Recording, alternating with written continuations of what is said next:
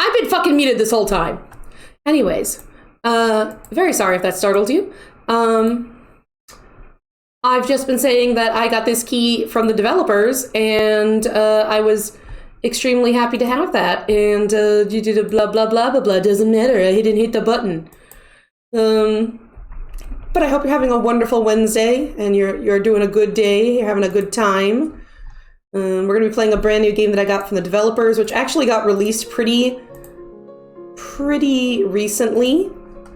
So, there we go. We got that going. So yeah, the music's going versus my audio. All right. Should seem pretty good. I got my drink. I got my pupper. I still got to figure out a pup of the month picture. None of the dogs have really done much right now. I guess I could just put some rainbow stuff on them and call it a day, you know? Could do that. But we're going to go ahead and start with Echoes. I don't know if it's fully voiced. I don't know if I'm going to be drinking water like I need it to survive. No one knows. I'm going to duck my head a little. I write these last lines before I lose my mind for good. I cannot allow the truth to die with me. I have to remember. I'm Inspector Ricky Fox. Arthur Petrovsky and his death. It was no suicide. And that's just one small detail of this case. The others, I could feel them closing in. I don't have much time before they... Oh dear. The blood. My memory is clouded, but I have to remember. It all began 6 months ago. I don't know what kind of voice I should be doing for this, but it's something. I was happy. I'd just been promoted to the rank of detective in a quiet neighborhood. I was married to a wonderful woman, Jody. Well, Jody looks amazing. Is Jody pregnant? I don't want to make a guesstimate, but it looks like a little shading right there, like in a circlet, and I don't know if that's a fashion choice or... I guess I could wait one more click. No, we're not going to mention it? Oh, we did. We decided to start a family. Chris, my son, are you safe? And then the news struck us like a slug in the jaw. Our best friend, Arthur Petrovsky, was dead. Jody was inconsolable. Our ties with him had been pretty stretched since he moved to the other side of the country, but still, we couldn't accept the results of the inquiry. Suicide? It was so out of character. On June 30th, we received his ashes with no explanation. Apparently, Jody and I had been listed with the insurance as his only emergency contacts. I tried to find out more through the internal police files. I ignored protocol and I even asked colleagues for a few favors. Nothing checked out. The investigation had been led by a team from the Bureau, and they'd locked everything down. Something about this case smelled wrong. What would the feds have to do with the death of a small-town doctor in the middle of nowhere? In a last-ditch effort, I picked up the phone and called Arthur's local police station. I got the sheriff, Gianna Walter. She wasn't thrilled with the idea, but she had agreed to let me come take a look at the file.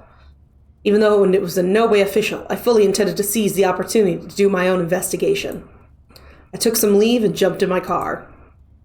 If only I'd known what was there, waiting for me. We're in episode 1. Greenhearth.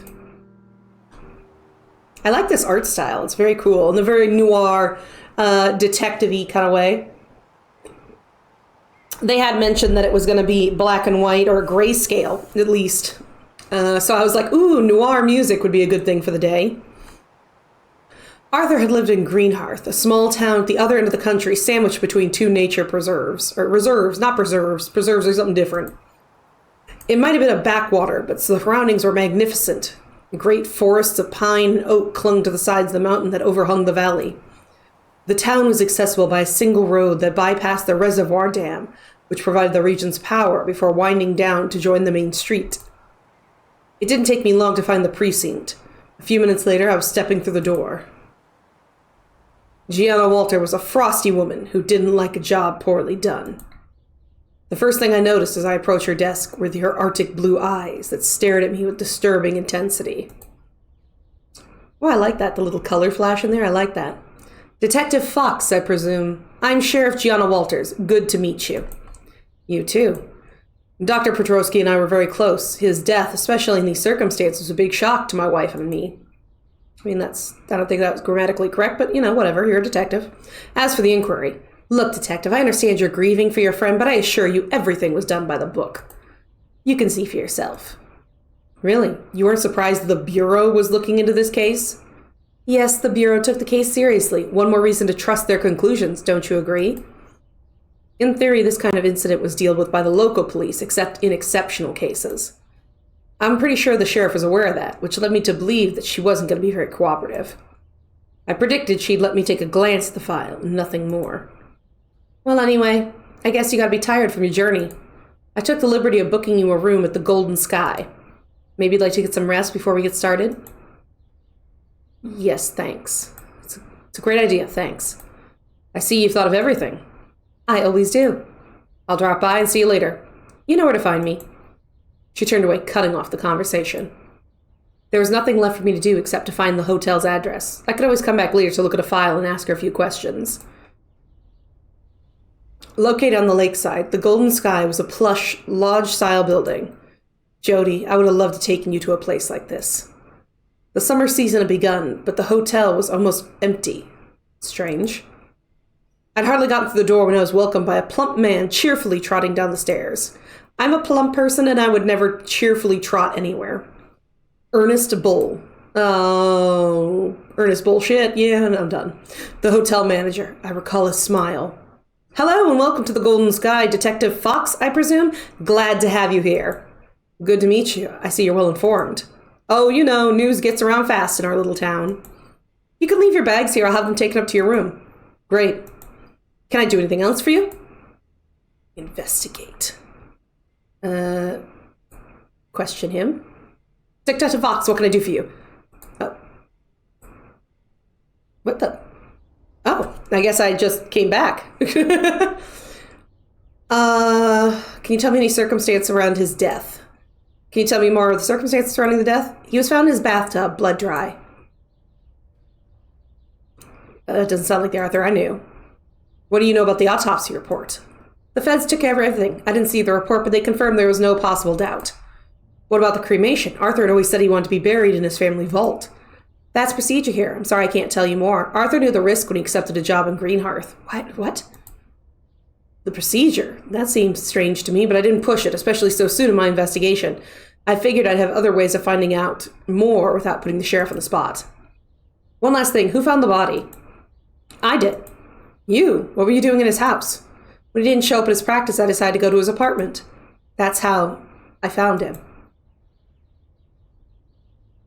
What was your relationship with Dr. Petrosky? He was the town doctor. He had a lot of patients with serious psychological problems, some of them potentially dangerous.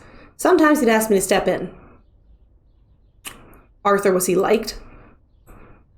You'll see that when you talk to the townsfolk. His death has been a tragedy for our little community, especially for his patients. And you, did you like him too? The sheriff hesitated for a moment. Did that mean anything? We had an excellent professional relationship. I see. I'd like to see the case file. Of course. However, I should warn you there's not much to see. What does that mean? Most of the documents, like the autopsy report, for example, were requisitioned by the feds. Come on, I'll show you the few pieces they left behind. During your adventures, Ricky Fox will have to search for clues in some scenes. Clues. A radar will appear on the screen to help you discover those clues. You can leave certain scenes at any point by using the quit button. Okay. I'm assuming that's the quit button. Oh. Radar. Arthur's notebook. It might contain some medical secrets, but Arthur had been careful and conscientious. No names appeared, only initials. Apparently, Arthur's patients mainly suffer from psychiatric problems. A most recent entry concerned an OM. It was dated the day of his death. Just underneath, in a half-page of nervous scrawl, Arthur had added, "The chimes ring out without a sound. They cast a strange tale in my head. I will become consumed by the echoes of their song." I didn't know what to think about that. Everything seemed to suggest that Arthur had lost his marbles at the end of his life, which made the suicide theory credible. It seemed pretty fishy to me. The Arthur I knew had no history of mental illness. Arthur, what kind of scrape did you get yourself into?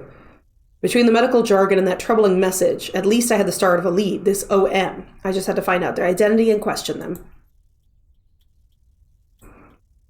Arthur's phone. His last call was to Ernest Bull, the hotel manager. For that matter, the man may have been the last person Arthur spoke to before he died. The rest of the device's memory had been erased. That's really weird. Arthur must have made that call before he deleted everything. It wasn't much, but it was still a lead to chase up on. This also gives us an idea of the timeline of, like, where we're at, like, age-wise. This isn't a flip phone. This is a touchscreen. That's all that was in the box. Okay. Can you tell me anything about Ernest Bull? He's the manager of the Golden Sky Hotel. The records show that he was the last call Arthur made. As you know, or as you might have guessed, that lead took us nowhere. Bull's a busybody and a mischief maker. I'm not surprised he was meddling in Petrovsky's business, seeing as how he meddles in everyone's business. I'm going to ask him about it. You know where to find him. Okay, investigate Ernest Bull. Ah, Detective Fox, what can I do for you? I'm investigating Dr. Petrovsky's death, and it would seem you were the last person he called from his cell phone. What'd he say to you? Look, I won't deny he called me, but it was a private conversation. I'd like it to stay that way. Come on, you can trust me. My lips are sealed.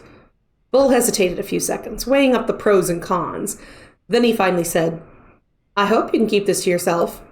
Silent as the grave. You have my word. All right, I just don't want this kind of thing to get around. He wanted to book a room for him and a young woman, but they never showed up.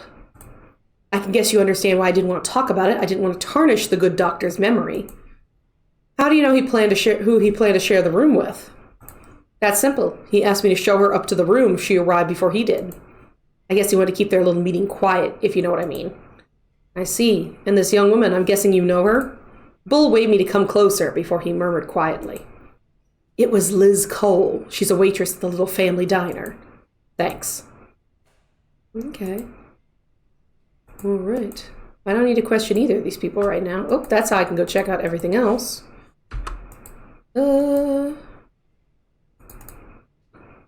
Don't have anything there. Okay, go talk to Gianna. Is there something else, Fox? You got any leads? A lead? The file's been classified, so no, I don't have any leads for you, detective. No persons of interest. You must have heard from some of the witnesses during inquiry before the bureau guys took over, didn't you? She sighed. You could try talking to Raymond. He's one of the people I questioned after the death. Raymond? Just Raymond? Raymond Kowalski, but very few people know his last name. He's a vagrant. Do you know where I can find him? He spends his days hanging around the diner downtown, the Green Heart Diner. I don't think you'll have much trouble finding him. Great, they'll give me a chance to grab a coffee. Although, can I ask you why you think this Raymond is a person of interest? During the initial inquiry, several witnesses reported that Arthur's been spending a lot of time with him in the final days before his death. Obviously, he'd been interviewed several times during investigation, first by me, then the investigators for the Bureau, but there was nothing conclusive. Raymond's extremely paranoid, and that's without even taking into account his mistrust of law and order. Yeah, I mean, that makes sense if you're, homeless or even if you're possibly mentally ill. Of course, you can try talking to him, but I don't think you'll have any more success than we did. I'm still going to give it a try. You never know.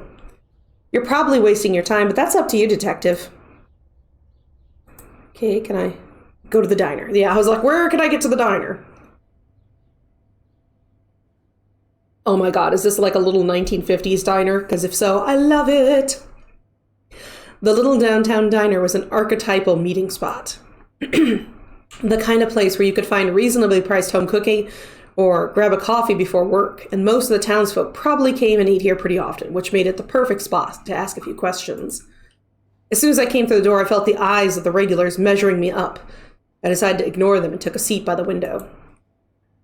I'd hardly sat down when a pretty but dejected young woman came over to pour me some coffee. The badge on her chest displayed her name, Liz. Good morning, sir. Welcome to the Green Hearth Diner. Can I get you something? The house special is blueberry pie. Did you have a relationship with Arthur Petrovsky? I heard some information that suggests your relationship with Dr. Petrovsky was more than a casual friendship. Can you tell me more? You're making a mistake. People are mean. That's nothing but dirty gossip. It's disgusting how people think such things about the doctor. Are you saying there's no reason why people would say that? I was one of his patients. That's why they're rumors. Arthur was always kind to me, but he was just my doctor, and he's gone. It's just impossible that I'm sorry, can we talk about something else? Thinking about it makes me sad. Oh, Liz. I'm gonna give it up for now. We can always probably question her later. Of course, thank you, Miss Cole. Poor Liz, she seemed so lost. I had no idea just how lost she was. Another coffee, sir? I'm looking for a guy named Raymond. I'm looking for a homeless guy. Answers the name of Raymond. Do you know where I can find him? Oh, he comes in here a lot. I gave him coffee, even if the boss told me not to. She gives a small nod towards an old man on the other side of the room. You're lucky. He just arrived. Thanks, Liz. I'll go talk to him.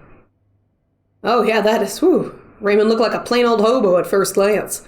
But when you talk to him, you quickly realize that something about him wasn't quite right. He reminded me of certain people I'd questioned during my career. The kind of person who had it all at one point of their lives before circumstances converged to cast them into the gutter. Yeah, I'm sure most people don't want to think about it, but you're probably like one bad paycheck or bad breakdown of something to being in that kind of position, which sucks. It does. Yeah. In any case, he was obviously nervous. What do you want from me?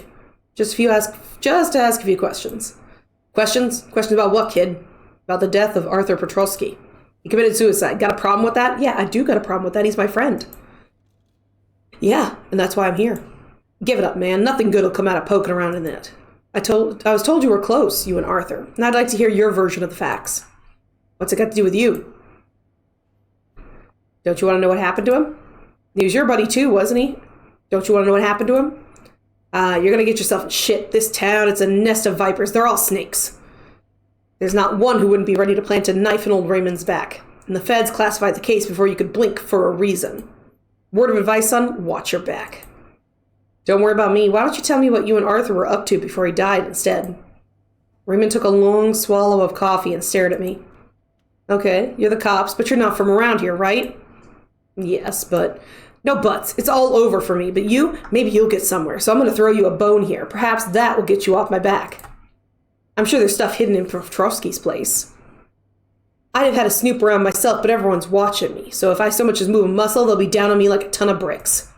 No, Raymond doesn't want to end up in the can if you catch my meaning. Guess the sheriff didn't give you the address? He scrawled it down on a napkin and slid it across to me, glancing out of the corner of his eyes as if he were being watched. Thanks. Don't thank me. Nothing good will come out of scratching around this steaming heap of shit. All right, I'm going to go look at the apartment then. Arthur's apartment was in a well-located building in town center. I approached it discreetly, but contrary to what Raymond seemed to believe, the building didn't look like it was under surveillance. It never does. The police had taped the door, but it wasn't locked. I pushed it and found myself faced with total shambles. Oh my goodness. A business card left by the manager of the Golden Sky. I'm sure Bull had been hiding something. A date and time for a meeting had been jotted down on the back of the card. He had some explaining to do. What had he and Arthur been up to? Okay.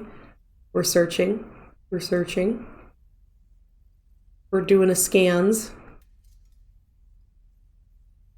Nothing strange there. Nothing strange. We gotta just scan across here.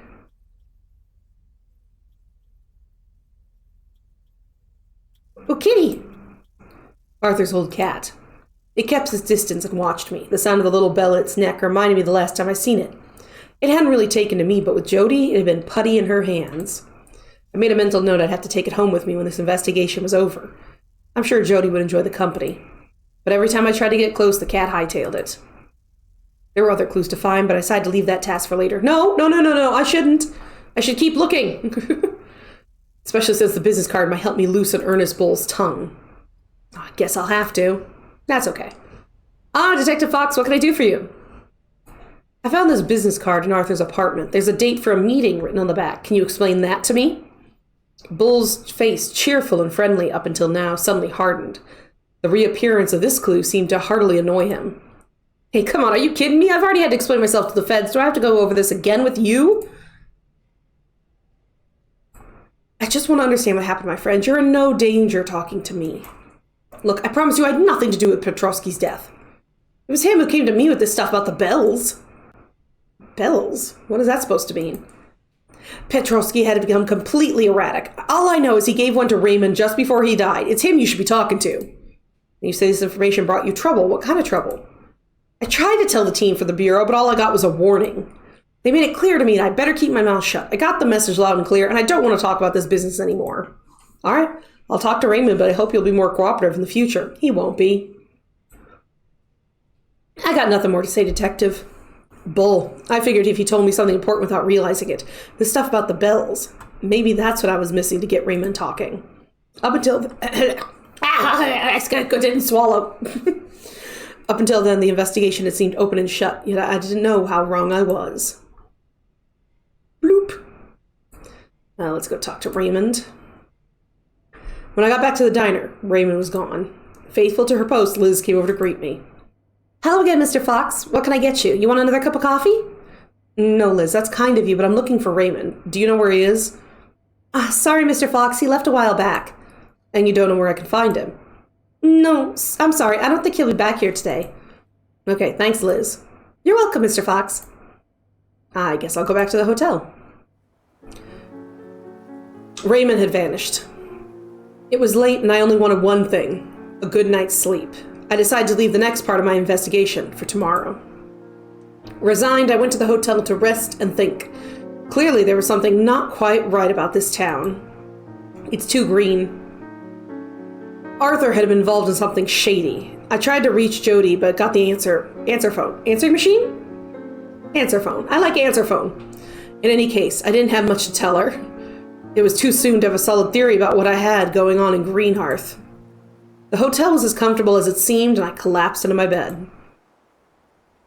The morning sun seeped between the curtains into my room, illuminating the patterns carved into the hardwood paneled walls. The understated luxury of the hotel almost made me forget about the town's ominous nature. I was ready to investigate and find out the truth about my friend. I felt invincible.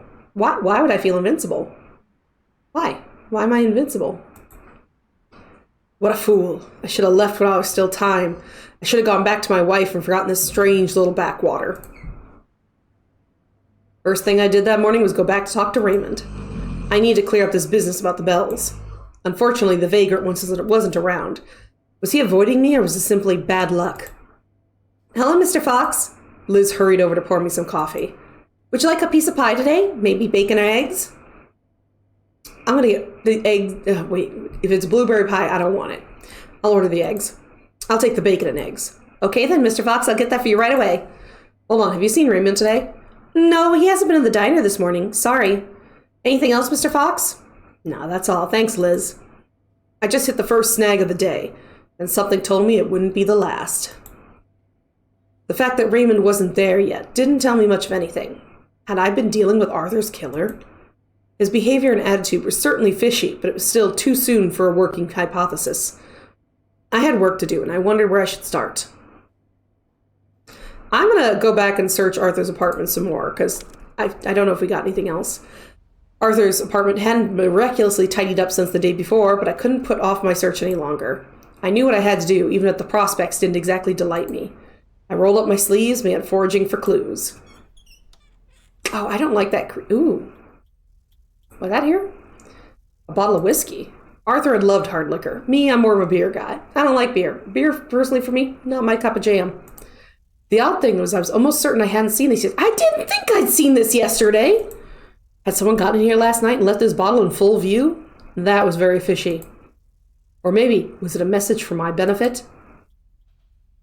I want to search over here real quick.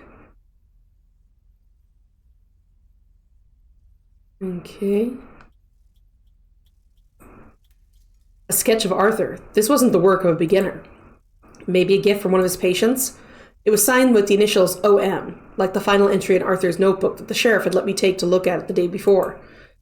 This OM was an artist, probably an artist that was well known in town, judging by the quality of his work. Maybe he was a regular at the Greenhearth Diner. Miss Cole should be able to tell me. I was about to put down the sketch when a detail caught my eye. In Arthur's hands, quite inconspicuous, the artist had drawn a bell. When I got my hands on this mystery man, I'm definitely going to ask him about that. Kitty! This time I managed to catch the damn cat. I took a good look at the bell it had on its collar. There was a number engraved inside. Oh. That'd be a clue, but I still need to figure out how to use it. Then the animal squirmed away to sulk, growling under a cabinet. Too bad. I wouldn't be taking it back to the hotel with me this time. That said, the kitty looked pretty healthy. It must have found someone to feed it, as well as a way of getting in and out of the apartment as it pleased.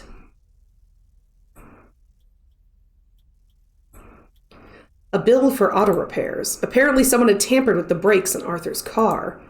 I had to pay a visit to the mechanic who fixed it, one Pedro Ferra. I stopped my search after I figured I had a good look through this mess. I had a few questions from a person of interest, as well as this mechanic Pedro Ferra. Something told me the identity of OM wasn't going to remain a mystery for very long. Let's go talk to Liz first. There's a lot of people coming through here. Would one of your customers be a painter by any chance?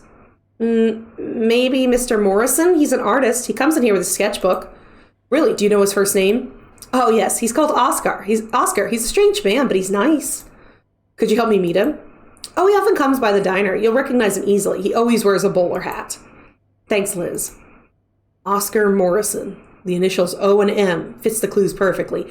And he's an artist. Can't trust him. All I had to do was keep a lookout for a man in a bowler hat. All right, let's go to... Oh, if he's here, I'll go question him first. Oh, my God. My fancy, fancy man. Oscar Morrison was a man from another era. His manners and accent made me uncomfortable. He strutted like an English lord, and despite his friendly demeanor, I could sense his disdain for me. I know now that was just a cover. But when I met him for the first time, he was just a dandified old guy who gave himself the airs. Ah, greetings, Mr. Fox. Oscar Morrison, delighted to finally make your acquaintance. Good to meet you, too, especially since I had some trouble finding you, Mr. Morrison. To be perfectly honest, I was expecting you to come and speak to me much sooner. In fact, I was on the verge of coming in to introduce myself. But it was far too much fun watching you trotting around like a headless chicken from one end of town to the other. Suppose you have some questions for me, don't you? Go ahead. You're a patient of Dr. Petrovsky, isn't that right? A rhetorical question, Detective. We both know you know the answer. And since you know that I was Dr. Petrovsky's last patient, let's turn to facts, if you would.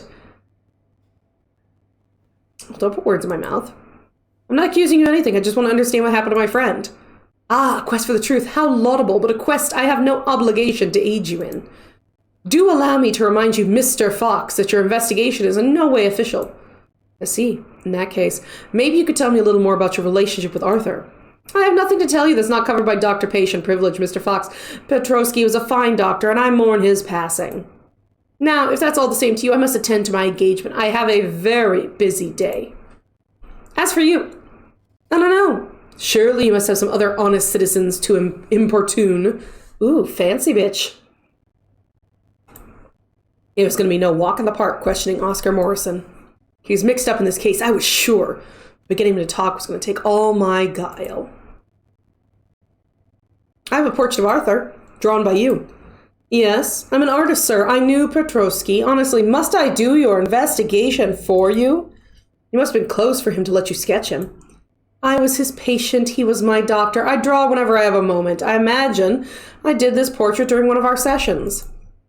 I do hope you'll excuse me if I don't recall every napkin I've doodled on, Mr. Fox. Still, there was something that caught my attention.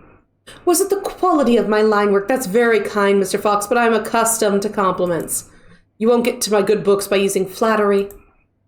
No, I was thinking of the bell you drew in his hands. A bell? Really? I don't recall that detail. Oscar had stopped grandstanding. I need to watch him like a hawk now. Watching you. I'm watching. I can't. Where's that bell? The bell, That was a rhetorical question, Mr. Morrison. We both know that I know about the bells. I don't know now. Arthur gave me a bell, yes. The feds, perhaps? Leave me alone, please. I don't feel well. He was ready to crack. It wouldn't take much to make him spill the beans. What now, Mr. Fox? Did you ever drink whiskey with Arthur? Yes, perhaps. Dr. Petrovsky enjoyed Scott. As well as I do. Is that a crime, Mr. Fox? No, it's not a crime. However, I did find a bottle of whiskey in Arthur's apartment. A bottle that wasn't there yesterday. What's that? How does that concern me? Do you know it's an offense punishable by law to enter a place sealed off by the police? Why go back to Petrovsky's apartment, Mr. Morrison? Did you have something on your conscience? No, You have no evidence for what you're suggesting. This time, I had him. Fine, you win. Yes, Arthur gave me a bell just before he died, like several of his friends. 5 bells, 10 numbers. Who else got the bell? His cat's got one in its collar. I don't know where the others are, I swear. Petrovsky, he was hiding something dangerous. The bells are the key. That's all I know. And your bell, where is it? I gave it back to Arthur. Go back to his place, you'll find it. Thank you, Mr. Morrison. Don't thank me, Fox. You have no idea what you're getting yourself into. I hope you'll remember that I tried to protect you when you're done stirring up this hornet's nest. I was sure I hadn't seen any bell in Arthur's apartment, but there was no harm in going back to check. What now, Mr. Fox? Nothing. I'm gonna go back to the apartment. Doesn't look like anything new. Oh, bell. A bell in the shape of an elephant. I was sure it hadn't been there during my first visit. Such an outlandish object would have gotten my attention immediately. So this was the true cause of that visit when Morrison had forgotten the bottle of whiskey. It almost looked like he wanted to put me in some roundabout way into this lead, which said a lot about this man's deviousness. Why had Morrison wanted to get rid of it? But more importantly, why had Arthur been so obsessed with these bells by his death? There was nothing special about it. It was kind of a thing you'd pick up for a couple of dollars at any souvenir store. Someone had engraved some numbers inside it, like the bell in the cat's collar. Something told me this was going to be an important clue. I didn't realize yet just how important. Okay, I guess we'll go talk to Pedro. This Pedro Ferra clearly wasn't too smart. He was odd too, like the others. I was beginning to wonder if there was anyone normal in this town. Hola, senor. So Pedro. You have a car for repair? I hope he understood enough of the language to communicate. Hello, Mr. Ferrer. I'm Detective Ricky Fox. I've got a few questions for you. Oh gosh. Si, senor. No hay problema for the questions. Pedro, I have nothing to hide. Honest business here. I'm sure it is, Mr. Ferrer, but I'm not here to talk about that. Tell me, did you repair Dr. Petrovsky's car recently? Do you remember? Yes, I remember. Accident. That's rare here. Can you tell me any more about the repairs? Nothing to say. I want no problems with la policia. Don't worry. Don't worry, Mr. Ferrer. I don't want to involve the local police either. Dr. Petrovsky was my friend. I'm just trying to understand why he's dead. Entiendo. Problem with break, stranger, sabotage. Sabotage? You're telling me that this was a criminal act? See, 3 other cars with problem with brake last month. 3 other cars. Who else came in with a brake problem? The fat man at the hotel. Ernest Bull. All right. Who else? Sheriff Walter and old man with beard. Old man with a beard. Raymond? No, not Raymond. Raymond don't have car. I don't remember the name. Pedro had responded too quickly at the mention of Raymond. Maybe he knew more than he was telling me. In any case, I guess I should talk car repairs with Bull and the sheriff. Do you know Raymond? No lo conozco, pero es un client. Oh, hold on. I'm going to have to Google this because I took Spanish for 3 years, but do you think I remember any of it? No. Spanish to English. Yes. Okay. Let's go for this. Okay. No lo conozco,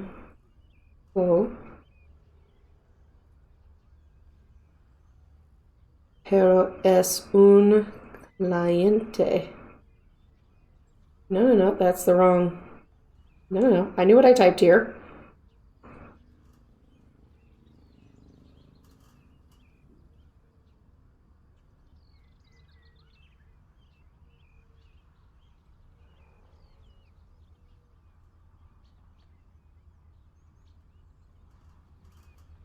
Okay, I don't know him, but he is a client. That is something I thought. A client, but you just told me Raymond's got no car. No say, come one day for problem with radio. I fix all things. Raymond always kind with me. Okay. He seems to be avoiding me. If you've done nothing wrong, you don't avoid the police, don't you agree, Mr. Ferrara? No. I don't agree with that at all. It's easy to blame everything on Raymond. He's got a pipe. I love it. Raymond's a good guy. Maybe the only good guy in this whole damn town. He's been through a lot and he's got a temper. Is that a crime? You've got it all wrong, Detective Fox. Raymond's not dangerous. He's in danger. That's why he's hiding. The mechanic's accent and way of talking had suddenly changed. Was this a cover he just broke? What makes you say that, Mr. Ferrara? Why would Raymond be in danger? Who wants to harm him? Raymond? Es mi amigo.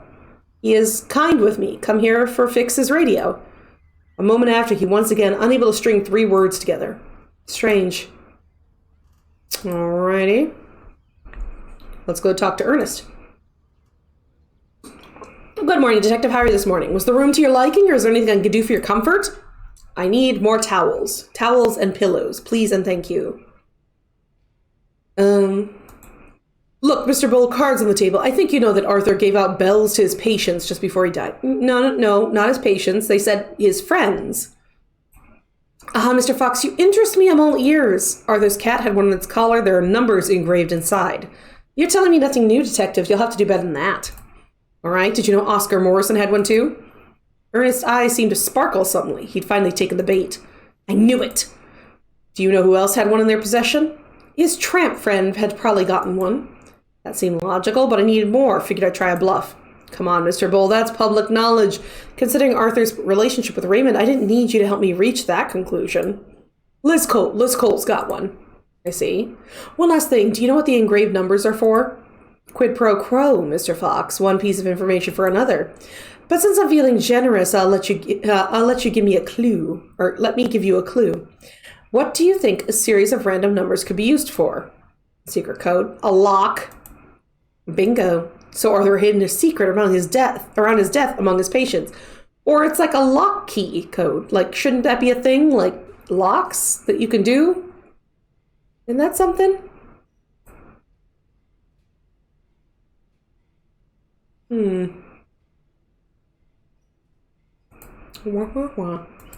Oh, I just got something on my screen. What's up? Why'd you push this up? Come on, what's up?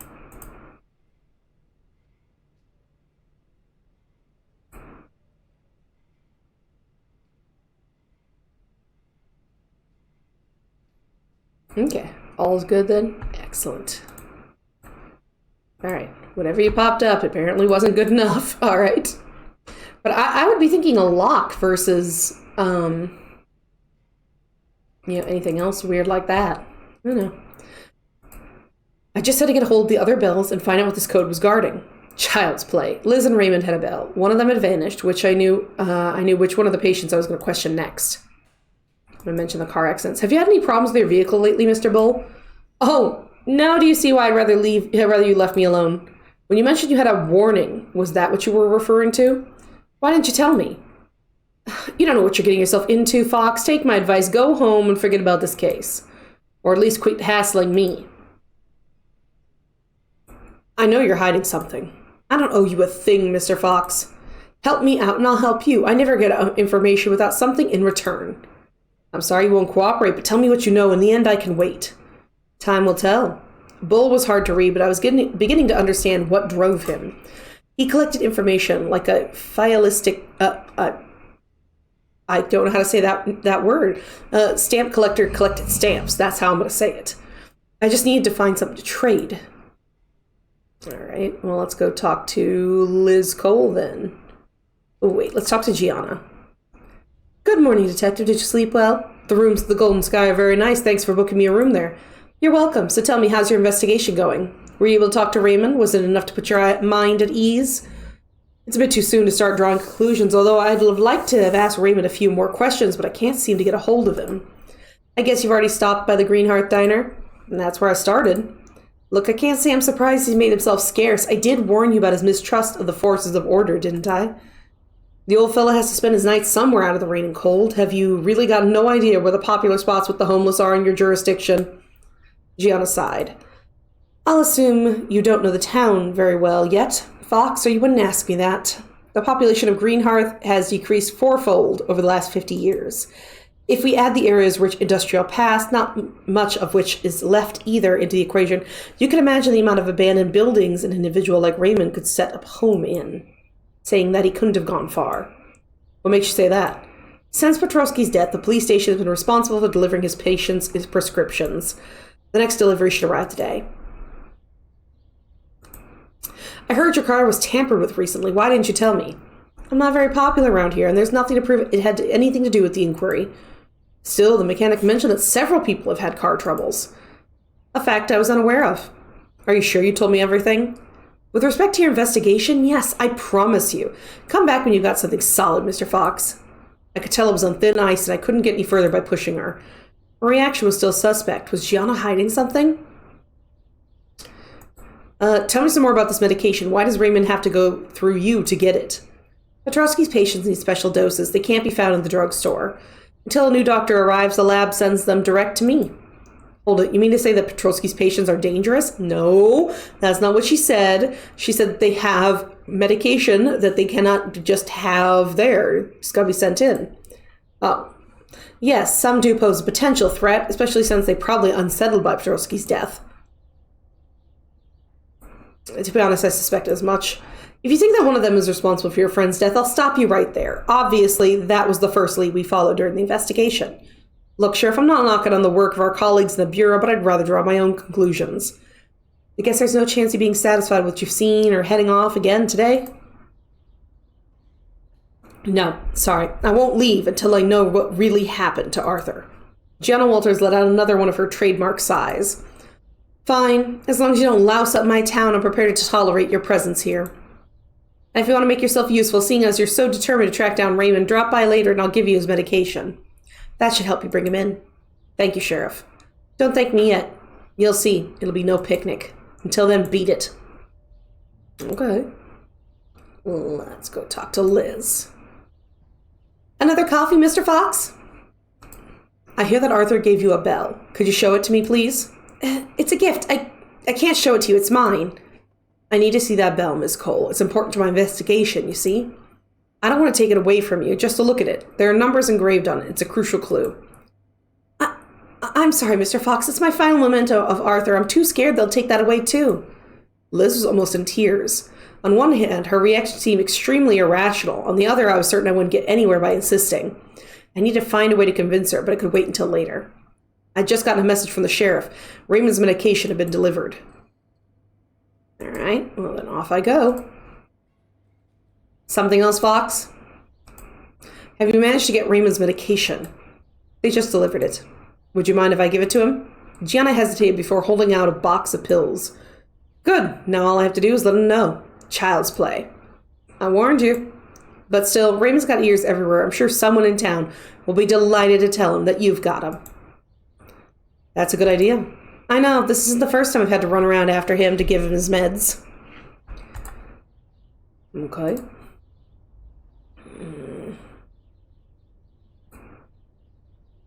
What now, Mr. Fox? Nothing.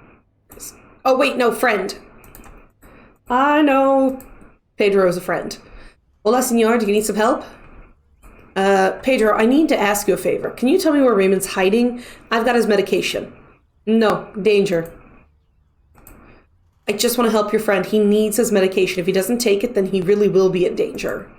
Pedro was torn between his loyalty and the urgency of the situation. I could see in his face that my fears were well-founded. Raymond may not be a murderer, but without his prescriptions, he was in danger of becoming one.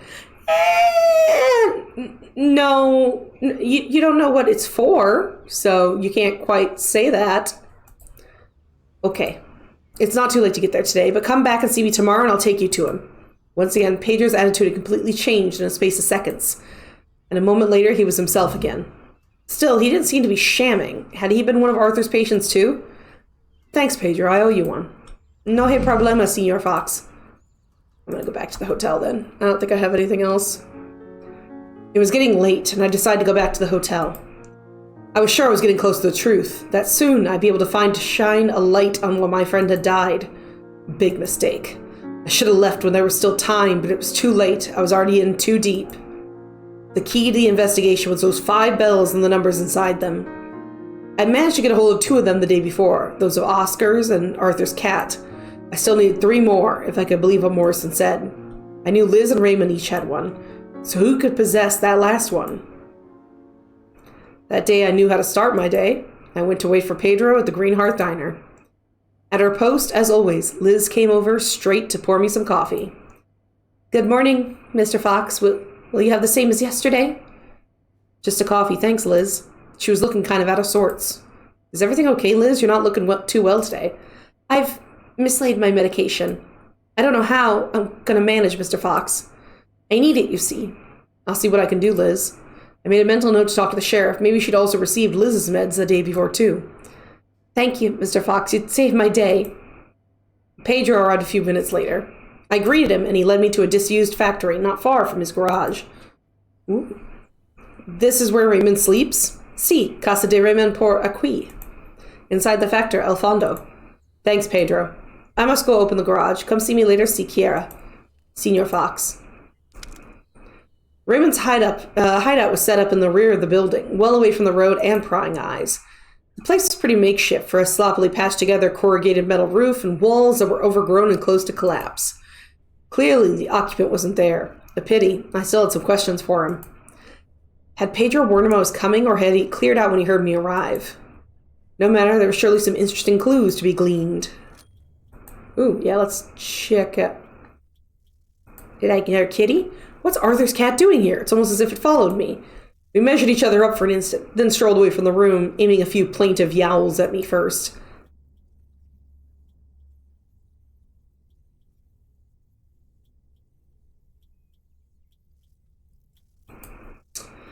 Raymond had daubed a notebook with crazy remarks and insane surmises. The whole was an incomprehensible nonsense, every page full of paranoid ramblings.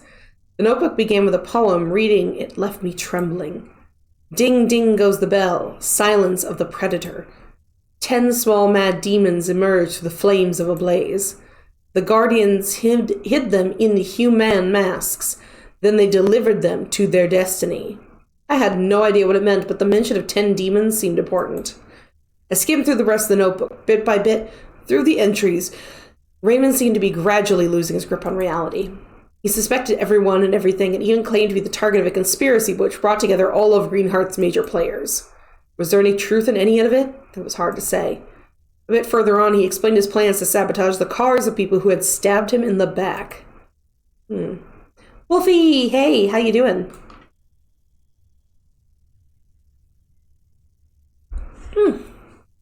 Ah, the little hearts, the Wolfie hearts. How's your Wednesday finding you? Then one of the final pages was dedicated to Pedro Ferra. Apparently, to Raymond, this brilliant researcher was a traitor. Pedro? A brilliant researcher? It made no sense. 'Cause he's a mechanic. Nevertheless, if I showed this to the mechanic, maybe he'd be more inclined to help me.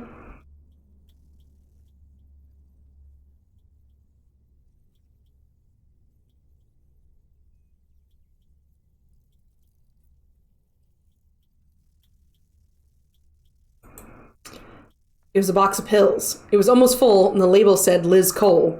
So Liz hadn't mislaid her medication. Raymond had stolen it. The sheriff had stressed the fact the dosage was individually adapted for each patient. If Raymond had stolen it, that could mean that maybe he didn't need his own prescription, at least not for a few hours. I could take them back to Liz. I think she'd agree to show me her bell in exchange. But if Raymond was running short in the meantime, I'm going to take the meds. Raymond, I have to. Tough luck for Raymond. The number on Liz's bell were too important. Raymond had accomplished the feat of filching documents from the FBI team. Apparently the file concerned Ernest Bull. A section of the text had been blacked out, but from what I was able to read between the lines, that Bull had been a police informant. He'd been relocated to Greenhearth as a part of a witness protection program. Ooh! It also suggested his activity was suspect to be put under surveillance. It was possible that the management of the hotel could be taken from him. That certainly deserved a little conversation with the interested party, especially since I was sure he was still hiding things from me. Oh, radio. Raymond had a battered old cassette player, probably the one Pedro had repaired for him. There was a cassette in it, and I pressed play. There were muffled voices, 2 women. One of the voices sounded like Sheriff Walter. The quality of the recording was very bad, and I could only pick out snatches of phrases. There was something about 10, the code name Viracocha Project was mentioned several times. In any case, what was clear was the sheriff was being reprimanded for what happened to Arthur. The other voice insisted that Gianna needed to knuckle under. As far as she was concerned, the matter was closed and everything was now under control. She'd obviously taken a risk by allowing me to investigate. But who were her superiors? This business of 10, the project with the code name is clearly not within the scope of the local police. It would seem a little chat the precinct was called for. Figured I'd seen all the relevant clues, and I decided not to hang around longer. So I'm gonna go give the pills to Liz. Another coffee, Mr. Fox? Liz, I found your medication. Really? Oh, thank you, Mr. Fox. You're my savior. Liz, fair is fair. Show me your bell. I'll give you the medication. She hesitated a moment before pulling a small bell from the pocket of her pants. Just like the others, 2 numbers were engraved inside. I noted them, then gave her her bell, which she nervously put back in her pocket. Are you satisfied? Give me my medication now. I held out the box, which she almost tore from my hands. She swallowed 2 pills and stared at me. Thank you, Mr. Fox.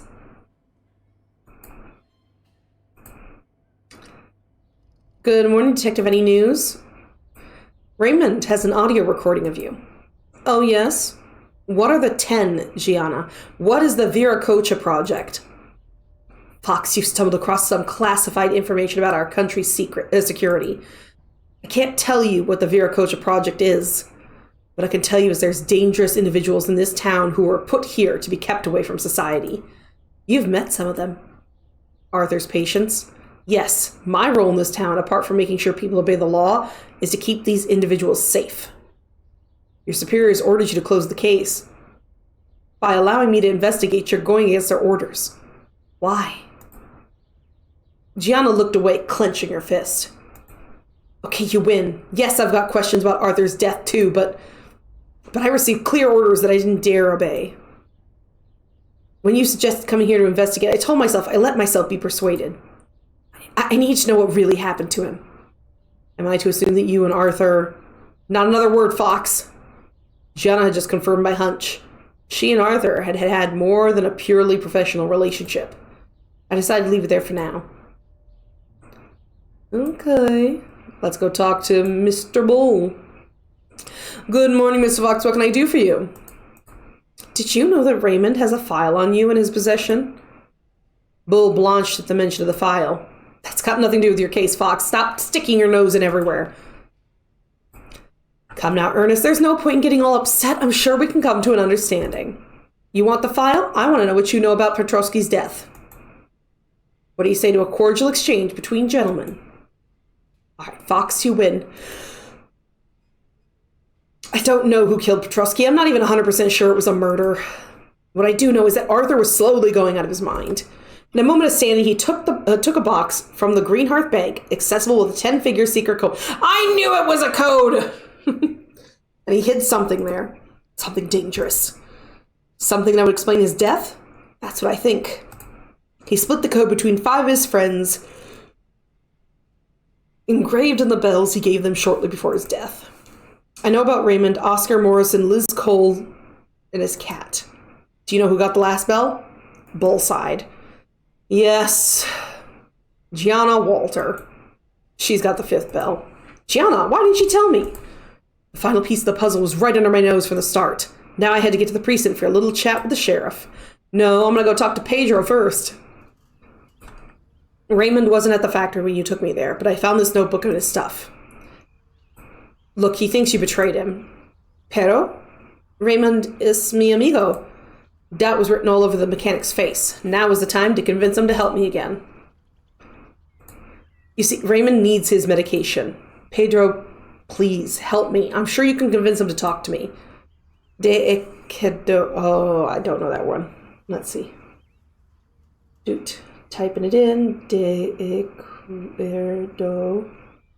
Helps if I can type it all together. That'd be good. Oh! He just said okay. I'll convince him to meet with you, Senor Fox. So I worried for Raymond. He's not well in his cabeza, in his head. Go to the factory, he'll meet you there. I'll do what's needed, detective, but I'm counting on you to help him. Thank you, Pedro. Alright. Gonna go question Raymond first. When I got to the factory, Raymond was there. He looked terrified. He spun around and vanished in the building. I shouted at him to wait, but he wasn't listening. Why was he afraid of me? I tried to catch up with him in the maze of corridors, but he knew the place better than I did. He was always one step ahead. I almost caught up with him when I heard the gunshot. I was too late. I had failed. I looked for signs of the killer, but I found nothing. It was as if they vanished. Then I entered the room. There has been a murder. A very big murder. How you doing, Sonny? That was the most Scottish murder I've heard. That's weird. That was kind of weird, the double quoting, but you know what? I'll accept it. I'll take it. It's all good. I was shocked. There was double the murder. The murder of my innocence and the murder of this poor man. How are you doing today? How's your Wednesday? Or Thursday? I don't know what your time schedule is. Then I entered the room. Raymond laid face down on the ground, motionless. My cop instinct was screaming at me for me to call back up, not contaminate the crime scene. But I wasn't here officially.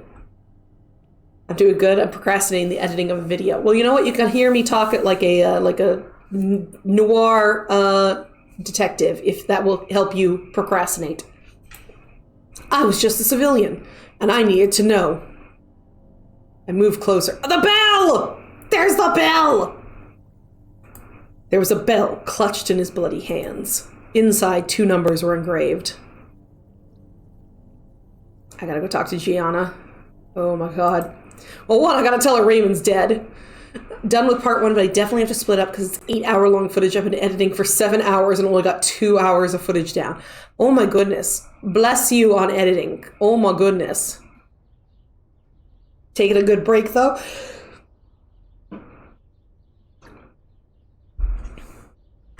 Was there something else, Fox? Raymond's dead. That was to be expected. What happened? I managed to convince him to meet me, but he ran away as soon as he saw me. When I caught up with him, he'd been shot. Bullet in the chest. Break to eat, drink, and relax. Heck yeah. I see. Any leads to who did it? None. Thanks for letting me know, Fox. I'll do what's needed. I was hoping to talk to Sheriff would relieve my sense of guilt over losing one of my key witnesses. I should have known empathy wasn't one of her strengths. She's got blue eyes and she's pissy. Raymond, we got off on the wrong foot, but... Motherfucker. Damn you, Sonny. Damn your trolling. We got off on the wrong foot, but I now realize he wasn't a bad guy. At that moment, I promised myself I'd find his killer. Justice would be served. It had to be. Gianna, I think it's time we reviewed my investigation. Very well, Fox, I'm listening. I've got a question for you before we get started, if you don't mind. Yes? Did Arthur give you a bell shortly before his death? The first time since I was arrived, the sheriff seemed taken aback by my question. She pulled herself together fast, opening a drawer in her desk and took out a small bell. Someday, Squid is going to genuinely disconnect something and I'm going to get in trouble for it. The worst thing, it'll probably be like as soon as you join and it's about the time you would do that kind of thing. And then my mouse is going to disconnect from the thing and I'll be like, Sonny, how could you?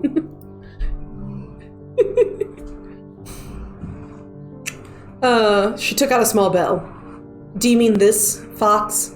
As a matter of fact, Arthur gave me this bell the day before he died. He seemed upset, and I have to tell you, I put it in this drawer and I haven't given it a thought since. What does this bell have to do with the case? I motioned for her to give it to me. She did. Look, there are numbers engraved inside. I don't understand. You're going to have to explain this to me, Fox. It appears that Petrovsky hid something in a safety deposit box at the Greenhearth Bank. He engraved the access code for the box in several bells which he gave to his friends. One of which was his cat.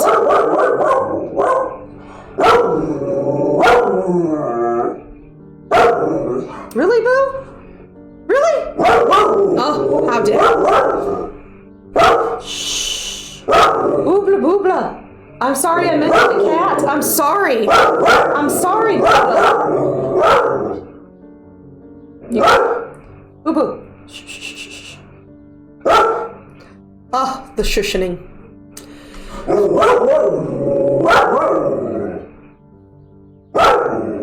Thank you, Boo. Good work, Fox. I think I misjudged you. And now that we've gotten on the wrong foot, he is in his villain arc. Yes, you are, Boo Boo. Thank you for doing the counting, Wolfie. Come back and see me when you've solved the mystery. I'll do all I can to help you. I'll do that. All right, well, it's off to the bank then.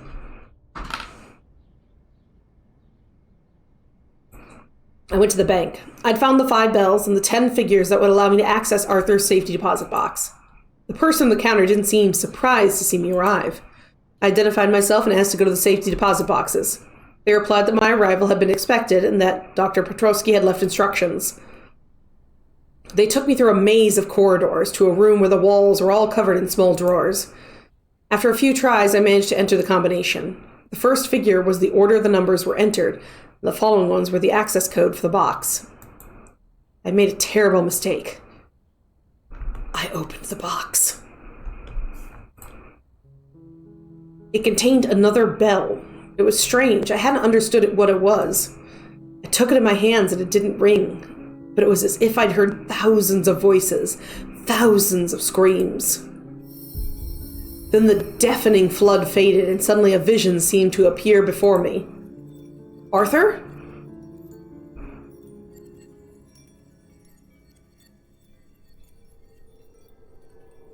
Everything's getting darker. As I remember... Oh, apparently I completed episode 1. Hoo-hoo-hoo! As I remembered, the world around me slowly seemed to take shape, to become more real. I know the abyss of darkness that enshrouded me will become impenetrable before my tale is told. But I'm not ready to put those events on paper, not yet. All in good time. Terrible sounds seem to come from the next room. I hear banging on the door, more insistent by the moment. I don't have much time left. Where was I? Raymond had just been killed. I'd managed to get into Arthur's safety deposit box, which contained a strange object. The bell had made me hear the cacophony of thousands of voices. It had shown me the image of the man who brought me to join him in his nightmare. Arthur Petrovsky, my dead friend. Quickly, the image faded that I had seen the instant of the past etched forever in the twists and turns of the soundless bell. All I could make out were Arthur's glasses, which laid there where they had fallen on the cabin floor. The cabin? I didn't know how I knew, but I had silently received the knowledge of another place where Arthur had lived. A cabin in the woods near Greenhearth. Then I heard the voices. Arthur's first, then another. A strange... Ow! Don't bore my chat. Go to Boar's chat and bore me. Yeah, bore him. Thank you for the trashy titties. Thank you. Sometimes rasping metallic... Thank you for the posture check. I am unshrimpifying. Sometimes rasping and metal. Sometimes lithing. Sometimes calm and determined. Ooh, and I will hydrate. Thank you, Wolfie. I tried to see this person's face, but everything was plunged in darkness. Fight! Don't let this monster take your life. Don't let it! You've been too curious, Doctor. You wanted to know what we were? Now you know, but you'll take that secret with you to your grave. Hey, no, stop, don't! Arthur uttered a ghastly cry of pain. I heard grisly noises, the splintering of bone and the ripping of flesh. No. What have I done? Arthur, I'm sorry. The voice had changed again. It was a voice I knew, but I couldn't put a face to it. The foreman's too strong. I couldn't stand against him. Go, leave me! There was sobbing and a door slammed. Is this some kind of Lovecraft or demonic stuff? I think it did exactly mention that it was like a Lovecraftian horror. So, yeah. Prepare for tentacles! Then I was once again in the bank beneath the cold strip lighting with a strange bell in my hands. I thought the contents of the box would be the answer to all my questions. I was wrong. It held nothing but more questions. A secret. Why am I being bonked? There are tentacles in Lovecraftian horror, thank you. A secret that weighed on the town. A secret shared by Arthur Petrovsky's patients. A secret that I was about to drag into the light. Episode 2.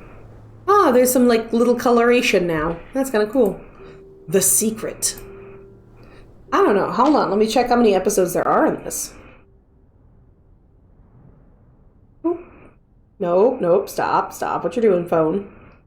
Prepare for tentacles. Hold on, then. Let's see.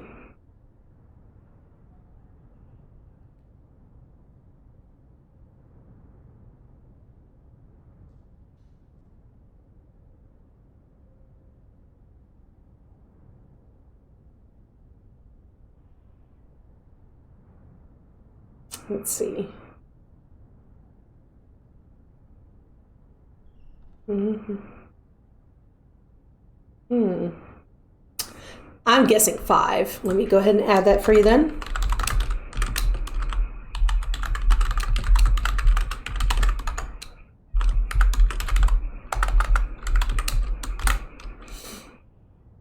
Oh, I forgot to add the one that you had for Mass Effect yesterday. I can't remember it. I'd have to go watch the old VOD.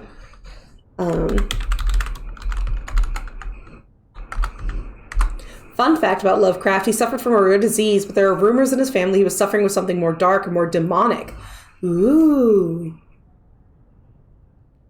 The first thing I'd done after my discovery was pay a visit to the sheriff.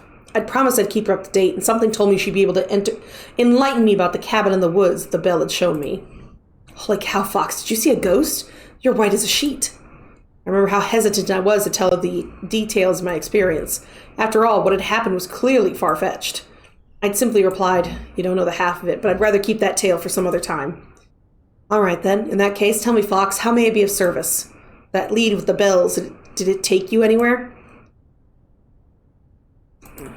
Did Arthur have a cabin in the woods near Greenhearth? Not many people know about that, Fox. How the hell did you find out? I saw it in a vision I had at the bank. Gianna stared at me, incredulous. I didn't know you were a mystic, detective. Me neither, to tell the truth. Okay, then, keep it to yourself. After all, it's no big deal. Yes, as a matter of fact, Arthur bought a little cabin in the woods privately a few months ago.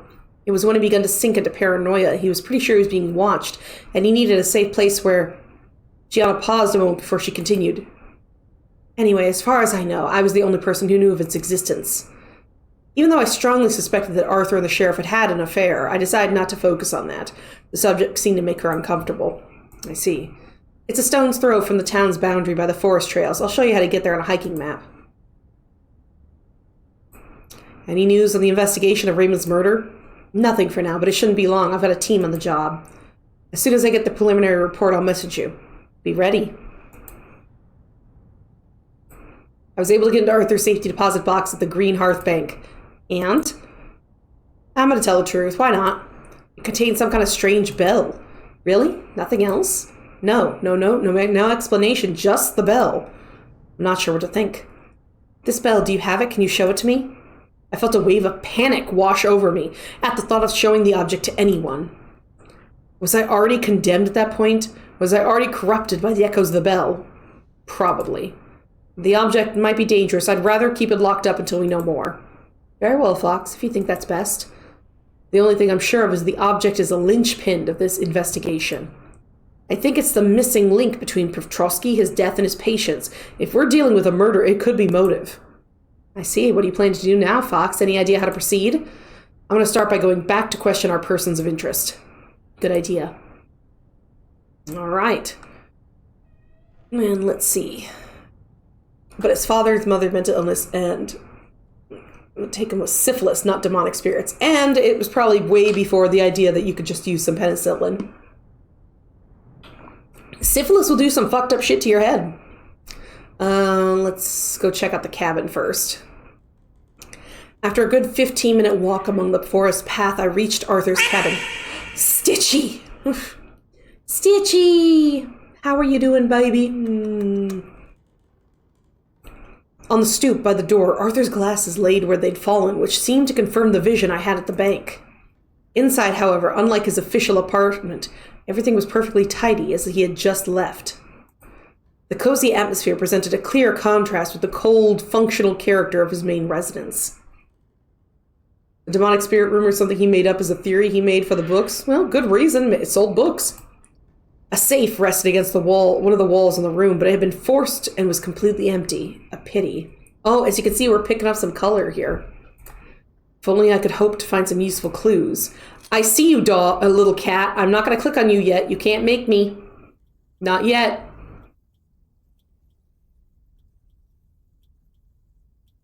What's that? Some sort of strange symbol carved into a piece of wood. Who could have done that? And why would Arthur keep the object in his cabin? I recall Oscar in his drawings. He had given one to his doctor. Perhaps this is a gift from another one of his patients, too. If I asked around town, maybe someone could put me on the right track. I see you, cat. I will click on you, but I feel like you're going to be the last thing. So just give me a minute, okay? What did I click here? Is it a spoon? What's this? A cigarette butt. Arthur wasn't a smoker.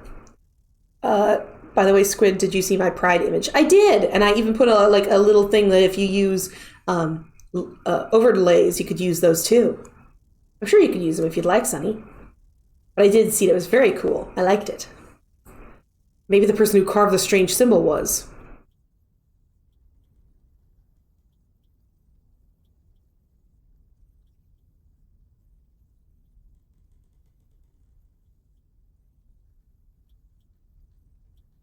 Oh, those are flags. So I actually mean the one on my more Sonic style avatar. No, I don't think I did see it. Where can I see it? Arthur's cat awaited me on the desk. How had it gotten in? Had it followed me here? It uttered a few plaintive yowls and then strolled across the room to rub itself firmly, insistently against the wall. By the way, ow, trashy tits, thank you. By the way, in 1928, Radcliffe Hall, an English author, published what many considered a groundbreaking lesbian novel called The Well of Loneliness. This caused the topic of homosexuality to be a topic of public conversation in both the United States and England. Ooh, woo. I'll put it in the photo picture place. All right, let me take a look at it. Photo picture place. Oh, that's nice. I like that. Put a little heart there. That's very good. I like that. Very good Pride image. Did it want to show me something? I studied the section of wall. Something wasn't right. After a few tries, I managed to open a hidden door, which opened into a tiny room where a video surveillance system was concealed. He's got a fucking video surveillance system? Was this another sign of Arthur's paranoia? Perhaps. But the further I got into this investigation, the more I understood his reason for taking this kind of precaution. Unlike the safe, nobody had forced the door to this room. I began to view the recordings, which unfortunately only covered the last 48 hours. First, a brawny guy with a military bearing had let himself in and had the safe forced open. Rapid, precise. His visit had lasted only a few minutes. Unfortunately, the camera angle didn't allow me to see what he was that he had come here to find. A bit later, it was a woman entering the cabin. She kept her back to the camera, which wasn't going to simplify identifying her. All that I could tell was she was slender, fairly small, brown-skinned. Beneath her hat, her hair was brown and mid-length. Okay, so that's not any woman we've met so far. The way she moved suggested a young woman, around 30 at most, probably younger. When she discovered the wide-open safe, she panicked, clearly anxious at the thought that someone had been there before her. Neither of the two were a smoker, which meant the person who left the cigarette butt had come more than 2 days earlier. The video raised two important questions. One, what had been in the safe? And two, how did these individuals know of the existence of the cabin? Nothing else catches my eye. All I could do was hope these new clues would be enough to move the investigation forward. Let's talk to Liz. Liz seemed agitated. Who could blame her? She just lost her doctor, one of the few people she trusted. Then I arrived and turned everything upside down with my investigation and my questions. I hadn't realized just how fragile the mental balance of Petrovsky's patients were. Yeah, this is big brain time. The biggest of brain times. On the other hand, I'd come here to find answers, but the truth continued to evade me. Liz was the most gentlest, most cooperative patient I'd met. Felt I had no choice but to keep questioning her. Mr. Fox, coffee? Are you all right, Liz? You don't look so good. Oh, Mr. Fox, I just heard about Raymond. I'm sorry, it's just so poor Raymond. Don't be afraid, Liz. What happened to Raymond is regrettable, but I'll protect you. I don't know. Who was there to protect Raymond? He was one of us, but nobody listened to him. No one protected him. And now he's dead, like Arthur. I'm scared, Mr. Fox. My life here, it's a lie. I'm sick, I know it. But I don't want to die, Mr. Fox. I don't want to die. We were silent for a minute. I didn't know what to say. Then after drying her tears, Liz seemed to pull herself together. I think the chance to unburden herself had been a relief. She tried so hard to lead a normal life. There's no point in me feeling sorry for myself. Thank you for listening, Mr. Fox. Can I get you something? We'll talk about the symbol. This symbol was carved into a piece of wood. Does it mean anything to you, Liz? Yes, that's Mr. Lingdren. He always carved things into bits of wood like that. Do you know where I can find him? He comes by the diner pretty often, but he's already been in today, so you missed him. When he comes back, could you introduce me? Of course, Mr. Fox. One last thing. Yes? Do you know Mr. Lingdon's first name? I think his name is Magnus, but I always call him Mr. Lingdren. I'm not certain. Now I had a name for this new person of interest. Magnus Lingdren. I made a note to come back and see Liz later so she could introduce me. I had a few questions for him. Alright, let's see. All Arthur's patients seem to share a secret. I need to know what you're hiding, Liz. It's the only way I'll understand what happened to my friend, you see? Yes, I see. I don't know, Mr. Fox. When they put us here, they made us forget, but I think that some of us began to remember. Like Raymond? Yes, Raymond was the first. But I don't want to remember, Mr. Fox. It's too horrible what happened to us. Are you sure you don't remember, Liz? Please, it's... No, stop. I don't want to. I can't remember. I'm warning you, if you... It was the first time I'd seen Liz fly off the handle. A moment later, she got a grip on herself and calmed down. I'm sorry, Mr. Fox. I got carried away. You know, it's hard for me. Please be kind to me. I'm sorry, Liz. I didn't want to upset you. Liz was obviously unstable, and I had nothing to gain from upsetting one of my only allies. I'm looking for a military-looking man and a young woman, mid-length hair, dark complexion. Does that sound familiar? Military? No, sorry, Mr. Fox. I don't know who that could be. And the young woman, slim, quite small. Sometimes she wears a hat. No, really, that doesn't strike a chord. Sorry, Mr. Fox. Can I get you another coffee? Thanks, Liz. I'm fine. Okay, let's go to investigate. Let's maybe talk to Ernest. Ernest was waiting for me. Despite our earlier heated debates, his smile had returned. I can't deny that he ended up helping me, even if he'd taken some convincing. Was he a friend or foe? I didn't know yet. My cop instinct urged me to trust a former informant, but on the other hand... Bull was clever, too clever, and I didn't know his motives. Ah, Mr. Fox, how did your trip to the bank go? Of course he already knew, but I wasn't about to disclose the existence of a silent bell to him. Not yet. Information was Bull's currency, and that information was worth a lot, a whole damn lot. I need to keep it in reserve for the time I really needed his cooperation. Oh, it wasn't exactly thrilling, I'm afraid. Lending institutions tend to be much from the same from one end of the country to the other. What a shame. I was hoping to see you return triumphant, your investigation finally resolved. If you haven't got anything to tell me, what can I do for you, my dear guest? Raymond was murdered. I just found out. Sad news, but I can't say I'm surprised. Do you have a theory? Oh, I've got several, and none of them are free, Mr. Fox. Let me just say one thing. Raymond was playing a dangerous game. He hadn't hidden his discontent much recently, as you saw for yourself. All it needed was for him to get upset the wrong person, or perhaps he threatened to reveal the wicked secret. Do you think the secret the patients are hiding could be a plausible motive?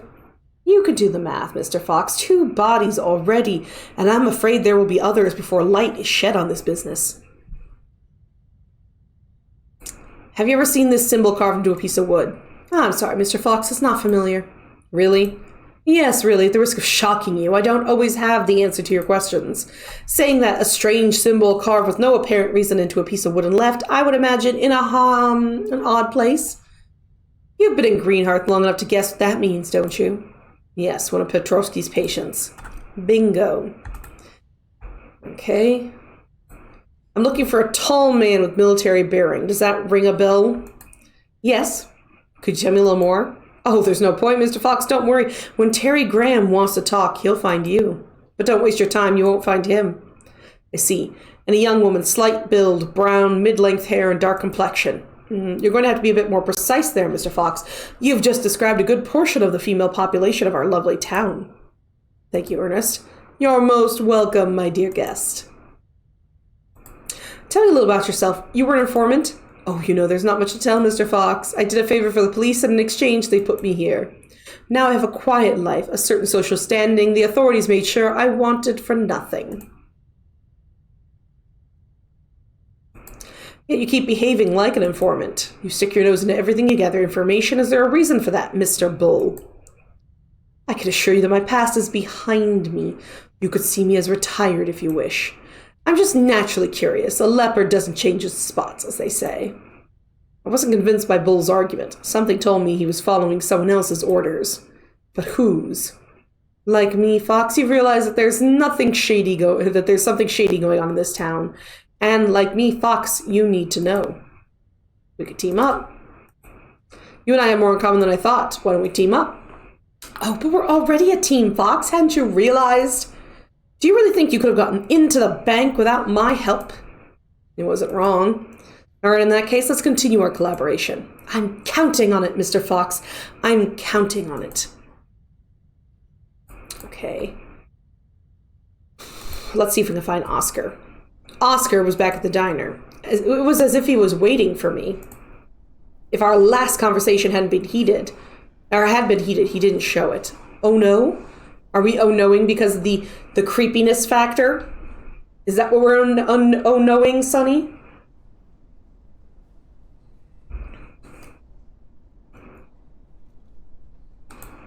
The artist seemed very mellow, almost jaunty.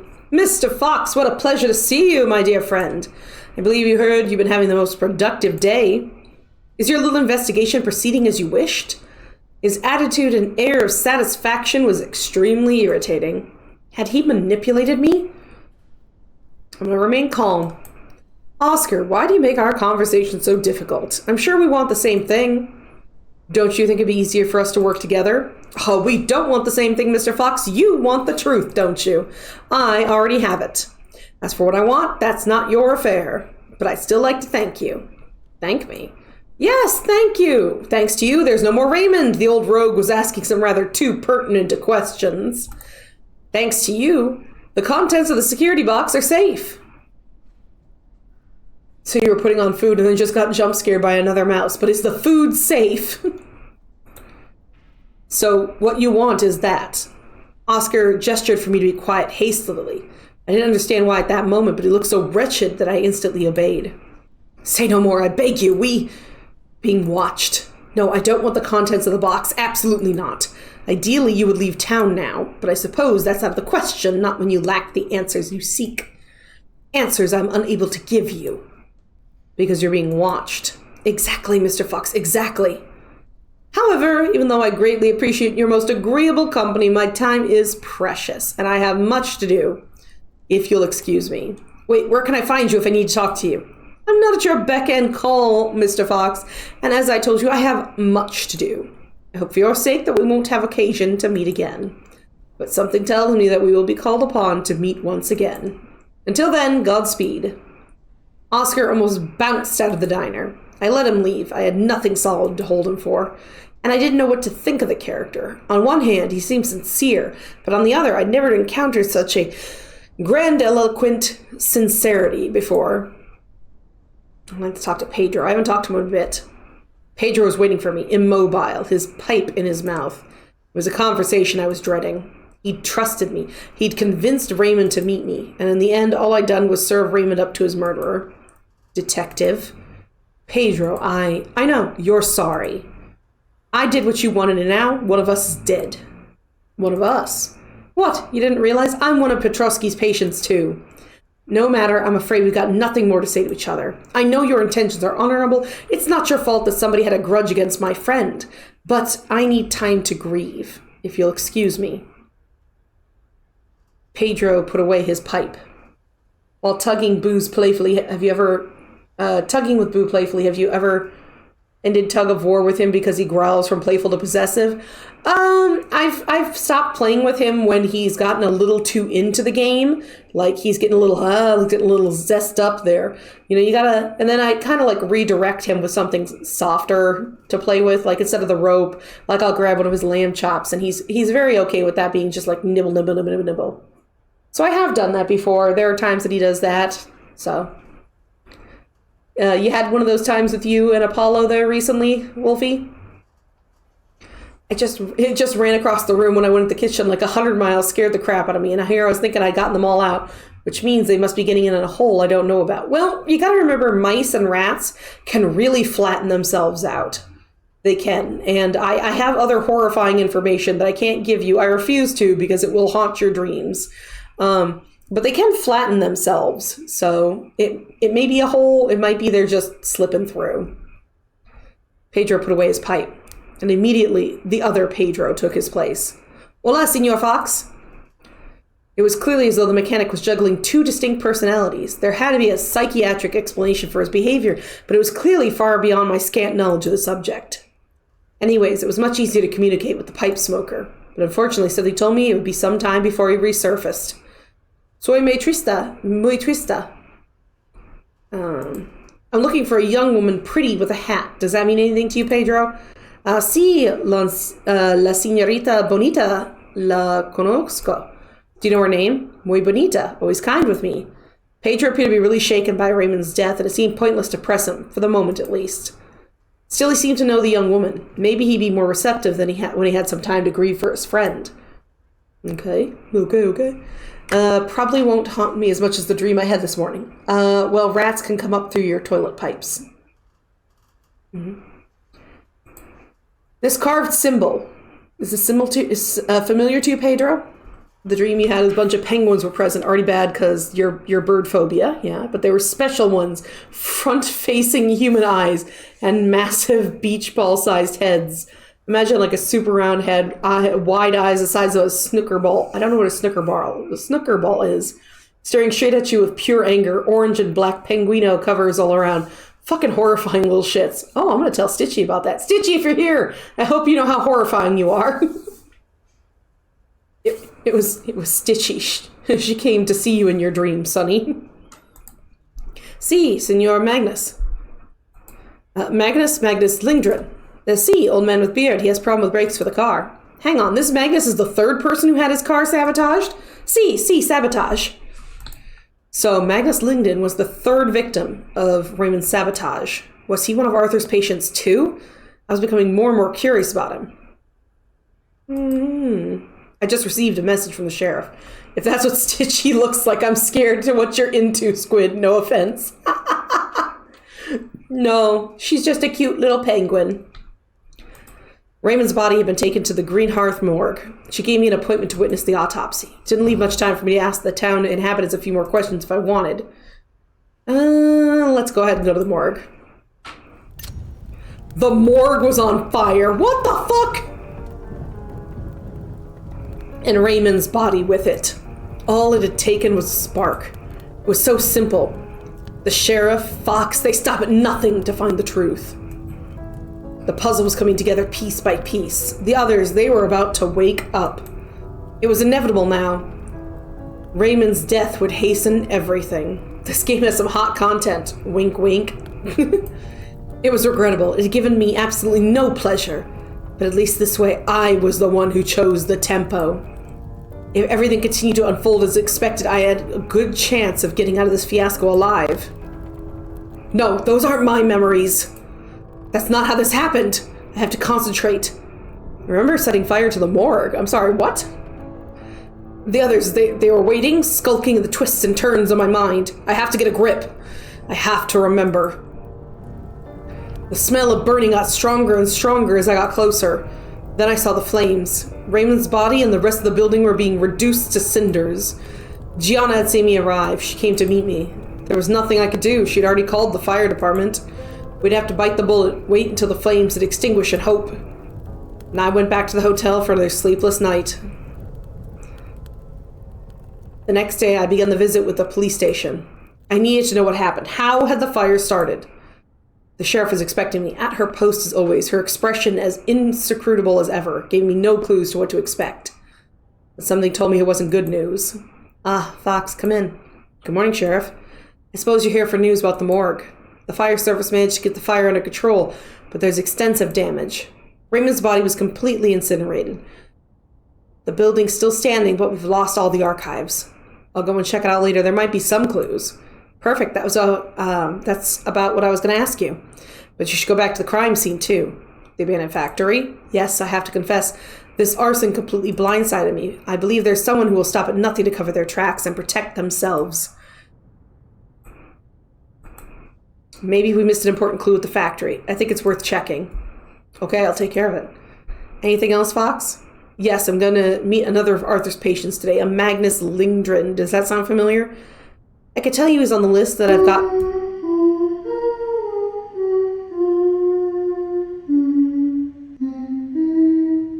What the fuck?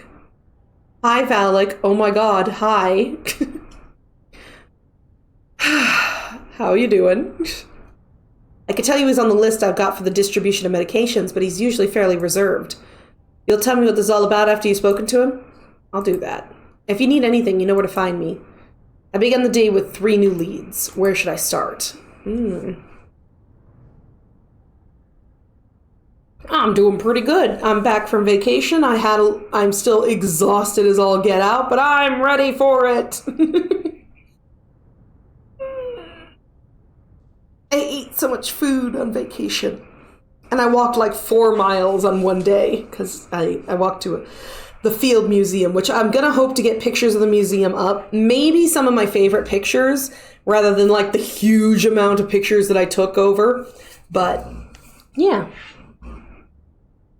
Yeah, Boobala? He's got his paws on the wall. It sounds like, yeah, we got to see Sue. Sue the T-Rex. She was amazing. Beautiful. Anyways. I'm going to go to Raymond's hideout because I feel like that's where someone's going to hide stuff. I was used to crime scenes, but it wasn't every day I returned to a murder scene where I had been the witness. I hope to find something here which would put me on the murderer's trail. I never thought my visit to a disused factory would thrust my investigation in a whole new direction. I didn't either. What the hell? Is the cat here? Is the cat the murderer?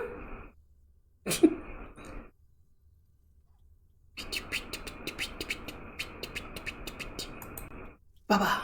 A tobacco pouch. The smell that escaped it was unmistakably pipe tobacco. Why had Pedro come here?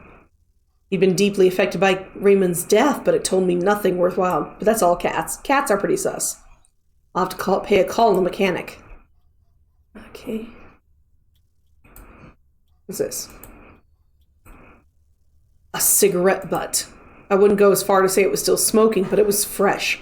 Very fresh. I hadn't encountered many smokers since I arrived in Greenhearth, except Pedro's pipe. And his pipe was over here, so he doesn't need cigarettes. I hadn't found any new clues which would help the investigation into Raymond's death. However, at least 2 people had been here recently. Pedro Farrar, the mechanic, and the mysterious smoker. I was very curious to know why. I'm gonna go search the morgue, because I can. Gianna hadn't been kidding. The interior of the morgue had been completely gutted by the flames. There would be slim pickings on clues here. This was clearly the work of the murderer, but what I don't understand was what proof they had been trying to erase. Had there been something on Raymond's body that would have given away the identity of the murderer? Well, that didn't seem likely. Handprint. Fingy prints. They're clean and visible, which make identifying their owners child's play for the police. I found it hard to imagine they could belong to the pyromaniac responsible for the fire, but on the other hand, anyone could be lucky. The sheriff's team would have certainly lifted them already, but I made a note to ask for my next visit. Let's see. Ooh. One file had partially escaped the flames. Unfortunately, it wasn't the autopsy report, but a list of requests to see Raymond's body. Apparently, some of the patients wanted to visit him. Did they simply wish to say goodbye, or do they have another reason for the request? Hard to say, but there was something that aroused my curiosity. The file's recipient. It was addressed to a Tilcotrix, an alias for sure. Strange. I knew the Bureau was interested in the case, but did this mean that the Central Intelligence Agency was watching the town, too? I jotted the name down in my pocketbook. Maybe it would mean something to someone.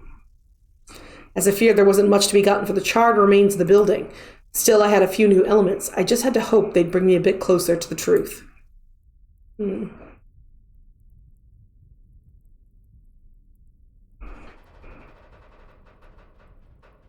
Oh, that's a creepy fucking sound. Well, Senor Fox, I'm happy to see you. Always a pleasure to talk to great detective Ricky Fox, El Magnifico. I'd like to meet Dr. Petrovsky's patient, you know? You said you knew her? No se puedo, no las conozco. You insist on talking to Raymond. Now Raymond es muerto. But El Senor Fox is great detective. He can solve the case without my friends die, no? I am pequeño investigador, but I help the Senor Fox in his investigation. Don't try to investigate, Pedro. You'll just put yourself in danger. Sí, entiendo. No peligro para mí. So Pedro held me responsible for Raymond's death. It wasn't me who pulled the trigger, but he wasn't completely wrong. How he got into his head to investigate for himself. I had to find a way to talk to the other Pedro, the one that could help me with the investigation. The one who could tell me more about the identity of the young woman I'd seen on the video recordings in Arthur's cabin. Pedro, I need to talk to the other Pedro. Okay? This is going to be tricky. The pipe smoker. I'd like to talk to him, please. So I mistress for Raymond. I sleep because I sad. There was no point insisting. Maybe if I showed him how urgent the situation was, I'd manage to make him resurface. I had no guarantee it would work, but I couldn't see any other solution. Now I just had to find some clues to show him and exercise a lot of patience. I found your tobacco pouch in front of the disuse factory where Raymond lived. Ah, gracias, Senor Fox. I was looking for it everywhere. You really are a good detective. Tell me, Pedro, what were you doing there? Ay, no si. No espera mi amigo, Raymond. Again, it was pointless. I could only hope that the cigarette butt found at the factory would produce better results. Okay, not for you then. I guess I'll talk to Magnus, because I haven't met him yet. Liz was waiting for me. She seemed worried and tired. Oh, Mr. Fox, Mr. Lindgren's here. I told him that you wanted to talk to him. He's waiting for you. Are you okay, Liz? You look tired. No, I'm not too good, Mr. Fox. Everything that's going on in town at the moment is very disturbing. I remember things, horrible things, fragments, snatches of things I'd rather forget forever. And Mr. Morrison won't stop asking me questions. He wants us to go somewhere to remember. But I don't want to remember. I'll have a word with Oscar Morrison, Liz. I'll ask him to stop bothering you. Oh, it's very kind of you, Mr. Fox, but there's no point. I think it's already too late. The meds aren't working anymore. We're going to remember now. I was silent for a minute, thinking over what she told me. What exactly were they going to remember? Then Liz spoke with unexpected brusqueness. You'll have to excuse me, but I'm going to have to let you introduce yourself to Mr. Lindgren. I'm going to go home. Try to rest. I don't feel very well. I'm sorry. Before I had a chance to reply, Liz had already disappeared into the kitchen. I felt bad for her, but I didn't know what I could do to help her. I let her go. Magnus Lindgren was a gray-haired old man. He was smoking a cigarette. The cigarette smoker! At the back of the diner. When his keen gaze rested on me, I was struck by the calm strength that seemed to emanate from him. Ricky Fox, pleased to meet you. Magnus Lindgren. I'd like to be able to say I was just as pleased to meet you, Detective, but I'm afraid this interview is rather more a necessity than a pleasure. I understand. All I wanted since the beginning is to understand what happened to my friend. It's because of your friend that our community's delicate balance has been destroyed, and your investigation is simply trampling over the remains. In that case, help me. 2 people have died to protect your secret. Don't you think it's time to put the cards on the table? Oh, but that's why I agreed to meet you, meet with you, Detective. As for Raymond, I believe the poor man was condemned long ago. What makes you say that? Raymond was the first to remember, with the help of your friend, Dr. Petrovsky. His reaction was to blame the whole world and to do it loudly and disruptively. If one of us hadn't taken things into their own hands to silence him, then the authorities would have taken care of it sooner or later. Oh shit, so one of the other patients killed him? One of us? You think one of the patients was responsible for Raymond's murder? If the authorities had taken care of it, it would have disappeared without a trace. Considering the way the murder happened, I deduce, yes, that I believe it was the work of Petrovsky's patients, one of the 10. One of the 10? What does that mean?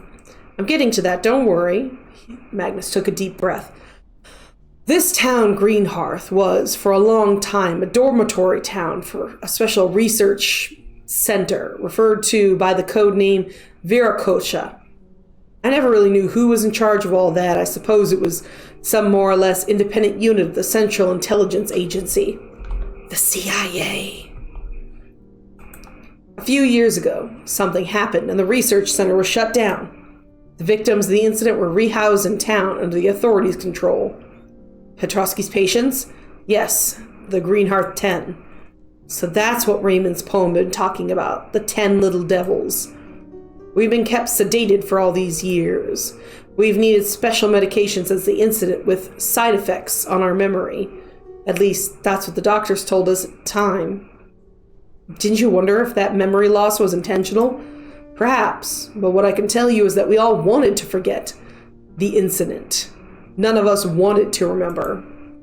I have nothing but fragments, images of what happened, but I can't.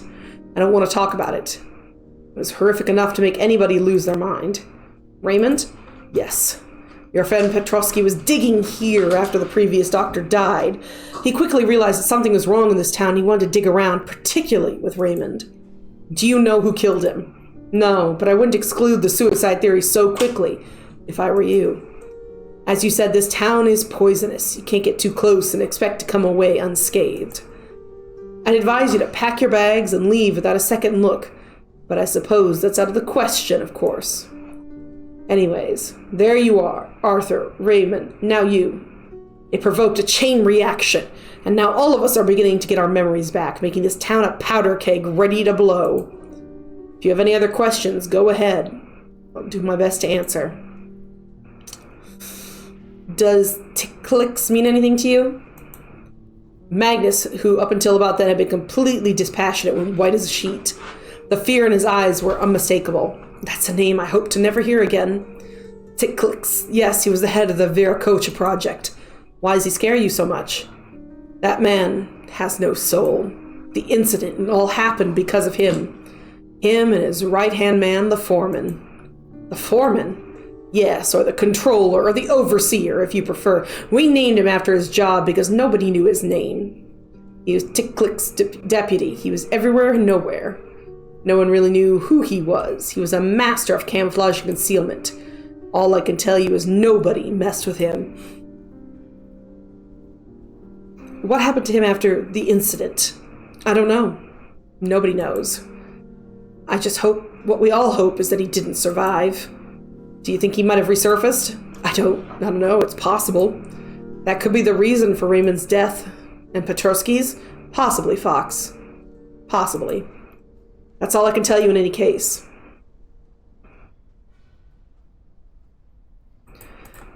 Who exactly are they, these 10? You've already met most of them. I'm one of them, of course, as are Raymond, Oscar, and Liz. Pedro, Pedro was a brilliant scientist before this incident. One of the brains behind the project. Look what he's become. Who else? Terry Graham, he was in charge of security.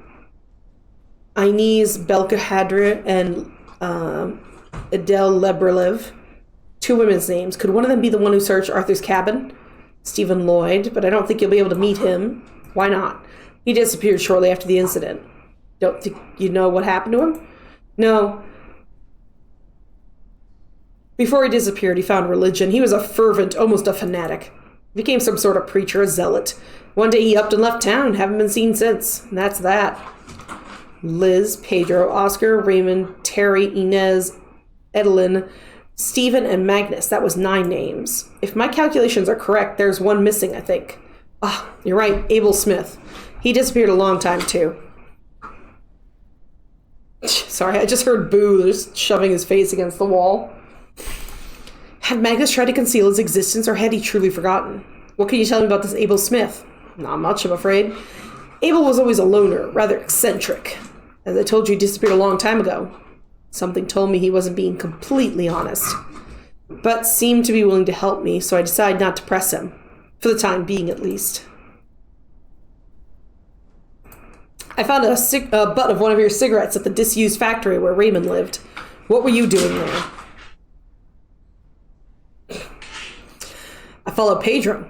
Pedro? I was worried about him. Since Raymond's death, he seemed a lot more lost than usual. I see. In that case, what was Pedro doing there? He got it into his head to investigate for himself. I think another of Petrovsky's patients talked him into it.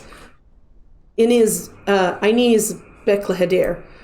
Would that be the person I saw in the video surveillance in Arthur's cabin? Quite a young woman, mid-length, brown hair, slim, dark complexion? Exactly. What can you tell me about her?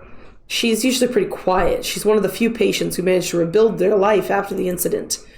But since Raymond's death, has she become unstable too? Let's say she has more to lose than most of the other patients. For Pedro, Raymond, and myself, to be perfectly honest, our lives stopped after the incident. Do you know where I can find her? Not really. Sorry. But you should be prepared to meet with some difficulties. I don't think she'll want to talk to you. I see. Was Magnus trying to protect her by refusing to tell me more? It's hard to say. In any case, if she was with him when they went to the factory. Do you know what they were doing there? No idea. They were looking for something, but they didn't find it. That's all I can tell you. Sorry. That didn't help me much. But now I knew that Pedro had gone to the factory with this young woman, Inez Beclader, something I could find in the clues that would help me make him see reason. Raymond was responsible for several attempts at sabotage before he died. Petrovsky, Ernest Bull, the sheriff, and you. Do you know what reason he could have to want you dead? Magnus lit another cigarette with a sigh. Poor Raymond, you met him, didn't you, before he died? Yes, I managed to question him briefly when I arrived in Greenhearth. Hi, boo-boo. Hi, oh-boo. Pet your bottom. By the end, he'd become completely paranoid. He was convinced that everyone was after him, including Dr. Petrovsky, who moved heaven and earth to help him. As for me, I was worried about him. I went to see him, try to help him, to reason with him after he cut ties with Petrovsky. He didn't want to know. He threw me out of his factory, literally. The next day, I'd almost had an accident with my old sedan. As they said, no good deed ever goes unpunished. There's not much to add, but understand you're getting at with your questions. You're looking for a motive of the murder, aren't you? I didn't hold it up against him, I swear. I knew he wasn't well. By the end, his mental health had really gone downhill. I knew Raymond a long time. His life hadn't been easy. It grieves me that I couldn't help him. I see. Thank you, Magnus. In some circumstance, a quarrel that had gotten out of hand could certainly constitute a plausible motive. But I was finding it hard to believe that in that theory, Magnus really didn't seem the hot-tempered type.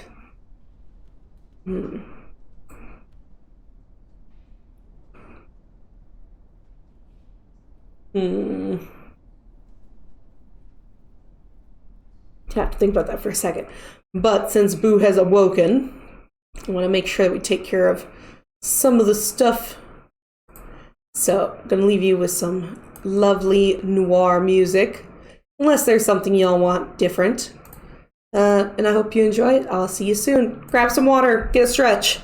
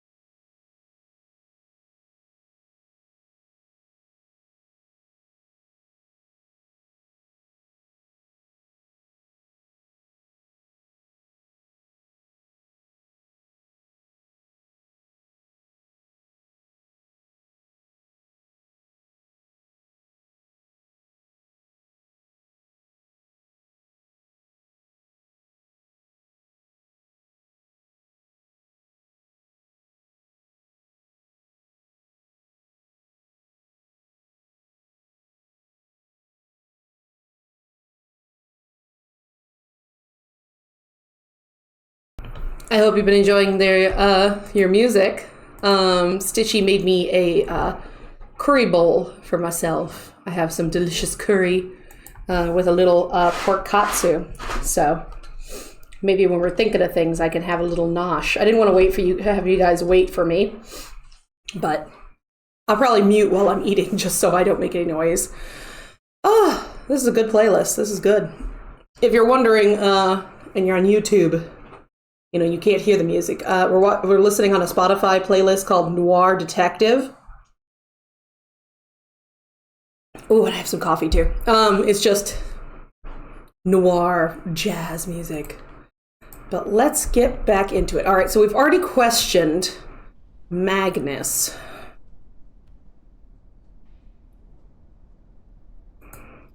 No, that's just the wording. Nope. There was vibrations? What? Oh, I guess if I'd plugged in my stuff, it would have been vibrations. So we already talked to Magnus. Pedro doesn't have any more information for us right now. Let's talk to Oscar, because we said we talked to him for Leah.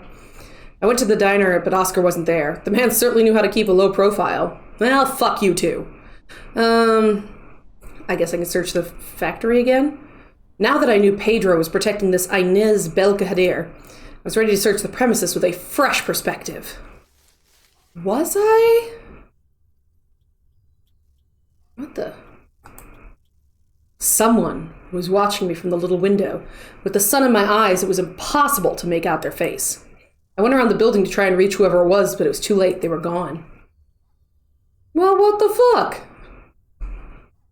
Hey, listen, people. I'm trying to eat a curry and I guess find out what happened to my friend. Perhaps, just taking this out of context, you could just help me and I'll help you. It's fine. It's fine. Where's my cat? I don't think we're going to get to take that cat home based on what we've seen throughout the front of it. So they're gone. Is there any more left to find? I heard the noise. There's something. What's that? Oh, footprints made by a high-heeled shoe. I was almost certain I hadn't seen them when I'd been here earlier that day. Everything suggests they were prints left by Inez Belkahadir. I didn't know what she came here to look for, but it was important enough that she came back to check again after her first visit with Pedro. Was she the person I caught spying on me through the little window? Chat, do you want to take a bet? Do you think it's going to be Inez who was watching us? That looked kind of a male-esque kind of sketchy, but do you think?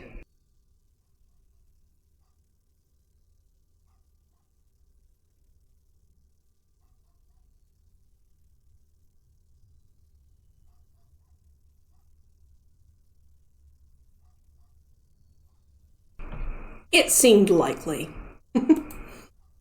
Unfortunately, after a long search of the premises, I had to face facts. There were no more useful clues at the factory. Well, fuck you. There's nothing for me to do but go back and question Pedro and hope he'd be more cooperative this time. I guess I'll go question Pedro. Hola, Senor Fox. I went back to the disused factory. Por qué? Raymond's not there now. Your friend Inez, she went back without you. She's doing her own investigation. I think she's in danger. No la conozco. Pedro, if you care about her, if you don't want her to end up like Raymond, you have to talk to me. There was a moment of hesitation before Pedro finally took out his pipe. Pipe, Pedro. Inez, I did what I could to protect her, but if she won't stop, yes, I'm afraid she'll end up like Raymond. Do you know what she's looking for at the factory? A notebook. The Diary of Abel Smith. Raymond had it. What's in this diary? Enough information about what's going on at Greenhearth to create a fine national scandal. But how? After Raymond's death, she decided to take matters into her own hands. She thinks the diary will keep her safe, and she's ready to call in the press if the situation escalates too much. This diary, do you know where it is? No, I told you it wasn't at the factory when I went there. I thought for a moment Magnus Lindgren had been to the factory too. When I asked him a question about the 10, he failed to mention this Abel Smith. Well, I mean, he didn't fail. He just kind of dodged the question on it.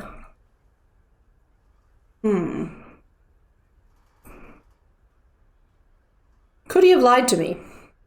Had he gone to the factory before Pedro and Inez to find the notebook? I'd have to go back and ask him. He seemed cooperative, but would he give me that notebook? I'm going to take a guess no. Thanks, Pedro. What are you going to do, Fox? I'm going to get that diary. Do you know where it is? I don't want to tell him. I have some idea. Very well, detective. I can see you want to keep it to yourself. But be careful.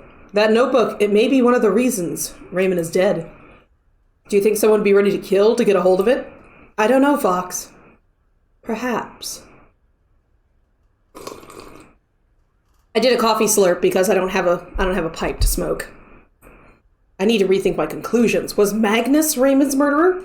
I don't know. I mean, he said he wasn't, but do we have to be like, do we trust Magnus?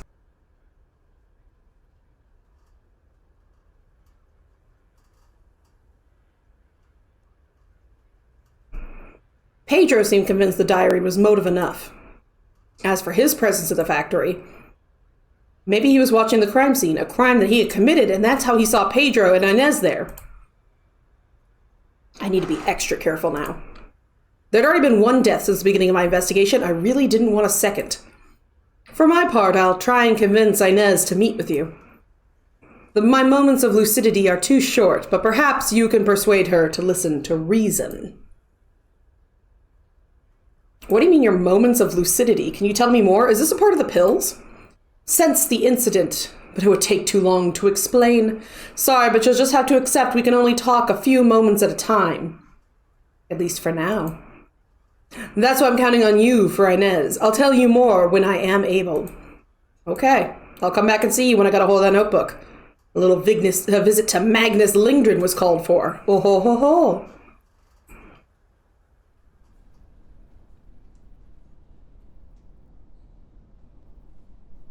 Detective? Abel Smith's notebook. I know you got it. What? How? Never mind. Yes, I put Abel Smith's notebook somewhere safe. I'd like to take a look at it. No, out of the question. It's too dangerous. This notebook, how did you get a hold of it? I knew that Raymond had it. And you knew where it was hidden. I'm not going to, straight out call him out. I want to see if he'll just talk it out. I guess it would be at the factory. Had Inez gone to Arthur's cabin in search for this diary, I found a cigarette butt there too, and the mysterious carved symbol. So, it was for the diary you broke into Arthur's cabin in the woods. How did you know? Ah, yeah, I'm good. Never mind, you are a detective after all. Yes, I thought it would be there, but it wasn't. When I realized Inez was looking for her, I beat her to it.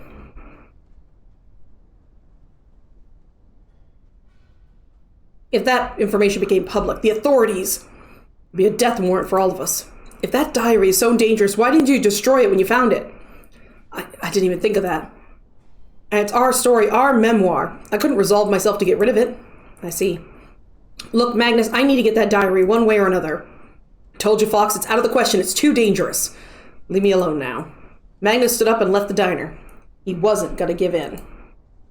Can I just follow him? Because he'd probably put it somewhere where he is, right? So we can keep an eye on it? Maybe someone in Greenhearth could help me pay a visit to Magnus's home. If I couldn't find the diary there, maybe there'd be clues to point me in the right direction. It's time for me to ask one of my allies for a favor. Oh yeah, I'm going to Gianna. I found a file at the morgue that escaped the fire. Oh, what's in it? Nothing particularly interesting, just a list of visits. Yes, we received several requests from civilians. They were all refused, of course. These civilians were all patients of Petrovsky's. Does that surprise you? Raymond was attached to the other patients. I suppose that they simply wanted to pay their last respects. Are you sure? I wonder if one of them, the murderer, could have wanted to get rid of an incriminating clue on Raymond's body. Look, Fox, I read the admission report and the preliminary autopsy report. There was nothing on Raymond which might have been conclusive for the investigation. Don't worry about that. All right. I trust you, of course. I don't, but, In any case, the visit list is just too long to really allow us to reduce our suspect list. Anything else? Yes, the report is addressed to a Titlix, a code name, I guess. Does that mean anything to you? Yes, I know the name, but I've never met the person behind the alias. All I can tell you is someone high up in the intelligence service. Okay, so we're dealing with the CIA there for this, right? That's what we're trying to say?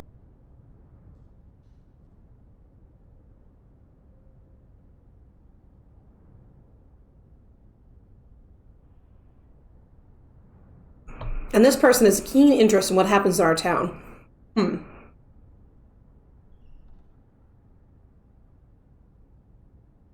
I know there's 2 people who've left from all these patients,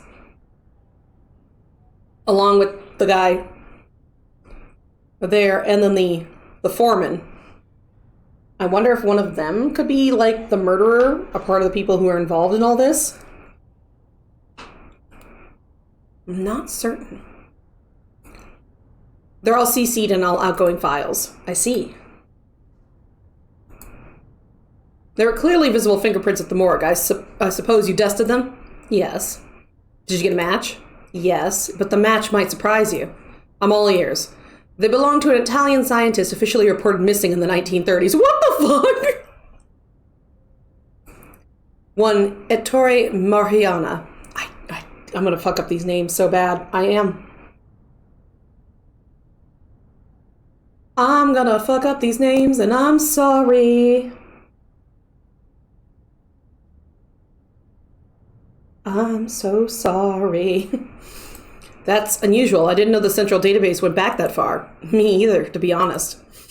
I guess you got down to a false positive? Normally, yes, but after everything that we've seen in this investigation so far, I've got to say I don't know who or what to trust anymore. But if these prints turn out to be right, yes, it's mind-blowing. I guess we better ignore this lead for the time being. Seeing as we have no idea how to use it, I think that's our only option for the moment anyway, Fox. Can I ask you to help join me in the apartments? Is that gonna be an okay? I'd like to get into Magnus Lindgren's apartment. Can I ask why? It seems that Magnus has in his possession a notebook belonging to... I went back, hold on.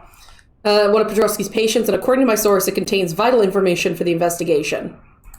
I see. Could you tell me who your source is, please? Pedro Farah. Farah? You mean the mechanic? Really? Yes, really. Is that really a problem? Pardon my surprise, but how should I put this? I know what you're getting at, but I promise you Pedro's a lot less backwards than he might seem at first. He's an honest man, which is pretty rare in Green Hearth. Ooh, are we really telling the sheriff of this area that this is a pretty liable place here?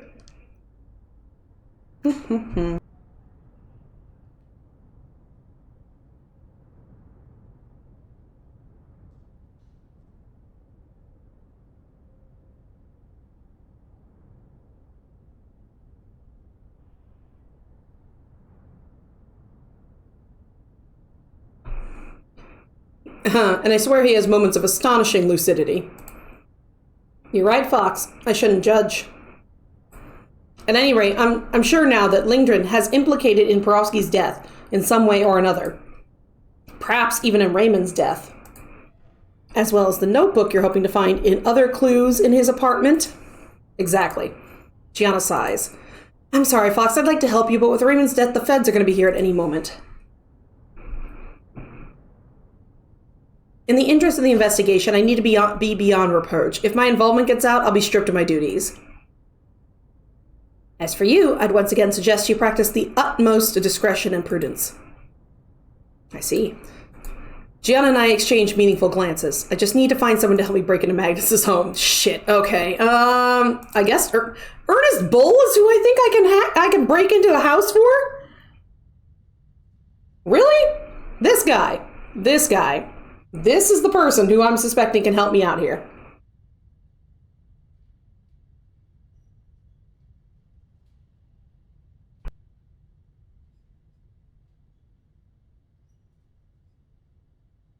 Okay. Mr. Fox, I was hoping you'd drop by to say hello. Good morning, Bull. Have you got something to tell me? I'm listening. There's movement among Podrowski's patients. I get the feeling that recent events have pushed things forward. Movement? Like what? Let's say there's certain restlessness in town. Something's gonna happen. Mr. Morrison's been seen in the company of several of Petrovsky's patients. Do you know what he's up to? Not exactly, unfortunately, but I do hope you'll be able to tip me off. I suggest you keep your eyes and ears open, Detective, as you know so well how to do. I intend to, and thank you. Still do take care. I get the feeling that the medication Petrovsky was giving them is having less and less effect. So the medication's losing its effectiveness. I hadn't seen it from that perspective, but what Ernest said made sense. I mean, if you look at, God, I want to say Lucy, but I don't think that's her name. Yeah, she was already having problems, so it explained the strange behavior in most of the patients. Yeah, put that. Strange. I see. If that's really the case, they're going to get more and more unstable. And recent events aren't going to help. One of them's been murdered and his body incinerated in a fire at the morgue. If I was them, I'd be feeling pretty anxious.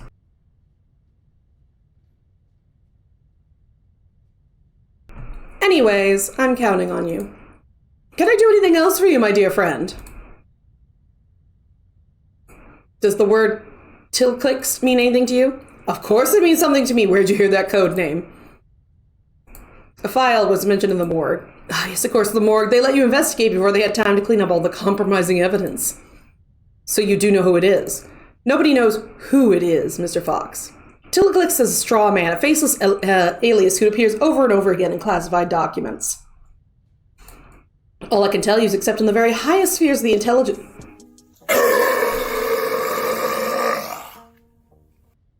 What the fuck, Stitchy?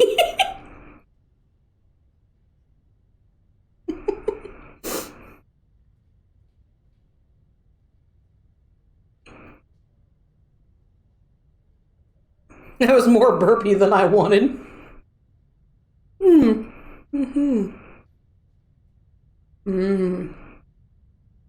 I see where you were going there. I did see a Barney picture, so I thought that was what you were going to give too, but nope. All I can tell you is that except in the very highest spheres of the intelligence service, nobody really knows who he is. What has he got to do with Greenhearth? I don't know exactly how much he's involved in what's happened here, but I can tell you he's taking a close interest. Having said that, I'm confident with these recent developments we'll finally learn more about his identity. I see. Thank you, Mr. Bull. Bull had been honest and disarmingly frank, quite unlike his usual self. I mean, we did give him information. Did he have his own reasons to want to unmask this Tilclix? I know I'm saying that wrong. Can I talk to anybody else? Nope. Okay. I'm going to question him. I'd like to get into Magnus's apartment, good sir. Can you help me?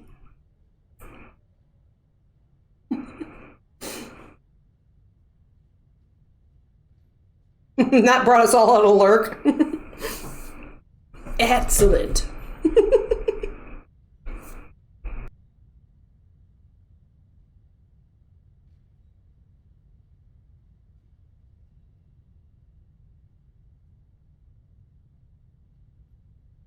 Sorry, I took that time to shuffle out my my curry bowl. Magnus Lingdon. Well, now I can help you get in, of course, but only if you allow me to this question. What are you looking for in there? He is so sus. He's an information person, so I do suggest that he's like doing this, but I suspect him of Raymond's murder. I'm gonna lie. I mean, yeah, I do suspect him of Raymond's murder, but I'm not gonna tell him what we're getting there. Really? I'm surprised. Mr. Lingdon's always been a law-abiding citizen, at least until now. On the other hand, these recent events have certainly disturbed Petrovsky's patients. Who knows what they're capable of in reality? I don't know what to think, Bull. Lacking any evidence, I hope I can cross him off the list of suspects. So what are we waiting for to get going? I'd asked the important questions concerning the clues found at the morgue, and something, told me there was no time to lose. Let's go, Bull. After you. Excellent. Magdrin, my God, he's a good lockpick too? What the hell? Magnus Lingdren's apartment was located in a nice town center building. Ernest and I had gotten into the building and the telephone rung. It was Jody. She was worried. That's my wife! Terry Graham, I didn't know what he wanted, but he attacked me in the street at nightfall. I knocked him down. Jody asked if I'd be back soon. Stop, I have to focus. I mustn't let myself be taken over by these parasitic memories. Ernest and I got into the building. We went up to the 3rd floor. Then Bull got out his lockpicks. Less than a minute later, we were inside Magnus's apartment. Magnus's interior design choices in his home contrast strangely with the old man's gruff exterior. Why had he chosen to live in this modern, almost sterile interior? Bull kept watching the front. All I had to do was get to work. One, I want to question about this thing. We're going to question... No, we're not going to question this. This is not... Okay. A photo with Arthur with 2 young women. One of them matched the description of Inez Belkadir. As for the other, was this Adeline Lebefeur, one of Greenheart's 10, named by LinkedIn? I'm assuming yes. I'm seriously not going to question about that? Okay. I would be oogling so much. A cup with the dregs of tea left on the coffee table. The lipstick marks led me to conclude that Magnus had had a visitor recently, or Magnus is trying to find out his perfect lipstick blend.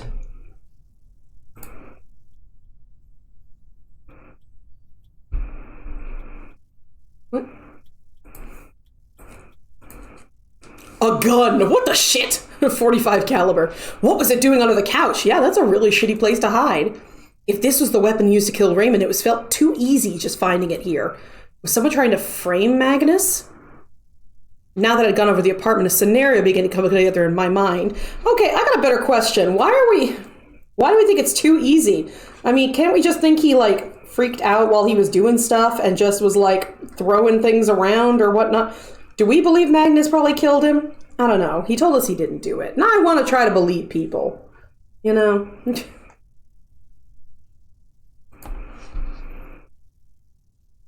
If Magnus had at one point the notebook that I come here to find was clearly no longer at his apartment, and my gut told me he didn't have it any longer, Inez had beaten me to it and come to see him.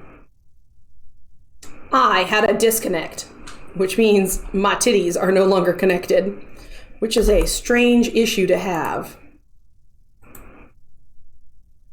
And there we go. The titties are back. Excellent. She must have tried to convince him to give her Abel Smith's notebook.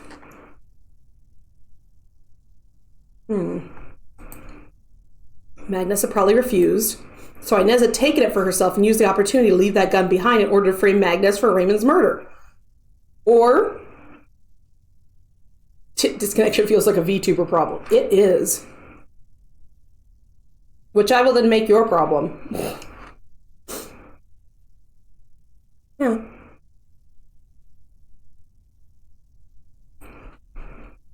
I have to question Magnus. If he'd already noticed the notebook disappearance, he'd be furious. Stitchy. I almost yelled at Sonny for that. How had Inez got a hold of a gun? How had Inez got a hold of a gun? It's America!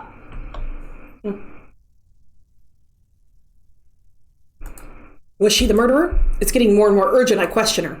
Bull was waiting for me at the apartment entry. It seemed wiser for us to not hang around, but I promised to stop by the hotel and let him know what I found. Okay, I guess I'll go tell Ernest. Ah, Mr. Fox, I've been expecting you. So has the clue hunting been good? Yes and no. The notebook I was looking... Why did I tell him about the notebook? I didn't want to tell him about the notebook. I distinctly did not tell him about the notebook. It wasn't in the apartment. But I did find a gun. A gun? Do you think it was the weapon used to kill Raymond? It's impossible to say without the ballistic reports, and after the fire in the morgue, there's a good chance there won't be enough evidence anyway.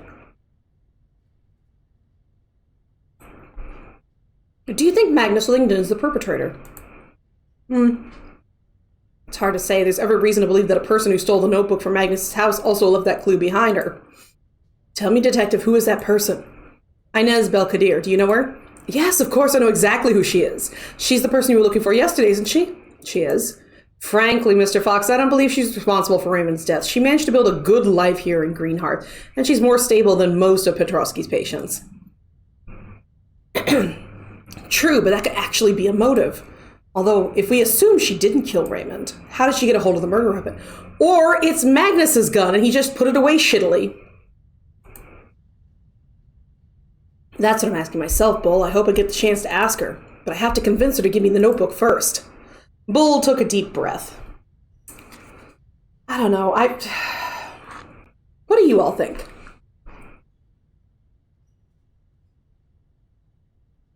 It seems weird. Either she put it there, or Magnus just didn't put away the gun. Maybe he had the gun, and he was trying to shuffle to put it away before Inez got into the hotel, or got into the apartment. It's not like he's got a gun safe there or something.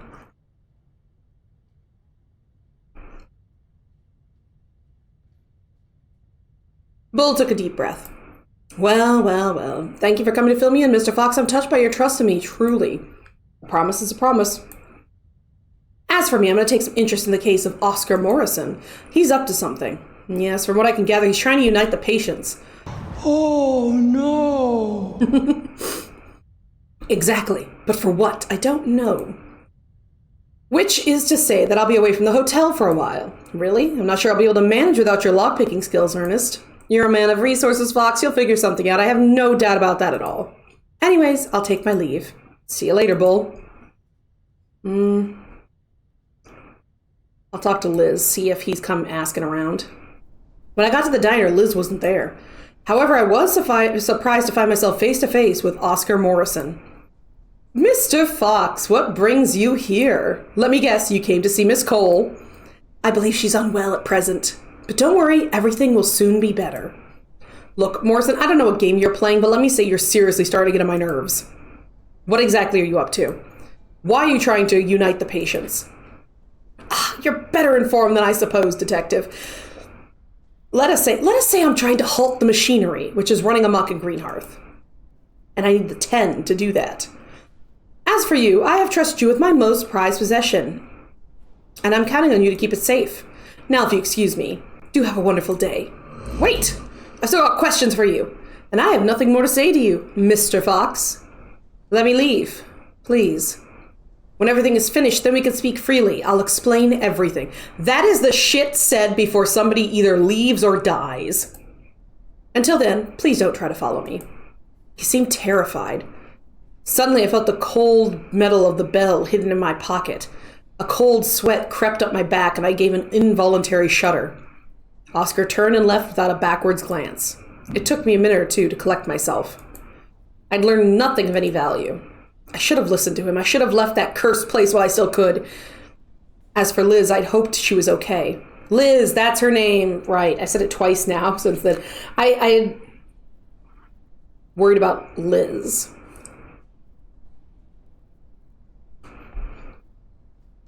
Her absence worried me, but there was nothing I could do to help her. Let's talk to Magnus. Detective, I suspect you'll be back to see me. I suppose you come for the notebook. You're too late. Oh, I know. What? How? Intuition, you could say. Was it you who broke into my home? How dare you? Look, Magnus, if you'd agreed to trust me with the notebook, we wouldn't be here now. Then I wouldn't have had to break in your apartment. You may be right, Fox. I should have trusted you. I suppose you already know what happened, don't you? I got a good idea what happened, yes? Inez? The old man nodded. She came to my home to talk. I suspected nothing, and she used that to steal the notebook from me. Any idea how I could get that back? I don't know, Fox. Inez is scared out of her wits. As I told you, she's got more to lose than most of the other patients. Why? I mean, we've talked about it multiple times. She has a good life. She has rebuilt herself.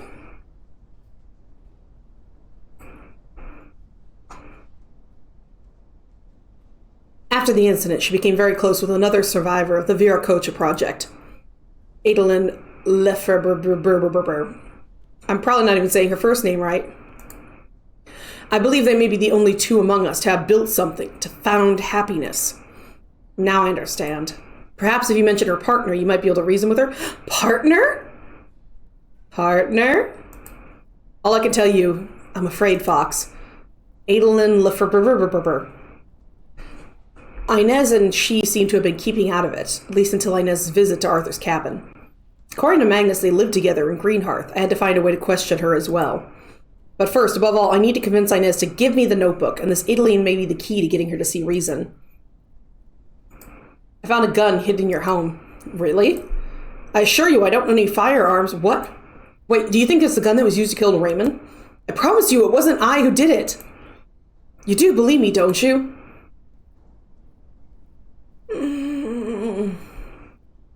I don't know, chap. Do you believe him? I kind of want to believe him. Look at, he's an old man. I'm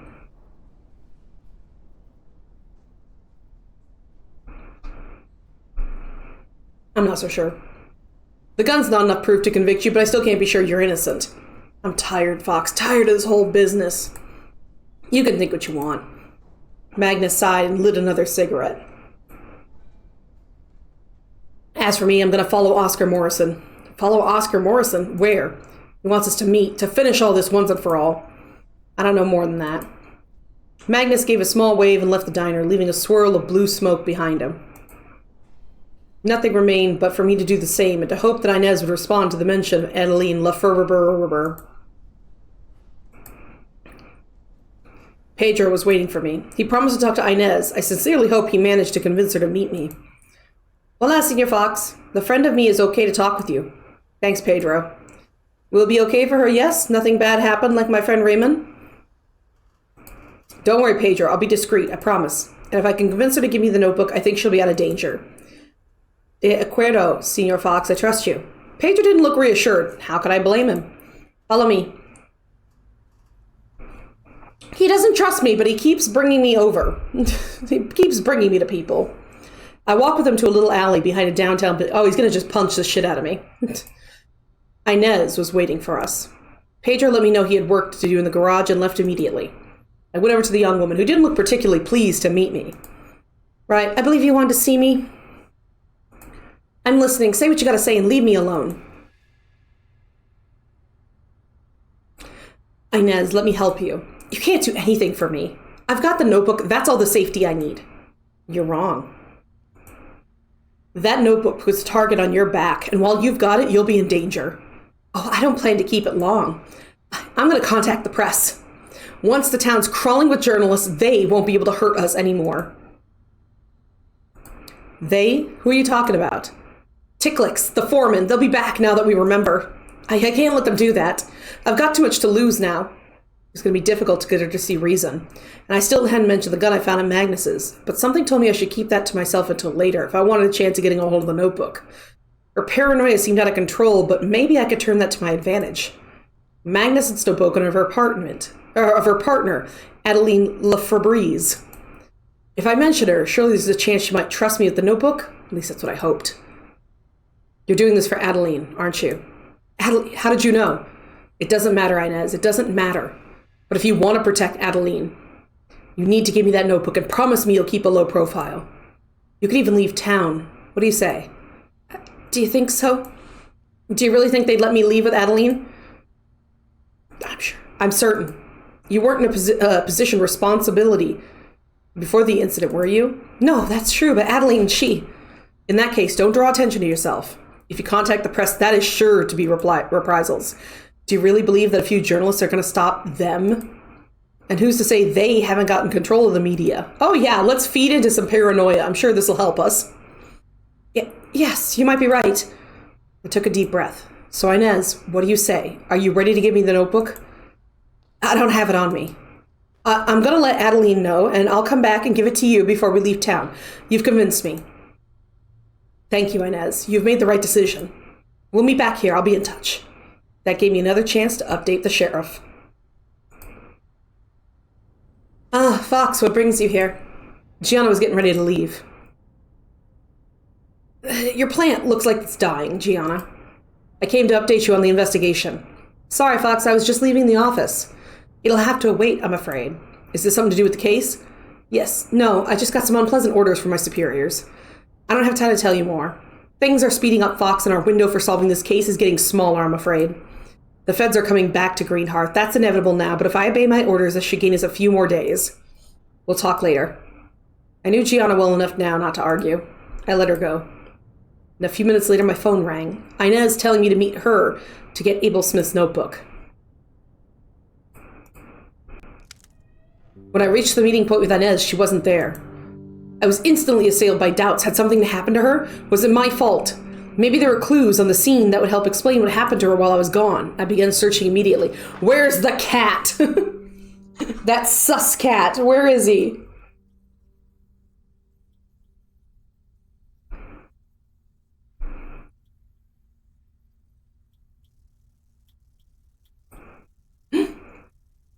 The notebook I'd come to find had landed between two trash cans. Luck? I opened to the first page. Written in round, almost childlike writing, this is the diary of Abel Smith. The dot of the I on Smith was heart-shaped. There was no doubt he was certainly one of Arthur's patients. I leafed quickly through it. The writing seemed to change from one page to the next, as if several people had scrawled in the pages in turn. I decided to leave reading in detail for later. I have plenty of time to study it, and I didn't plan on spending much time in this dark little street. A little cosmetic bag. The mirror had broken in the fall. Oh, shit. What's that? An earring. It looked like the one Inez wore, if my memory didn't deceive me. With these items in mind, the course of events seems obvious. Inez had come back to wait with me for the notebook. Someone had surprised her. There had been an altercation, probably violent. Inez had dropped Abel Smith's notebook, unless she had the presence of mind to throw it behind the trash cans for me to find, in the hope her attacker didn't find it first. For my part, I hoped the young lady was safe and sound, with the Greenhearth town marker in her rearview mirror. But deep down, I guess that wasn't the case. Oh, hello. As I was getting ready to leave, I noticed a large figure blocking the exit to the alleyway. There's no point in trying to run. I was trapped at the end of the alley. I let the man approach me, calmly. I had some idea who he was. Terry Graham, I presume. Got it in one, buddy. I think it's time you and I had a chat. That's why I'm here.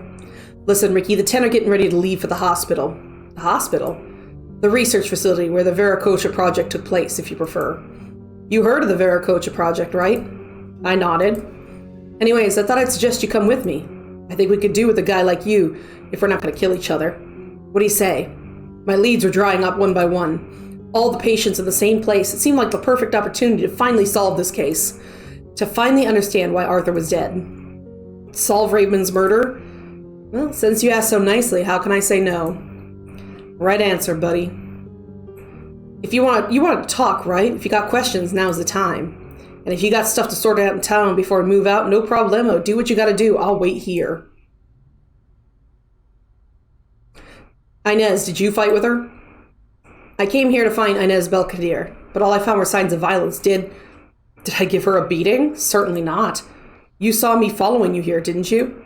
If something happened to Inez, it's got nothing to do with me. All right? The mystery remains. So who could have ambushed Inez in the alley? Why'd they leave the notebook? And most of all, where is Inez now? A lot of questions, no answers. What were you looking for in Arthur's cabin? The bell, of course. I wanted to get it before someone else got their mitts on it. I thought I would be at Arthur's, but by the time I found out about the cabin, it was gone. I thought Morrison or the sheriff got a hold of it. But in the end, according to Oscar, it's a safe deposit box at the Greenhearth Bank, a box only Arthur had an access code for. Terry didn't seem to know that I had the bell in my possession. It seemed wiser to not set him straight. You know what it precisely is for, the bell? You know, it's just security. But I can tell you the main study of the Veracocha project was about that bell. So the incident that ended the research. Yes, it was because of the bell. Can you understand why I'm glad none of the 10 had gotten a hold of it? I see you're afraid of a new incident will happen? Exactly, but don't ask me what happened, please. Painful memories like the others? Something like that, yeah. Let's leave it at that if that's okay. All right, well, I'm ready to go. I'm ready to leave for the hospital. Are you sure? If you got more questions, it's now or never. No, I'm good. I'm ready to go. In that case, one shot was enough to make Inez Belkadir collapse like a rag doll.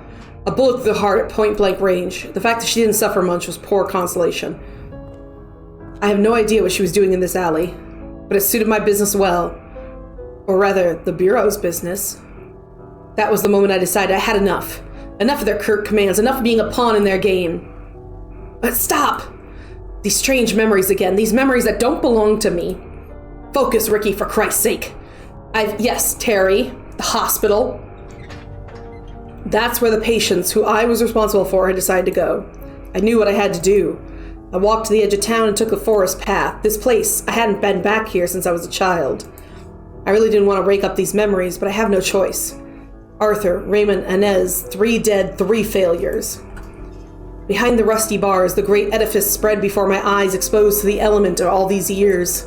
There, where everything began. Oh, excuse me, that is most definitely not us. Are we having the memories again? Ooh, we completed episode 2. Wah-wah.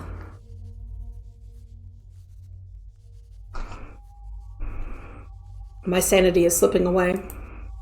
I have to remember something vital. That's why I have to keep writing. Before the echoes of this bell consume me. Who am I? Ricky? I don't really know anymore.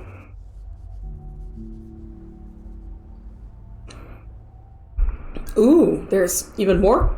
I mean, it's red, but there's color. The hospital. I went through the gates and ventured into the courtyard. A small group had gathered at the porch. Arthur's patients, or at least what was left of them. Terry, Graham, and Ricky Fox came to join. Is this us then? This is going to be us, isn't it? Then I realized that Adeline Lefebvre's was there, and I hesitated for a moment. I'd have to tell her of Inez Belkir's death, which would not be a pleasant duty. I mustered up my courage to join the group with what I hoped for a purposeful stride. Greetings, dear friends. I'm delighted to see you all have answered my call. All? Certainly not. Where is Inez? Gianna stepped forward and said in a dispassionate voice, Inez won't be joining us. The 2 women stared at each other for a minute. Finally, Adeline Lefebvre's broke the silence. What happened? A direct order from my superiors. Inez was threatening to stir up the press. I had no choice. I understand. Had Gianna just confessed to Inez Belkadir's murder? If that was the case, why had Adeline, her partner, taken the news with such indifference? Oscar cleared his throat before he spoke again. My dear friends, let us not digress. If I had invited you to gather here where everything began, it is to put a stop to the series of murders which has rocked our community. After so many years of peace and forgetfulness, I'm very much afraid that which we all have dread has unhappily occurred. Now that you too have begun to remember, you know who our enemy is, don't you? The foreman. He survived the fire, didn't he? I'm afraid so, Magnus, I'm afraid so. Not only did he survive, but everything leads me to believe that he is hidden among us. Among us. Thankfully, we have the good luck and privilege to be accompanied by 2 eminent representatives of the forces of order, not to mention our astute Mr. Bull, who will all be able to help us unmask this sinister individual while ensuring our safety. Isn't that so? I'm only here to shed light on the murder of my friend Arthur Petrovsky. And since everything leads us to believe the person who killed the good doctor and the foreman are one and the same person. It's okay, Morrison. We'll get it. I was deployed here to keep an eye on you and ensure your safety and the safety of the other residents of Green Hearth. Of course, it's also in my interest to keep you alive. And I'm delighted to hear it.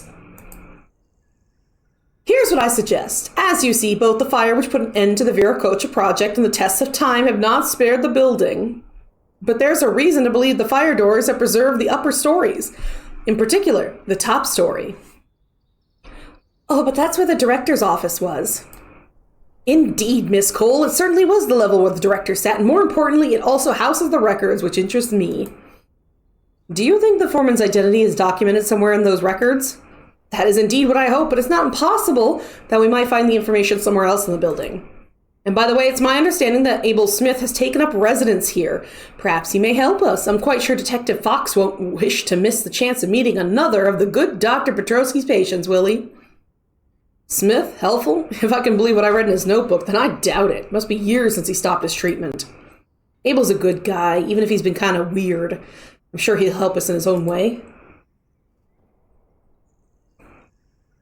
As he spoke to Magnus, Terry threw frequent worried glances at the sheriff.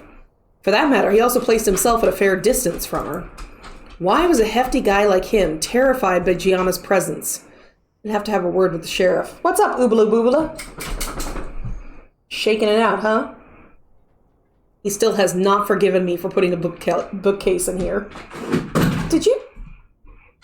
Good sir. How dare you? Anything is possible, Mr. Graham. Anything is possible.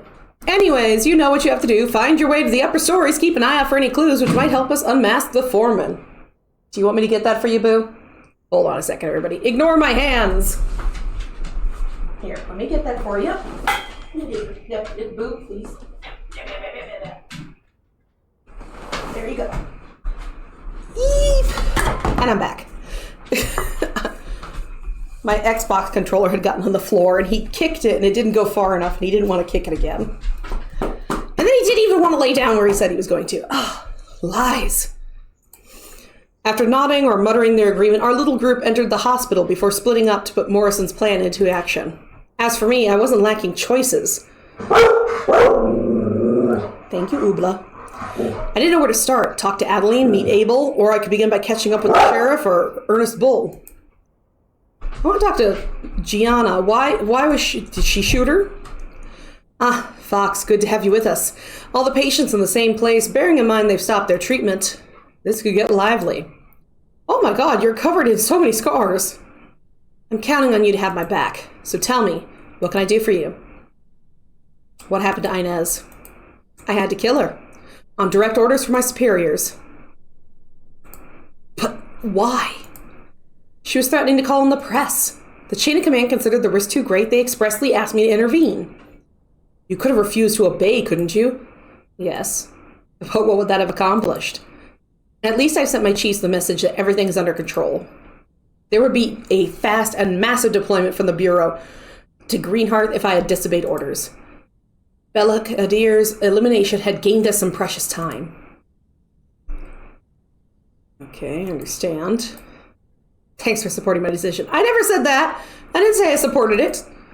We're sitting on a powder keg, Fox. Make no mistake. And I don't think the arrival of the cavalry will fix anything. Yes, by carrying out your orders, you've given us a little bit of time to resolve the situation. All I want is to see you go back to New York, knowing that Petrovsky's murderer is no longer on the loose. All right.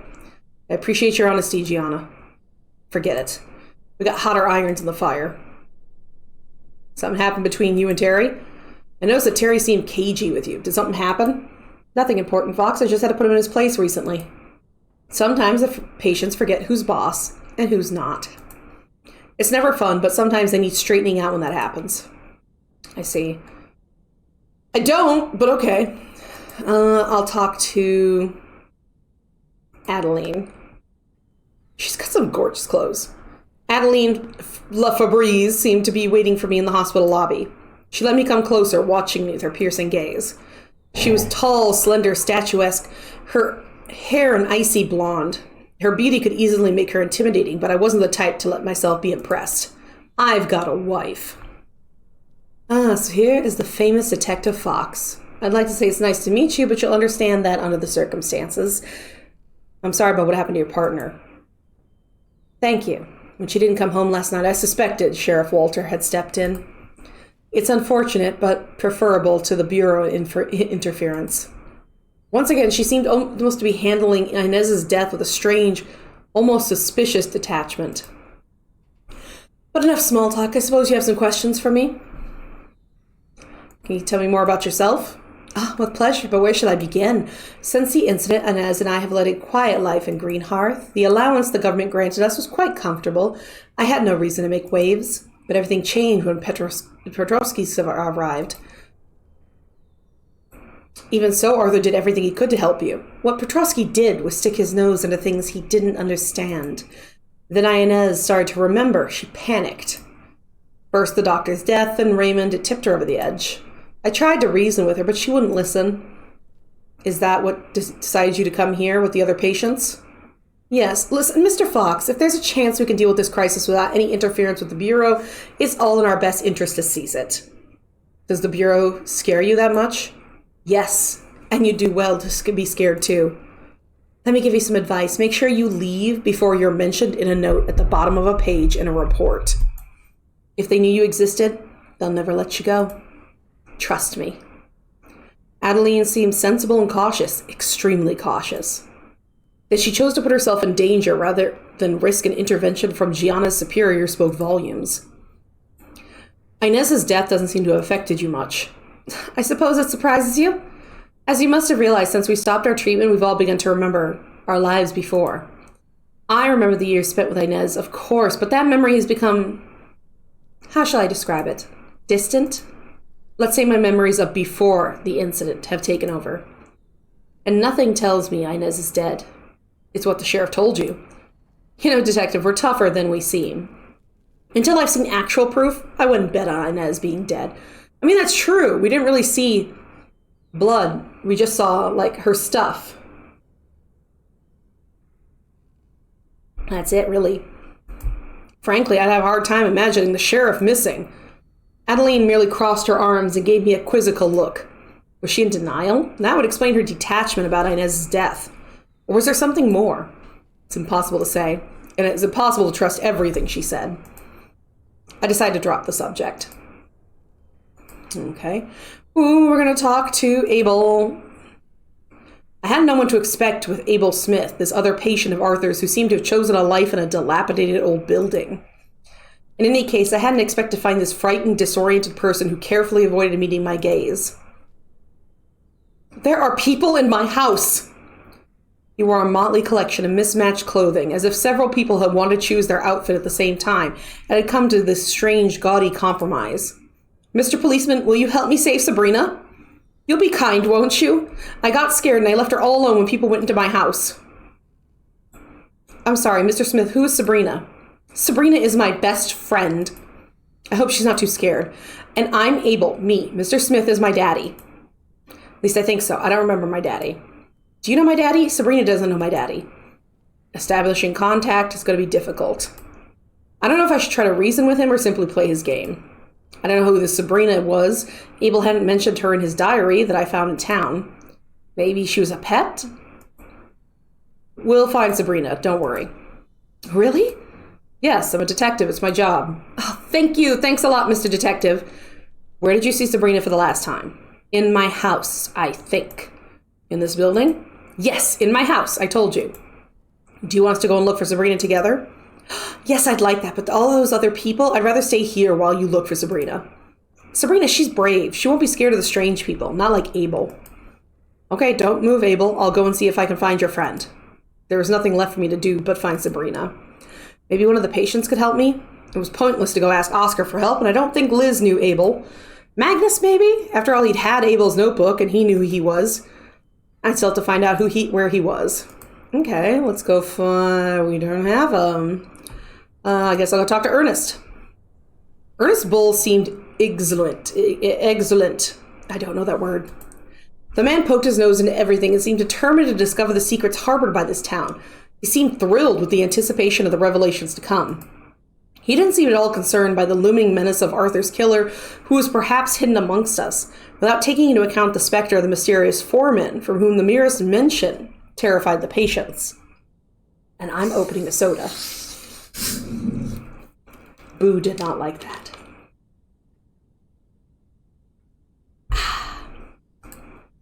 But in this world of subterfuge, perhaps the hotel manager wasn't the easy target if he'd... What if he's the foreman?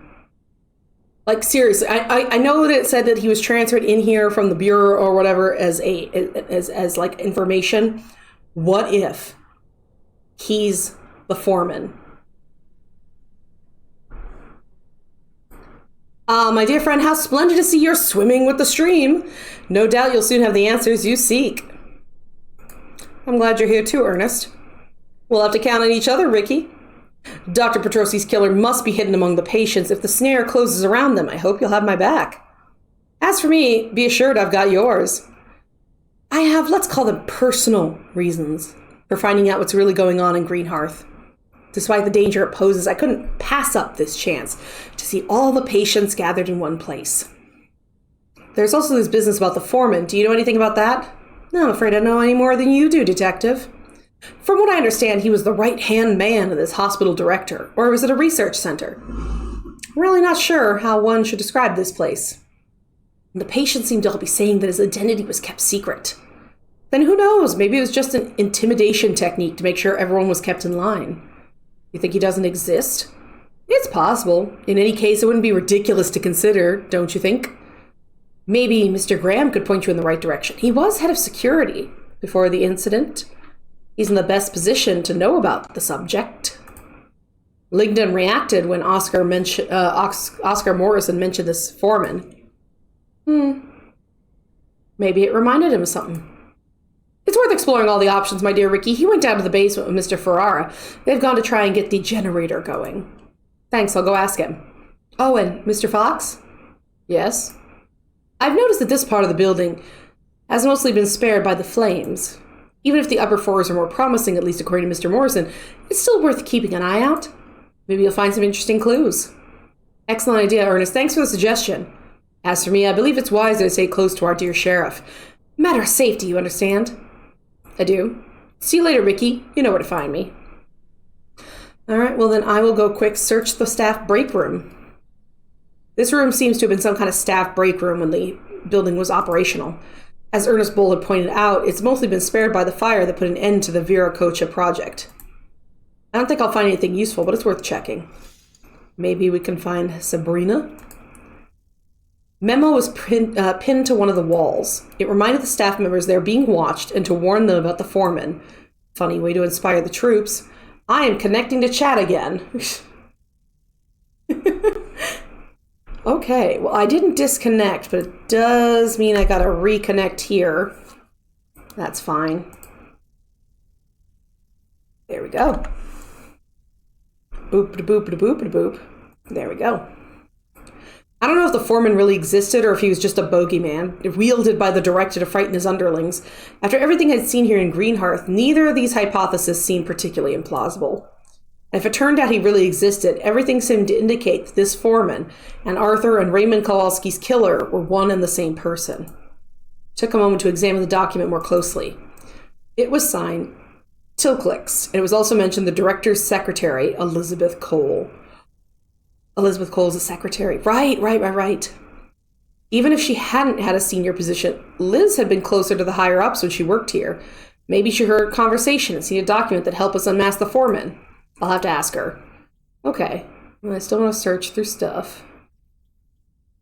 Like I said, maybe we'll find Sabrina.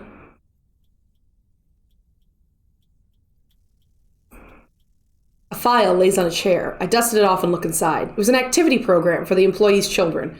But the activities in question weren't exactly coloring pages or walks in the woods. In one place, it was written Battery of Tests 34B, Room 308. In another, Training in Red Zebra Protocol. The instructor in charge of this schedule was a certain Miss Lefebvre's. Adeline. Made a note to ask her about this. I didn't think I'd find anything else useful. The hunt for clues had been poor, as I feared, but it was better than nothing. Okay. So I'll talk to Liz, then Adeline, and then I'll go check out Magnus and them. Liz had kept herself separate in front of the hospital. She didn't look well. Her expression wavered between a blank gaze and a brief moment of dread, as if she were on the brink of fleeing this place, which seemed to disturb her deeply. At my approach, she made an effort to take a grip of herself and welcome me with a shy smile. Oh, Mr. Fox. How are you feeling, Liz? You seem upset. I won't lie to you, Mr. Fox. I'm not doing well. Oh, can I ask what's troubling you? She let out a little sigh before opening up all at once. I was fine before Dr. Petrovsky. I knew what was expected of me. I liked my work at the diner. It was simple. Now everything's complicated, and I'm scared, Mr. Fox. I'm scared. Do you understand? I don't like what stopping my meds has done to me. I don't want to remember. This place is cursed. She took a deep breath. But you need my help, don't you? What can I do to help you, Mr. Fox? I found this flyer. It mentioned the foreman. The two people named on this paper are the director and you, Liz. Were you this Tilkick's secretary? Yes, that was my job here. I worked for the director. Are you sure you don't remember anything about the foreman? You were close to the director. Are you sure you didn't hear a conversation or see a document that allowed us to identify him? No, Mr. Fox, I'm sorry. Never mind, Liz. I know you do your best. You can go back to your life soon, I promise. It's just a matter of hours before this foreman, Arthur's murderer, is unmasked. You know, Mr. Fox, the foreman isn't the worst thing to have survived this hospital. There's something far more horrible that escaped. And I'm afraid it's coming back. It'll be a disaster if it comes back. Who are you talking about, Liz? The director? She gazed at me for a long time as if frozen. Something had happened. Something that had damaged her deeply, and the memories of her trauma had returned to haunt her once again. I'm thinking of the echoes of the bell. They mustn't find it, ever. Do you understand? Not ever. I don't understand, Liz. What are you trying to tell me? I don't know, Mr. Fox. It's all mixed up. Everything's so complicated. Can we try again later? I just need to be alone now, please. All right, Liz. I'm sorry. Truly sorry. I don't know what else to say to her, so I left. Instinctively, I touched the strange bell hidden in my inside jacket pocket, just to check it was still there. I still didn't know what this strange object was, nor how dangerous it could be. It probably wasn't safe to keep it on me, but I really didn't have any other choice. Luckily, only Gianna knew it was in my possession. All right, let's go talk to Aurora and them. Actually, let's talk to Adolin. Was there something else, Detective? I found this document listing the schedule of the children at the time of the incident. It suggests you were in charge of that program. Yes. Can you tell me more? What exactly do you want to hear? That you supposedly above reproach government financed a program for experimental research on children? That I feel terrible about it, but I had no choice? I'm sorry, Detective, but I had the choice and I believed in the importance of my research. I still believe in it, actually. If I had to do it again, I'd probably make the same choice. Most of the children died in the fire, but look at Gianna Walter, a magnificent example of what we were trying to accomplish with the program. Just a minute. The sheriff was a part of your training program when she was a child? You didn't know? Yes! Sheriff Walters was the only surviving child. Suddenly, I realized that Adeline LaFabrise and Gianna Walter were about the same age. How could she have known her as a child? Adeline would have been far too young to participate in the research project. I don't understand. How could you have known Gianna when she was a child? You know considerably less than I thought, Detective. None of us have really aged since the incident, and some of us are far older than you think. Let's call it one of the many advantages we had on joining the project. Okay. Explain it to me. Go back. Oh, I'm sorry, Mr. Fox. It would take far too long to explain, and even if we took the time, I'm not sure you're ready for that information. You can believe it or not. It's all the same to me. The conversation seems to be over. I had no way to make her tell me more. I could talk to Gianna. She had concealed the fact she'd been a part of this project from me. Was there something else, Detective? Nope. Gianna! Was there something else, Fox? Adeline told me you were part of the project as a child. Yes, I was. Why didn't you tell me? Because the information's not relevant. I was a child when the incident happened, and the few memories I have are very hazy. Still, you're one of the only survivors. Considering I can't remember how I escaped the fire, I don't see how that helps us, Fox. I'd hope that coming back here might stir some memories, but unfortunately that's not the case. We'll just have to hope that Ferrara and Ling did manage to get the power back on. All right.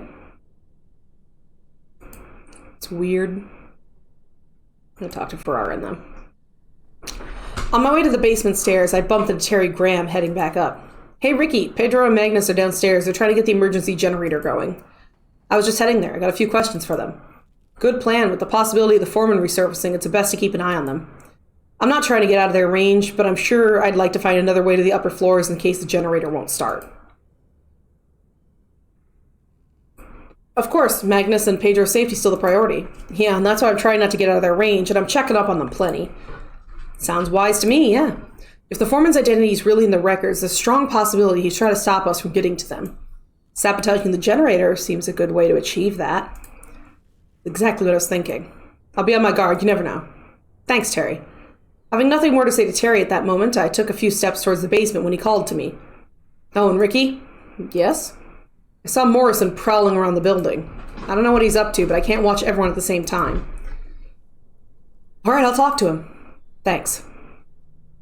The basement stairs led down to a poorly lit little room.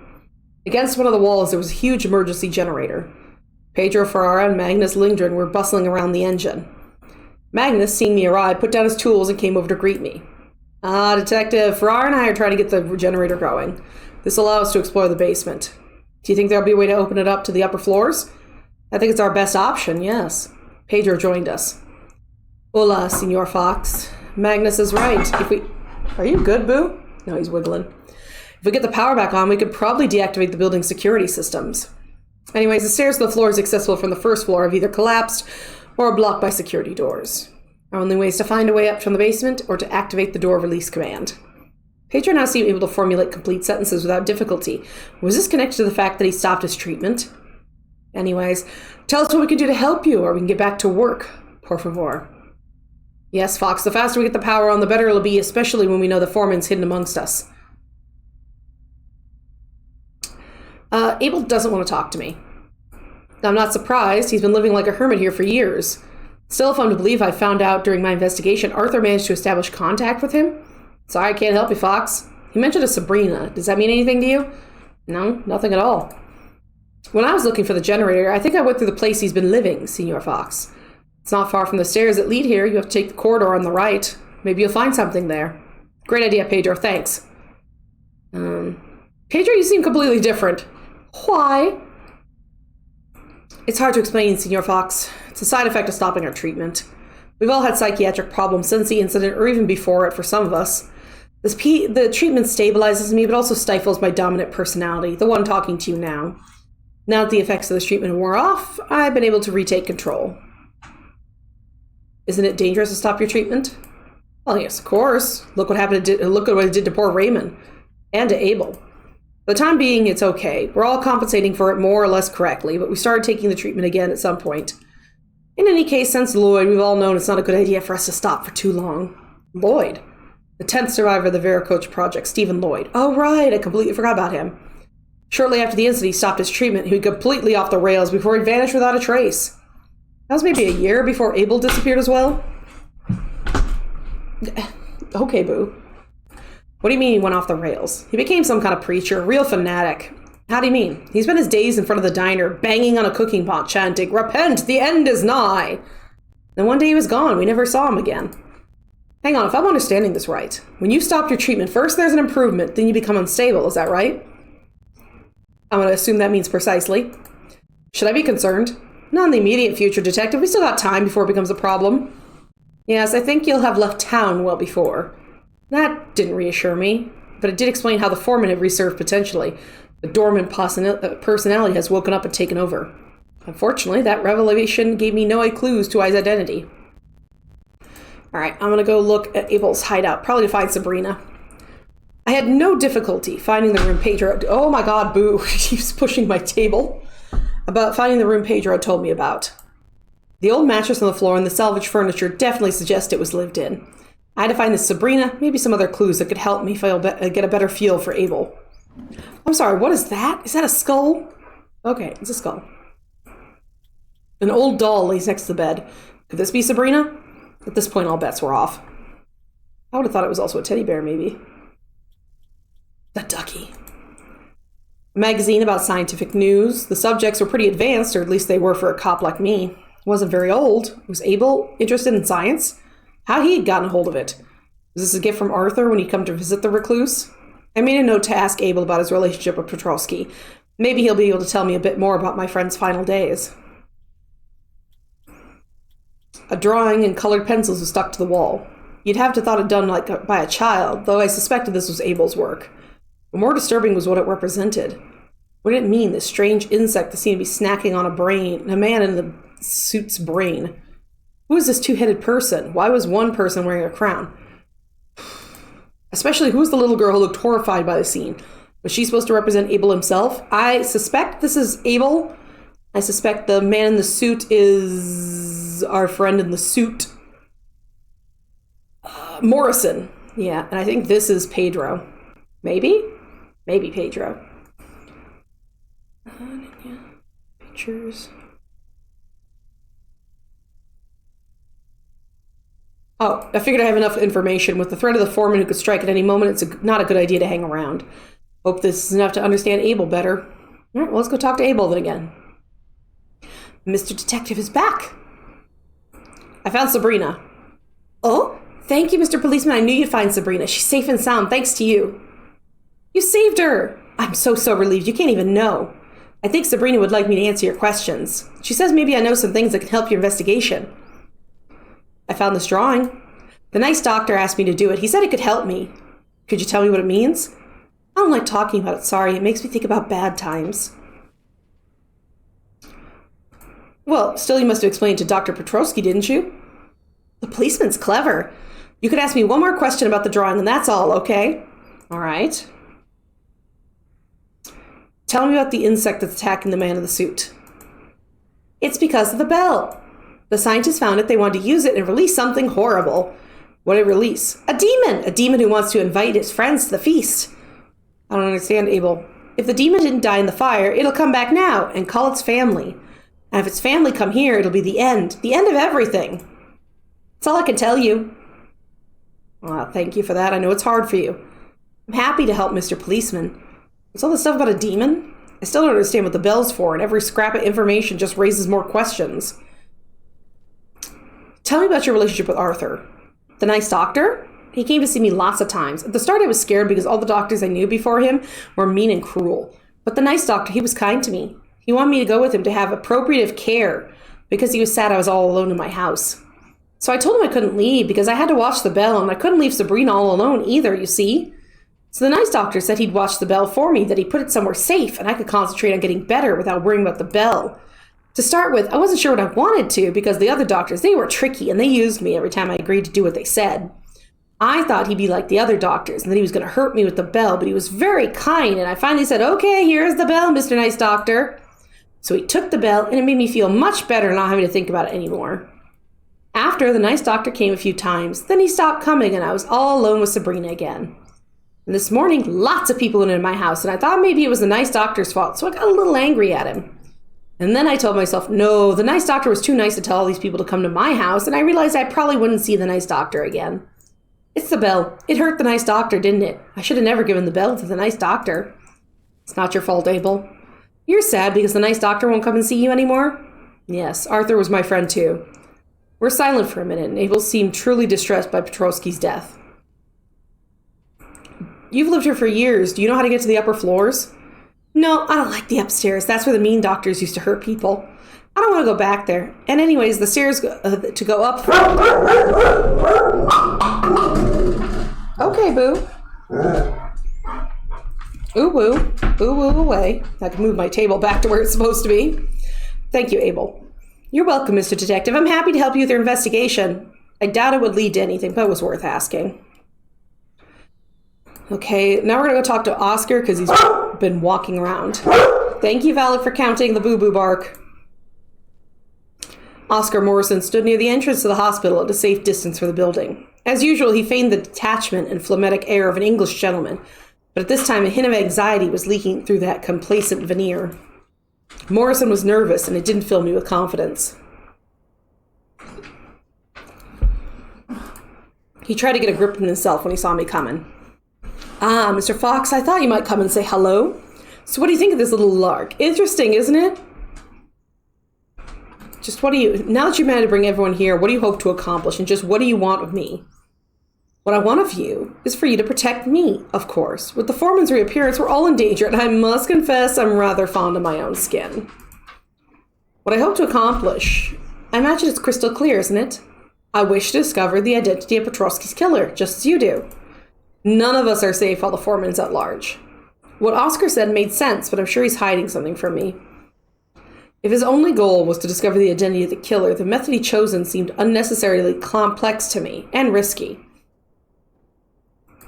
But why force everyone to come back here? There are simpler ways to have find out who the killer is, surely. You think it's him, Valak?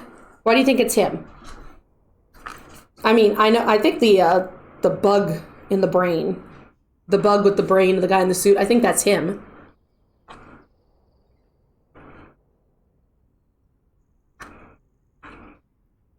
I don't like his hat. Bowler hats have really fallen out of fashion, so I can totally understand that.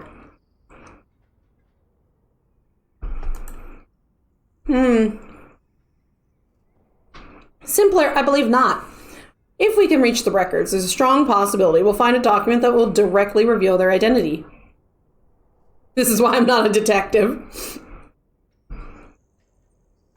Somebody comes up with a hat you don't like, you're like, that's the murderer right there. And if that's not the case, you're hoping you'll get him to overplay his hand by gathering everyone together in this hornet's nest, aren't you? That's exactly it, detective. Morrison's playing a very dangerous game. He's ready to put everyone in danger to achieve his ends. And what are those ends? I have no idea. Questioning him was a waste of time. I never get anything but half-truths out of him. Even if his intentions were unclear, he had a plan, and he's carrying it out with what I have to admit is a masterly hand. What was his goal? It's impossible to say. Was he seeking something other than the foreman's identity in the building? I thought of the bell, of the cold touch of metal through my chest, through the lining of the jacket and the fabric of my shirt. Oscar made sure I found it at the bank, but to do that, he used more than circuitous methods and channels. Why? I still don't know what was the use or the origin of this thing, and especially, why didn't Oscar try to get it back now that it's within his grasp? Tell me, Oscar, there's something I wanted to ask you about. When you point me to the direction of the Green Hearth Bank, please, Fox, let's not speak of that. The walls have ears, if you catch my drift. Okay, I'm going to drop it then. No, I'm not going to force him. Usually trying to force people to talk is not great in this game. All right, I've got other people to question. Far be it for me to lecture you, but I do believe that would be a far more productive use of your time. In the meantime, I'm counting on you to... Oh, don't worry, Fox. I haven't the slightest intention of any bellicosity, believe me. I act only for the common good and the triumph of the truth. Considering a lot of people get stuff from dispensaries for anxiety, wouldn't it be smart to tell people what to expect when you place a pickup order? Maybe. I don't know. I've never gone to a dispensary. How you doing, Apples, other than possibly anxious and having to deal with new stuff? Alright, I guess I'll go talk to Gianna. Something else? Nope. Guess I'll go talk to them, see how it's going. Senor Fox, how can we help you? What do you hope to find in the basement? Two things. A way to release the security doors and a way up to the upper level. But we can only do that if we got the power on. The basements are completely windowless. There's no way to find our way without electricity. Anyways, our only hope is that the records might have survived the fire is the security doors were properly activated. And we'll need to open them again to access the upper floors. So the basement part of the Viracocha project? No, Viracocha was only one of the many projects being developed on the site. I see, so what's the basement used for? I don't know. I was working on the electronic projects in the third floor. Each unit was isolated from the others, and the only person who had access to everything was Tillicans. I worked in the basement. We developed weapon projects for the Department of Defense. So the basement is potentially dangerous. No, I don't think so. I imagine the zones were made safe after the incident. I don't know, Pedro. Considering the way the Bureau dealt with our redeployment, I wouldn't take any bets on the innocuity of this building. Cast spell and Squid. I cast period cramps. Okay, come here, Apples. Come here. Come here. On my vacation, my period started. Randomly. Too bad if this is a gross thing, but yeah, it started randomly. I'm not supposed to have one until maybe July at the earliest. August, more than likely. But I had one on this vacation, and I was pissed. Because we were not prepared for that, damn it. Magnus's logic was convincing and not at all reassuring. All I could hope for was quickly discover the identity of Arthur's killer before they blow up the building. With us in it. Mom said it's my turn with the period. Yeah, take it, Apples. Take it. Take it like a good fruit.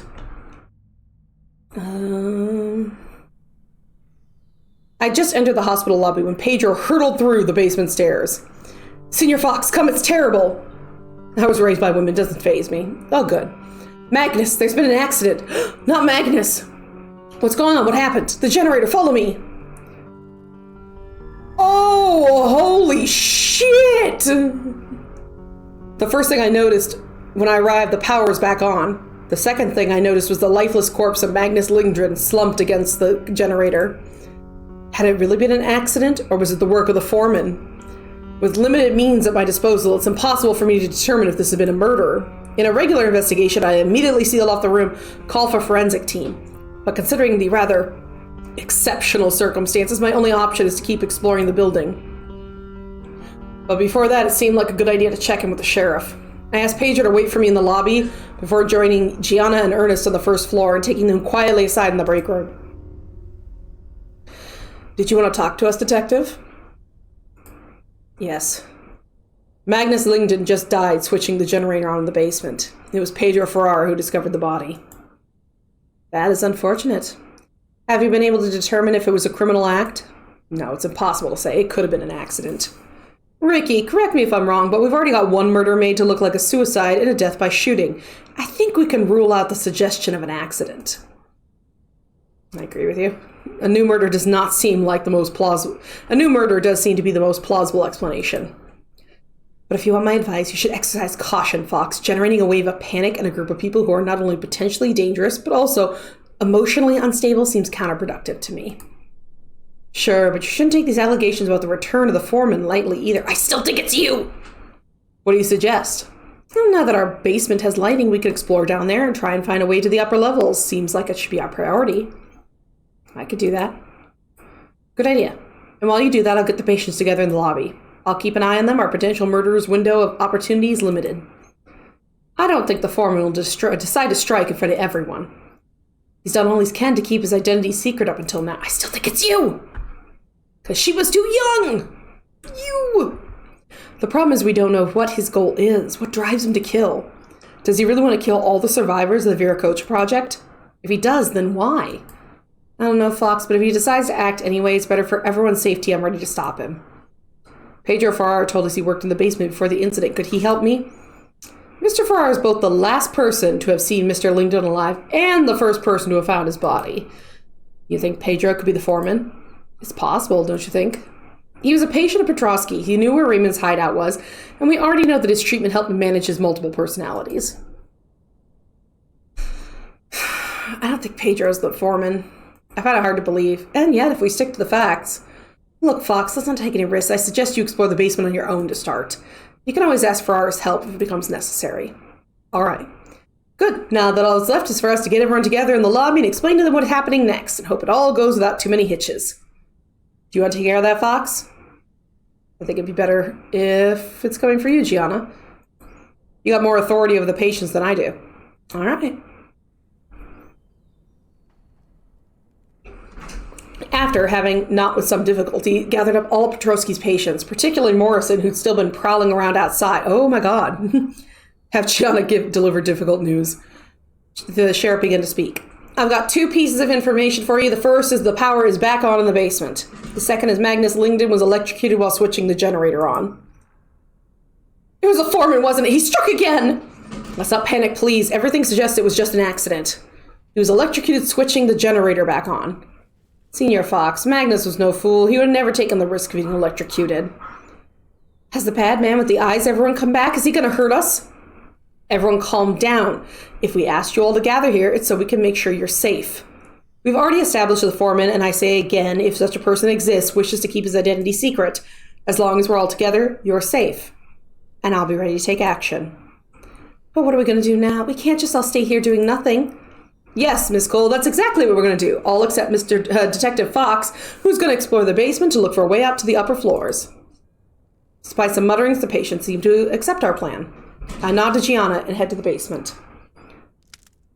Basement of the building was maze-like, a jumble of badly lit corridors. After several minutes of aimless wandering, I finally came to an intersection that seemed worth investigating. On the left was a closed security door. On the other side was a complicated network of pipes that ran alongside the wall. Pedro had mentioned working in the basement on a weapons project. He could certainly tell me more, but considering the circumstance of Magnus' death and the suspicions expressed about him, it was wiser to exhaust all other possibilities before involving him. Okay. Ooh. An emergency evacuation plan was pinned to the wall. It clearly shows the security door in front of me. A plan showed that behind here was a stairway to the upper floors. The door must have been activated during the fire that brought the Viracocha project to the end, which explained why the basement was relatively undamaged by the flames. That revived the hope that the security system also functioned to protect the records. The question was how to disarm the system, which remained active since the incident, which had not deactivated with the restoration of the power in the building. I recall that Terry Graham mentioned he was head of security. Perhaps he could help me. What is this? There was a register fixed next to the door. It identified the staff who'd gone through the security building. So this access point must lead to the next secured part of the building. This gave me access to the names of the last people to have gone through before the incident. The last person who gone through here was Adeline. Just before her, the register states enters capitals foreman. I'll have to ask Adeline about that. Perhaps she's seen the foreman without realizing. It's all the facts we can get here. So all I have to do is face the patients with them and hope that we can get them deeper into the building or to unmask the foreman. I could check in with my allies and ask their advice. Let's ask Terry first. Terry was pacing around the corner of her room. Abel was sticking to him like glue. Hey, Ricky, what's the deal? Why have y'all asked us to stay here? Yes, it sucks here. There's nothing to do. Can I go back to my room? I'll be good, I promise. The sheriff and I agree it's better for everyone to stay together for your safety. I don't think I need to tell these people about the foreman and keep freaking them out. Does the sheriff really think it'll stop the foreman? The bad controller strikes in the shadows like a ninja. Up to now, he's always managed to protect his identity. And if he attacks, the sheriff will bang him up. Yes, Abel, that's the idea. I see.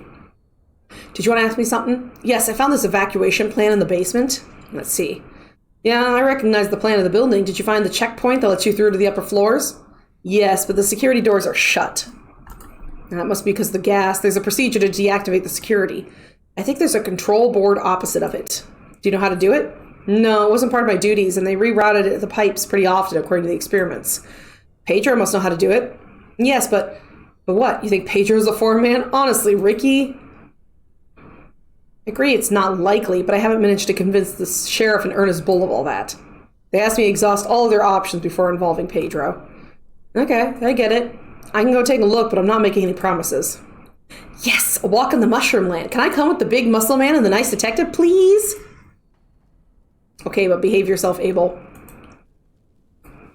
I'll be good as gold, promise. I'm counting on you to keep an eye on him, Terry. Yes, of course. I don't think he'll go far.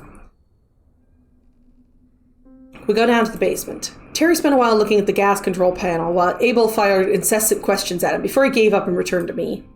No, sorry, Ricky, the board's too damaged. I might mess up and do something stupid. Best thing to do is go and ask Pedro if you really want to open that door. However, I think there's at least one other way up around that's not marked on the evacuation plan, but I'd have to explore the basement a bit more. Yes, let's stay on the outing. I don't think that's a good idea. Honestly, Ricky, do you think Abel and I are the foreman? No, I don't think so. In that case, trust us. Yes, I don't want to go back to the lobby. It's boring. I'll keep an eye on Abel, and if we find anything, we'll come straight back up. Okay. But don't take your eyes off each other, and you're going to be back in the lobby in 15 max, understand? Wait, without adult supervision, let Abel and Terry explore the basement on their own. Yes, understand. Sabrina says she understands too. No problemo, Ricky. We'll do a quick recon, and we'll be back if we don't find anything. I went up to the lobby alone, sincerely hoping their search would pay off, and that I wasn't going to regret that later. Question Adeline. Fox, I hope you're happy with yourself. Another death among the patients. How many of us will have to die before you take the foreman seriously? As long as you remain together, you're not in any danger. Given his modus operandi until now, we don't think the foreman's ready to reveal his identity. You don't think? That's pretty flimsy, Detective. I'd remind you that our lives are in your hands. I'm well aware, and I promise you the sheriff and I are doing our utmost to guarantee your safety. In fact, I've got to ask you something about the foreman. I'm listening. I found an access point to the upper floors from the basement. That's good news. Why are we waiting? Unfortunately, the security doors are shut, and I'm trying to figure out how to get them open. Of course, and I was just on the point of believing that you'd finally managed to do something useful, Detective. That's not what I want to talk to you about. There's a register. It lists all the employees who passed through the checkpoint. And you're the last person to have gone through before the incident, just after the foreman. Do you remember anything? You could have seen the foreman at that moment without realizing who he is. Look, Fox, it's all pretty fussy for us. I spent years having my memory wiped by treatment. If you think I can remember what I might have seen or not seen just before the fire, I can vaguely remember going through the security doors just before the alarm went off. And yes, but there was no one in front of me as far as I can remember. Are you sure? Of course not. I just told you my memory is shot, Fox. But you could try talking to Miss Cole. Liz? Why? She was the one in charge of compiling that information and keeping the records. Maybe she knows more about the foreman's identity than she realizes. If she can remember enough of her past, she might be able to figure out who he was. Good idea. No harm in asking. I'll go talk to her. Thanks for your assistance, Miss Lefebvre. Don't thank me. Find the foreman and I'll be thanking you. All right, Liz. Oh, Mr. Fox, have you heard what happened to poor Mr. Lindgren? It's terrible. I can't believe he's dead. But I'm so stupid. Shut up. Oh, where are you going? There's someone who needs to go to work today. Oh, the boy, huh? Yeah. So what did you think of it? Oh, it's good. I'm still going to eat more later. Yeah. But I Probably got need to warm it the up. pork stuff. Yeah. The pork katsu, I'm assuming, was probably the best part. It was pretty good. Good taste. Hi, Moo. She's been sleepy. She's sleepy. You know what? The whole time. Whole time. You know what, Moo? We'll let Mom go, and then I'll toss you on your pillow. How's that sound? It's your big sleepy pillow. She'll be upset over it. She will. She'll be terribly upset. Alrighty. Love you. Love you guys too. soon. Okay, let her go, Moo. Let her go. Let her go, tiny psychotic puppy. All right, toss you on your pillow. I'm so stupid. You saw him, of course. I'd like to help you, but can I help you, Mr. Fox? Yes, I need your help, Liz. Liz's face lit up at the thought of being useful. She really did need reassurance. Okay, Mr. Fox, tell me what I can do for you. I found a door to the upper levels in the basement. It's shut, but there was a register of people who'd gone through the checkpoint. Oh, hold on. I clicked through. The last person to go through the incident was Adeline, and it shows the foreman was just before her. All right. What's that got to do with me? Shouldn't you ask Miss Lefebvre? I did ask her, and she said it was you who compiled this information for the records. Maybe you remember something? I don't know, Mr. Fox. I compiled a lot of documents for the director. I had a lot of work, you know. Which checkpoint was it exactly? In the basement by the security door? I would have shown her the evacuation plan, only I'd given it to Terry Graham. If I showed you the place where I found the register, would it help refresh your memory? I don't know, maybe? With the other patients gathered in the lobby and the sheriff watching them closely, thought there wasn't much harm in trying. I walked Liz Cole down to the security door. No, I'm sorry, Mr. Fox, I don't remember. I remember this door. It does go up to the upper floors, but I don't remember having seen the foreman. I wish I could tell you who he is, but I can't. Sorry, I can't be more help, Mr. Fox. But the security door should open if we do something with the gas pipes. Do you know what to do? No, I was just a secretary. I really don't know much about the experiments. Pedro worked on the gas. He should be able to help you. Thanks, Liz, but we thought we'd try all their options before we involved Pedro. Why? Pedro could help you, I'm sure.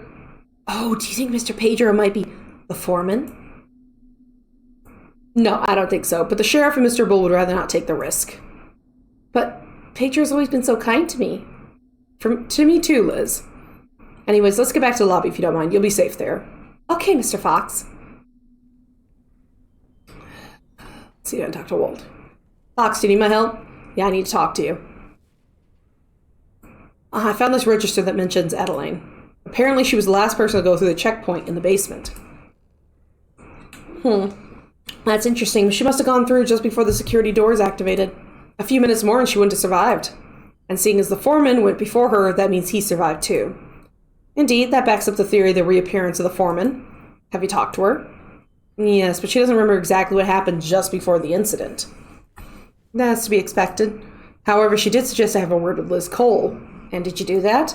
Yeah, I even went down to the basement with her in case it brought back memories. And? Nothing. She doesn't remember either. You know, Liz is one of the most fragile patients. You did well to try, but I think we can't ask too much of her. I don't believe she's dangerous. She's just obviously unstable. No, I believe in her. She's the only person who welcomed me kindly when I arrived in Greenhearth. I believe in her. One more reason to spare her, Fox. I found an evacuation plan. Does this mean anything to you? Vaguely, although maybe Graham could help you find a way in this place as the former head of security. Already looked into that. Good thinking, Fox. So I suppose it didn't get you anywhere. I'm working on it. Okay, well, let's hope it works. Right, Fox, if there's nothing else, I'll get back to the patients. I don't want some calamity to happen because of my negligence. Come back when you found a way to get to the upper floors. All right. As I was crossing the lobby, I bumped into Terry and Abel, who were able to return from the basement. I went over to them, hoping for good news. Sorry, Ricky. I found the other door to the upper levels, but it's blocked too in a collapsed part of the building. I see. Thanks for trying. I looked everywhere with the big kind man, and we didn't find anything. It's a pity. Luckily, I have some other leads to chase up. Okay, if you need my help again, feel free. You know where to find me. I had to face facts. All my other leads led to nowhere. Pedro's our only shot into getting into the upper floors. Despite the sheriff's misgivings, I have to ask for his help and hope he'll be able to unblock the security doors. Let's do it. Ah, Senor Fox, I've been waiting for you to come and see me. Sorry, Pedro, I had other leads to chase up before coming to talk to you. Oh, still not the basement's accessible. I thought I'd be able to help you. Unless you think I'm the foreman, don't you? No, absolutely not. Then por qué? I told you I worked in the basement before the incident. I'm the best qualified person to help you. I know, but I didn't manage to convince the sheriff and Ernest. They insist I exhaust all my other leads before asking for your help, Pedro. Mi duele, pero entiendo. I am prepared to do whatever I can to get us into the records. If I was the foreman, it would surely be in my best interest to throw the wrench in the works, wouldn't it? Do you know how to open the doors to the upper floor? Yes, I think I can disable the security system. But can you tell me how to do it? I can try, Senor Fox, but it'd be a lot simpler for me to do it myself. I'm gonna trust you. How long will it take you? If the system's not out of order, it'll be quick. Very well, in that case, I'll let you take care of that. I'll go get the others. De acuerdo, Senor Fox. No matter what happens, it's best not to hang around in the basement. If there's a gas leak, it could be disastrous. Yes, I'll warn everyone not to linger in the basement. Good luck, Senor Fox. You too, Pedro. After we explained the plan to the group, we headed to the basement. Gianna and Bull led the way. Pedro was waiting for us at the control panel, and when we were ready to go through, he activated a series of valves and buttons. The warning lights turned green, one after another, and the doors opened with a metallic screech. We penetrated the corridor, hidden behind the security doors in a single file.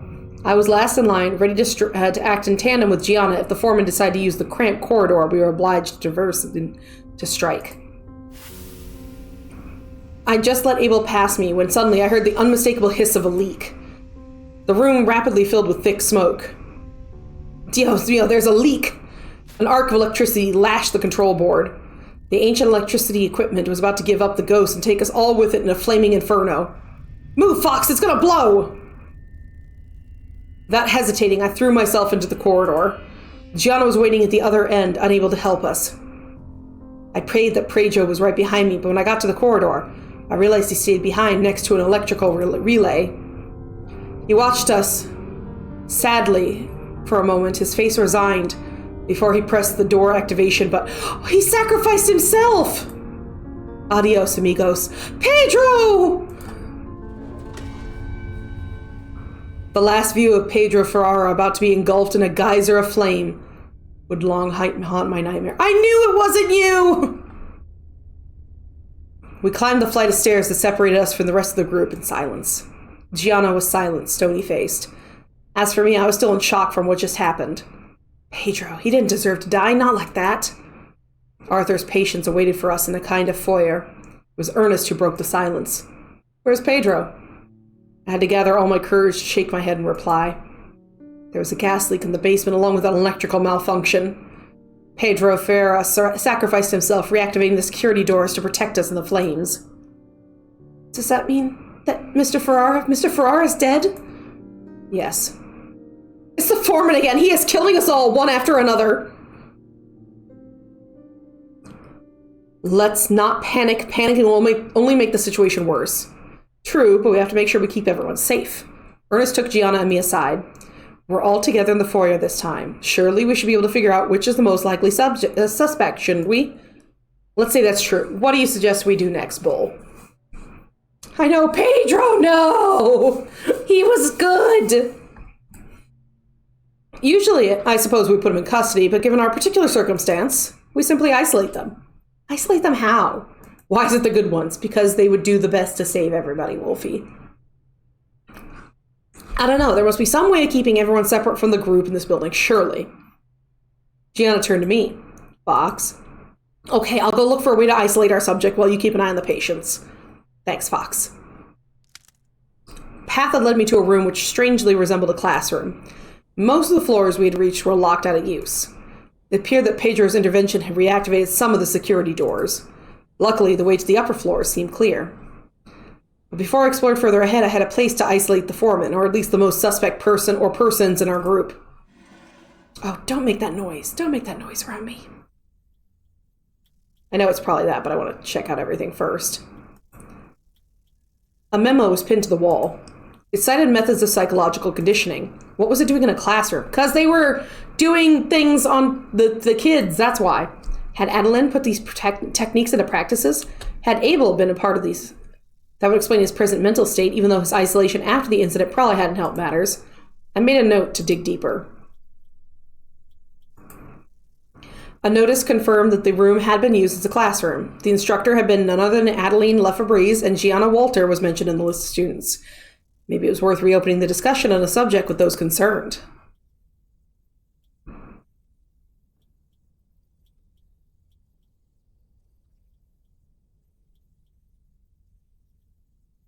Yeah, that tick-tick.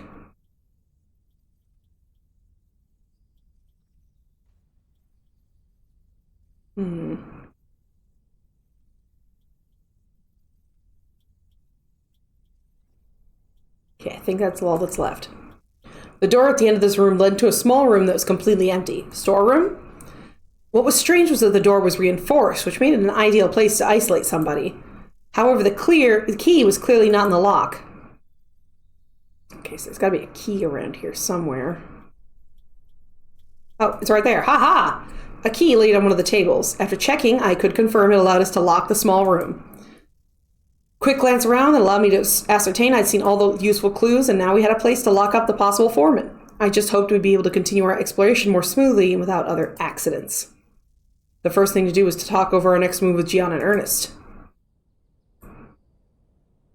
So, I found a storeroom which locks, which looks like an old classroom. Sounds perfect to me, Fox.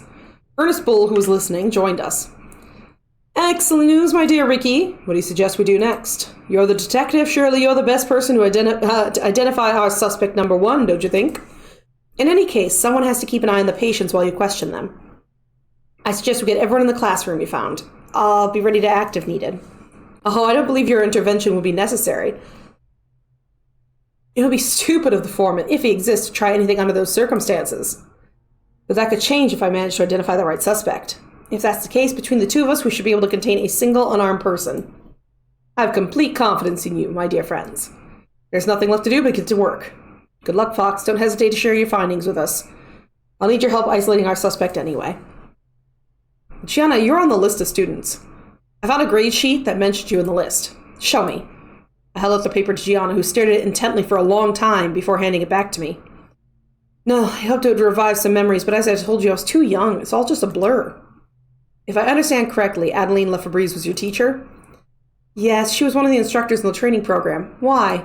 Oh, you just seem to be around the same age. How could she have been an adult at the time of the incident? Ernest was silent, but watching our discussion carefully. Gianna had glanced to him before she spoke. As you probably realize, that's classified. But I guess we're past that now, aren't we, Mr. Bull? You can rely on my discretion, Gianna, obviously. Well then, it was one of the few successes of the Viracocha project. The objective was to find a way to prolong human life with the goal of allowing people with rare expertise to continue to work on their projects much longer than of a normal lifespan would permit it. Most of the survivors living in Greenhearth have benefited from the results of that research, which was promising. Why did the research stop? As you must have realized, some of the side effects couldn't be eradicated. So because of this research, that the patients have had to take treatment which affects their memories. Exactly. The Bureau decided to bury the work done on the matter. In any case, most of the researchers who could have continued that work died in the incident. Unless it was the object being researched which disappeared or was destroyed. I can't imagine the Department of Defense giving up something so revolutionary despite the risk. Ernest Bull's shrewdness never ceases to amaze me. Did he suspect at that very moment the bell was in my possession? Boop the Mukwa. That's all I know, Bull. As you can imagine, the strict need-to-know basis applies to me, too. In any event, thank you for your candor, Sheriff. Helps me to see things more clearly. Okay, Talk to Adeline. Ah, there you are. I hope you managed to prepare a sounder plan with your little friends, because it hasn't been a big success up until now, if you must say so. I can promise you the sheriff and I are doing our best to ensure your safety. Well, your best is far from satisfactory, Detective. But I suppose you didn't come up here to talk about that. What can I do for you? I found this pamphlet about methods of psychic conditioning. Does that strike any chords? What do you want me to say? You can judge me all you want, but don't be surprised. Yes, we try to explore the innermost depths of a human psyche with the sole intention of turning it inside out like a sock. No, I still have no regrets. Okay, but what for? The possibilities were endless. Extracting information from foreign nationals, preparing our armed forces for sensitive operations, debriefing our armed forces after traumatic experiences on the terrain too, of course. Industrial espionage, undercover work. It's a long list. There was a silence. Adeline didn't seem to even have the slightest feelings of guilt or regret. As for me, I was sickened. Found this grade sheet in the classroom. Suppose it's where you had your classes? Yes, now that you mention it. With all the damage, I hadn't realized what part of the building we were in. Can you tell me a bit about your work here? As I already told you, I was doing a training program. With what purpose? The idea was to create the next generation of elite soldiers able to adapt to all sorts of crisis situations. Where'd the children come from? Most of them were orphans. Some of them were the offspring of army officers who believed in our ability to train them. But what's any of that got to do with the foreman? They all died in the incident anyways. You need to re-examine your priorities, Detective. Do you have an opinion? I'm trying to establish which of the patients is most likely to turn out to be the foreman. Do you have any thoughts? You're better off questioning Oscar Morrison instead of wasting your time with me. Do you have any proof? No, unfortunately I've got no proof, but I'm sure he's hiding something. He's your man in my view. Look, Adeline, I promise you I'm not ignoring any leads, but if you don't have any proof... God damn it, Detective, you're wasting your precious time questioning me when you could already be holding the culprit. I don't plan to end up like Magnus or Pedro because of you. There's no point insisting. Adeline was too concerned with her own safety to try to help me. Alright, well then I guess we'll talk to Morrison. Detective Fox, have you come to offer me an apology? Excuse me? Why would you want me to offer an apology? Well, now that appears fairly obvious, doesn't it? Despite all my efforts to cooperate since your arrival in town, you haven't ceased to threaten me and accuse me of wrongdoing. With this new accident in the basement, I'm sure you'll finally concede, I hope, my innocence. Hang on. Even if you're not responsible for the explosion in the basement, which, all the way, could be an accident, what about the rest? Several eyewitnesses, along with yourself, the first among them, could confirm I hadn't set foot in the building before the death of poor Mr. Lingdon. Oscar was right. I had no reason to keep him on my list of potential suspects. All right. And so... Oscar had wrong-footed me, and now he's getting a kick out of it, bringing it to my attention. I admit, I was wrong to suspect you. You see, it wasn't that hard. I accept your apology, and thank you for your honesty, Fox. I observed your little confabulation with Walter and Bull earlier. You're racking your brain to know which one of us could be the foreman, aren't you? I suppose you got an opinion on that? Unlike yourself, Mr. Fox, I'm no detective. Did you truly wish me to draw what could probably be a hasty conclusion? Give it a shot. Well, it's quite simple. You have two options. Either you consider the accident that took the life of our dear mechanic as an act of sabotage, which will certainly allow you to proceed by elimination, or you try to follow the thread of the investigation, taking in all the elements of consideration, from Petrovsky's death to that of Magnus by way of Raymond, which may be a little too ambitious for your intellect, I'm afraid, which in any case will not bring you any conclusion you haven't already made. What do you mean? You're going to swiftly realize, with the exception of yourself, the sheriff, Bull, and of course myself, any of the patients still alive may be the foreman. See?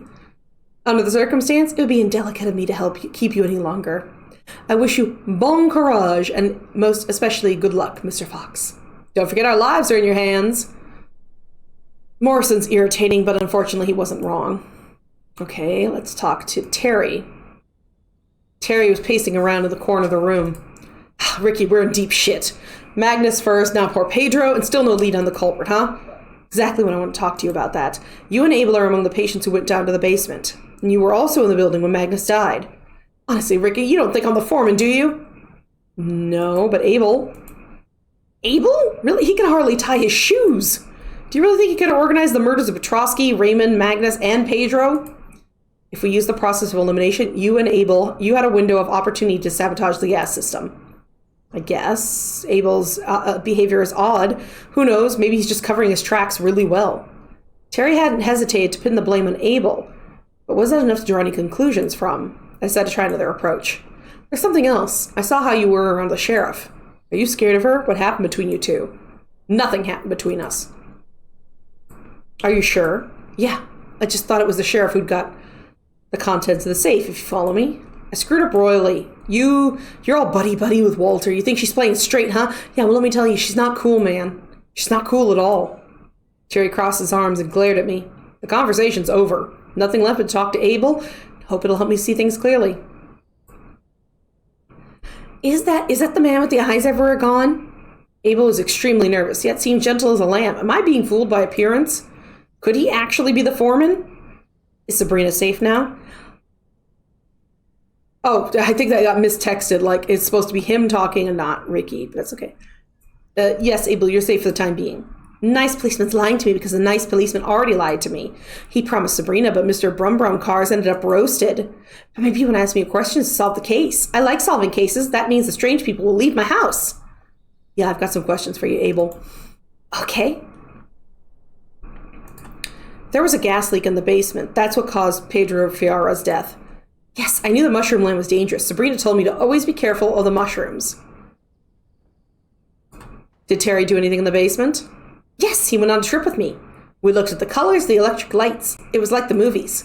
Did you touch the electric lights? No, I would have liked to, but the big muscle man didn't want to. We're going in circles. I decided not to pursue any further questions. I found it hard to believe that Abel's capable of deliberately sabotaging the gas in order to eliminate the patients. But nothing he did told me of certainty of his innocence. I found some documents that mention mental conditioning experiments. Does that mean anything to you, Abel? That's when the people in white looked in my head to know what's inside, right? I guess that's it, yes. It was a long time ago, before my house was all broken. Sabrina doesn't like us talking about it. Please, Abel, it would really help me if you try to remember. It might help me know who the foreman is. The bad person who checks for being good? No, Sabrina hasn't seen him for years. Abel either. Anyways, we never knew who he was. He changes his face all the time to disguise himself. What do you mean? I can't explain it any better. He changed his face, see? There, that's all I can tell you, Mr. Big Nice Police Detective. I would have insisted, but my instincts told me I couldn't into anything clearer than the clue he'd just given me. Though clue is probably a bit of an overstatement. I'll talk to Liz. Liz seemed more and more lost and nervous. She was completely unequipped to deal with the series of violent deaths which had punctuated our progress through the building. But still, she'd gone down to the basement with me, which made her a potential suspect. Mr. Fox, when will this be over? Can I go back to the diner soon? Just a little bit longer, Liz. It'll be over soon. What happened to Mr. Ferrara? It was so horrible. He was so kind. Talking of that, when you went down with me into the basement... You suspect me? But how could I have done that? I'm just following procedure. It's nothing personal, Liz. Okay, I understand, Mr. Fox. But Mr. Graham and Mr. Smith went down there too, didn't they? Yes, I've already questioned them. Oh, okay. I don't know what to tell you, Mr. Fox. You didn't lose sight of me the whole time we were down there. Liz is right. I don't see how she could have sabotaged a pipe while I was watching her. Unfortunately, I can't say the same of Terry and Abel. For all we know, it's just an accident, right? Poor Mr. Ferrara and poor Mr. Lingdred. They were regulars at the diner. I could never wish any harm on them, and I really gotta miss them, you know. I believe you, Liz. Oh, thank you, Mr. Fox. Thank you so much. I'd have been so upset if you suspected me. You're the only person who's been so kind to me, to listen to me. The others, I was just a secretary, just a waitress. But that doesn't bother me. All I want is to bring people a little happiness. Liz clearly doesn't have an ounce of malice in her. I couldn't even imagine that she could be any kind of murderer at all, let alone the foreman. I decided my suspicions would fall on Abel Smith and Terry Graham. After all, out of the other patients, they were the only ones to have access to the basement. Any news, Fox? I still think it's him. I'll go from the bottom up. I questioned Liz Cole. Good. What did you conclude? I decided to cross off our suspect list. And yes, she did go down to the basement with you, Ricky. Yes, and that does give her a window of opportunity, but unlike Terry and Abel, who also went down to the basement, I didn't take my eyes off her. Does that seem like a good enough reason to clear her completely? Honestly, Gianna, and you know Liz, she wouldn't hurt a fly. I'm with Ricky in this. He doesn't seem I don't believe she could be the killer at all. It's true, we don't know the foreman's motives, but Liz only seems to want one thing if we just let her get on with her quiet little life. Still, she was close to the head of the center before the incident. One more reason to keep us with her. Keep her with us. She's the best place to help us find the records, isn't she? All right, you talk me around. I'm forced to acknowledge that Liz Cole, the foreman, doesn't make much sense no matter what angle you look at it from. And I have no desire to make the same mistake I made with Pedro Ferreira. We never really should have suspected him. Ernest and I content ourselves with nodding in agreement. Pedro's death could have been avoided, and we all know that too well, all three of us. I had a word with Oscar Morrison, and he pointed out to me quite rightly he hadn't set foot in the basement until we were through the checkpoint. Facts are clear. Oscar can't be the foreman. Oscar may not be the foreman, but I'm sure he's hiding something. The fact he's arrogant and condescending doesn't make him a murderer. I don't know, Ricky. There's something suspicious about his behavior.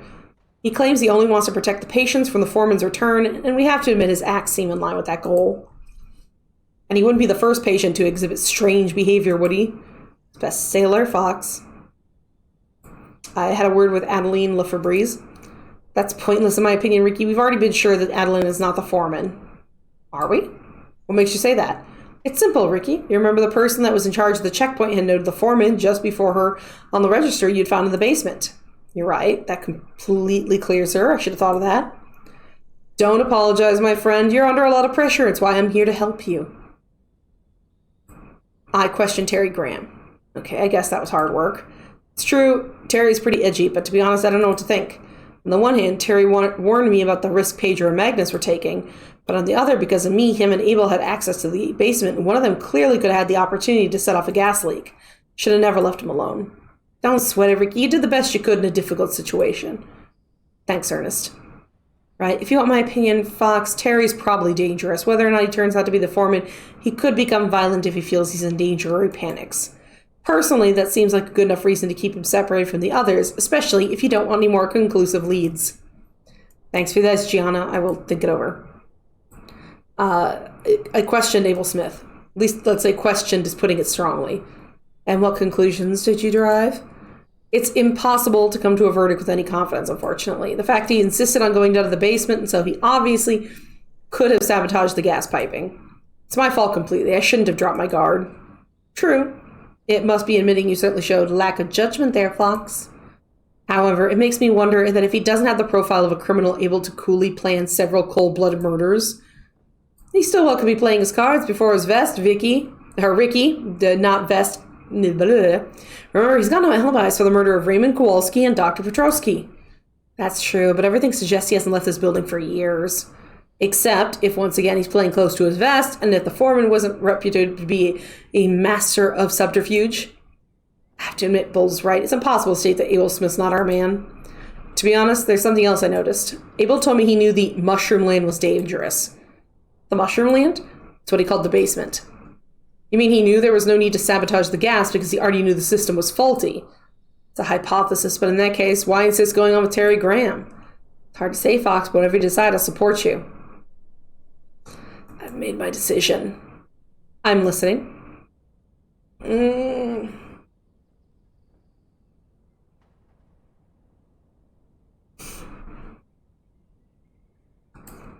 I think we should lock up Terry Graham and Abel Smith. Both of them? Yes, there are two main suspects, and I can't decide between them. Fox, just imagine that Terry or Abel does turn out to be the foreman. Do you realize you're condemning the other to certain death if it should turn out that his cellmate's on the list of those to be killed? I hadn't thought about that. But then you'll know who the murderer is! You can't make an omelet without breaking a few eggs. The sheriff's right, Ricky. You have to make a choice. All right, in that case, I'm going to feel bad, but I think it's Abel. I think you're making the right choice, Ricky. Abel is the group member we know least about. And his unpredictable behavior might become a problem whether he turns out to be the foreman or not. That is a concern I share, Sheriff. I want to lock him up, though. Right. We just need to put our plan into effect. Abel agreed to be locked up in the storeroom without making much trouble. I don't like how he looks like that. I hope I made the right decision in choosing to isolate him rather than Terry. At least if I was wrong, Abel will surely be the safest person out of our little group. Small comfort. Then we all climbed the stairs to the landing at the top floor, which had offices on one side and a research laboratory on the other. For your own good, you chose to lock Abel away. Hi, Momo. Why you cry? Because your mom's not here. We all went to the director's office. Do you know where to find the records, Liz? Yes, they're in that cabinet there. It's locked. It needs a code putting in. Do you remember the code, Liz? Yes, I think so. It stayed the same code for years. I should definitely manage to remember it, Mr. Fox. Unfortunately, the power hasn't come back on this floor, I'm afraid. My old research laboratory's on the other side of the corridor. If nothing's been touched, we should find a little emergency generator there. Fox, can you go with Oscar? In the meantime, we'll get the circuit ready to plug in. I could do that. I know a little bit about electrics. Okay. Hang on. Where's Adeline gone? I suddenly realized Adeline wasn't with us. Oh, shit. Another reason not to waste time. Fox! All right, Oscar, lead the way. Oscar led me to one of the laboratories. A layer of dust covered the research materials, but everything seemed to be intact. I believe a canister of gas put away in those closets. Could you get the generator from the storage room, please, Detective? Wait. Oh, don't worry, Mr. Fox. We've already established I'm not the foreman, haven't we? Several devices have been stored in this storeroom, but which one of them is the generator? I think... No, this machine seems to be the right one. I tucked it under my arm and returned swiftly to the main room. Adeline was holding Oscar at gunpoint with a strange weapon that looked like a big syringe. Oh, holy shit! Oh, come on, do be reasonable, Miss Lefebvre. I assured you there's some mistake. I'm going to talk to Adeline. Adeline, calm down. Lower your weapon. No, I won't lower my weapon. You're all blind, every single one of you. Don't you see Morrison's making a fool of you? Even before the incident, I had my doubts about him. But if you won't take things in hand... Adeline, Oscar can't be in the foreman. He wasn't in the building during the deaths of Magnus and Pedro. I don't believe you. You're letting him dupe you. The situation is volatile, to put it mildly. I have to find a way to de-escalate things. Or at least find a way to place our time. Oscar, did you find the gas for the generator? Yes, it's there on the desk. Oscar jerked his chin into the 3/4 full jerry can. Here's what we're going to do, Adeline. We're going to open the records. If I show you a document which confirms the foreman's identity, will you accept that Oscar Morrison is innocent? I know I'm right. She's been tricking you from the start. If it turns out that Mr. Morrison indeed tricked me from the start, I will be delighted to help you stop him. All I ask is you wait until we open the records. As soon as I have confirmation or not of your suspicions, I'll be straight back. Until then, I'm counting on you to keep Mr. Morrison in your sights. Hey! Oscar, don't do anything stupid, okay? What Mr. Fox proposes seems like a reasonable request. What do you say, Miss Lefebvre? I know it's not her name, but it's the easiest way for me to say her last name. All right, I'm warning you, one wrong move and I'll eliminate you. Noted, my dear, noted. With a jerry can under one arm and a generator in the other, I hurried to the director's office.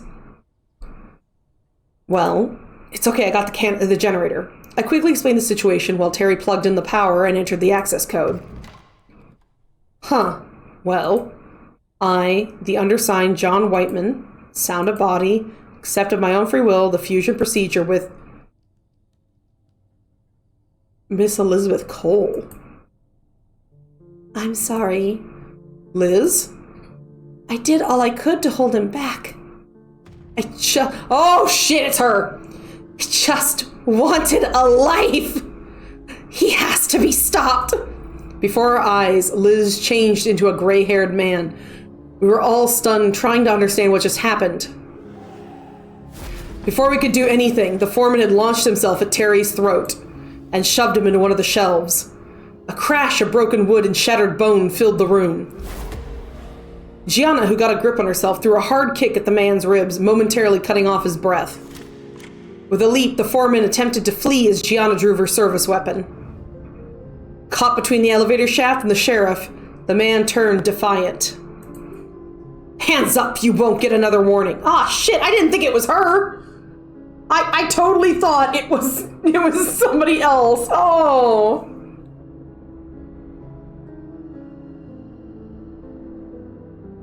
Oh, God. Liz, no, I trusted you.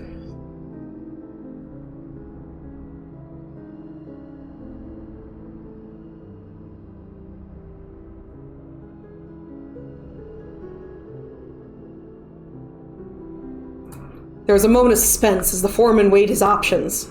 The creature. Tell Tilclix it's awake. He'll know what to do. As for me, I failed.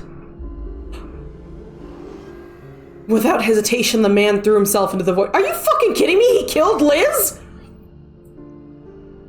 Gianna and I rushed to catch him. But it was too late.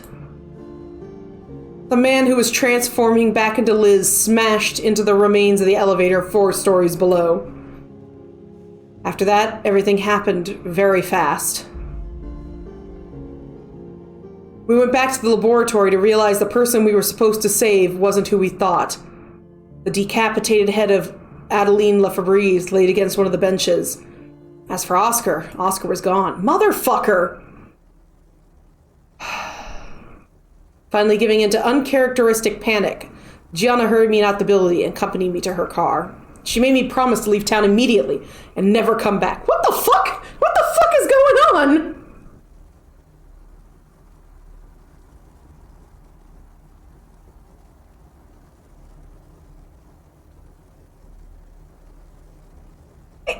What, we're just leaving?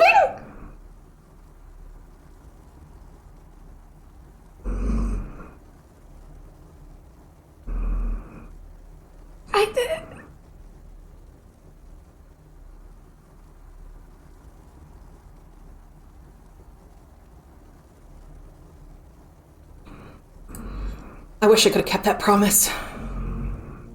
But I had something with me. Something that would force me to return.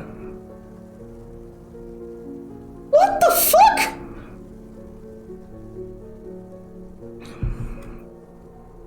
Hold on a second. I want to check something real quick. Okay, there's 2 more episodes. Okay, I just wanted to make sure.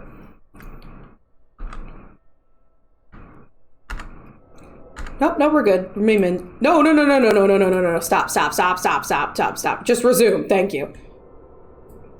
The terrible noise from the other room, it's making it hard to concentrate. What was behind the door that I don't want to remember? I have to keep writing so I can keep on remembering. Jody, I have to do it for you, my love.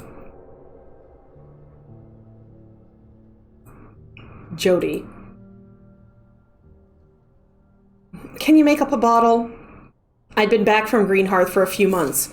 My son had just been born. We had everything to make us happy. If it wasn't for the terrible dreams that haunted my night. Terrible things had happened in the few days I spent in that accursed town. But the worst thing had been...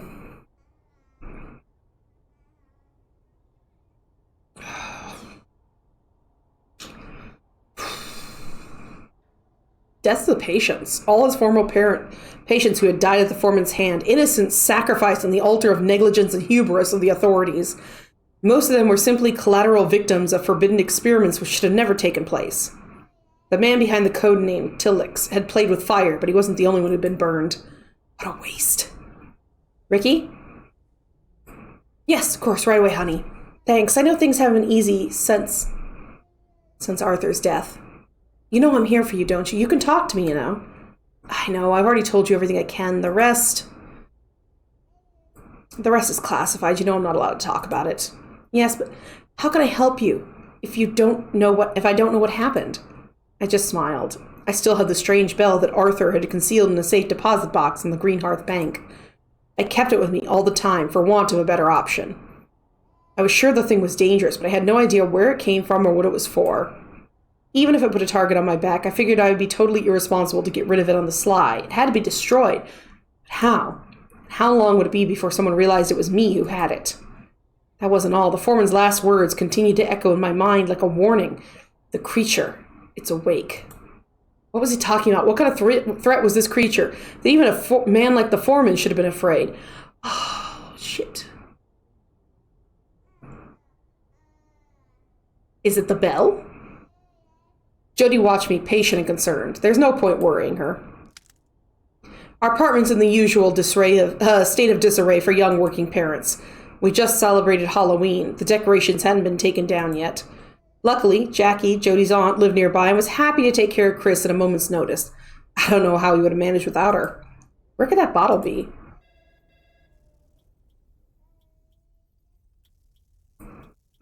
Glance at today's headlines. The dread of seeing what happened in Greenhearth come to light had faded with time.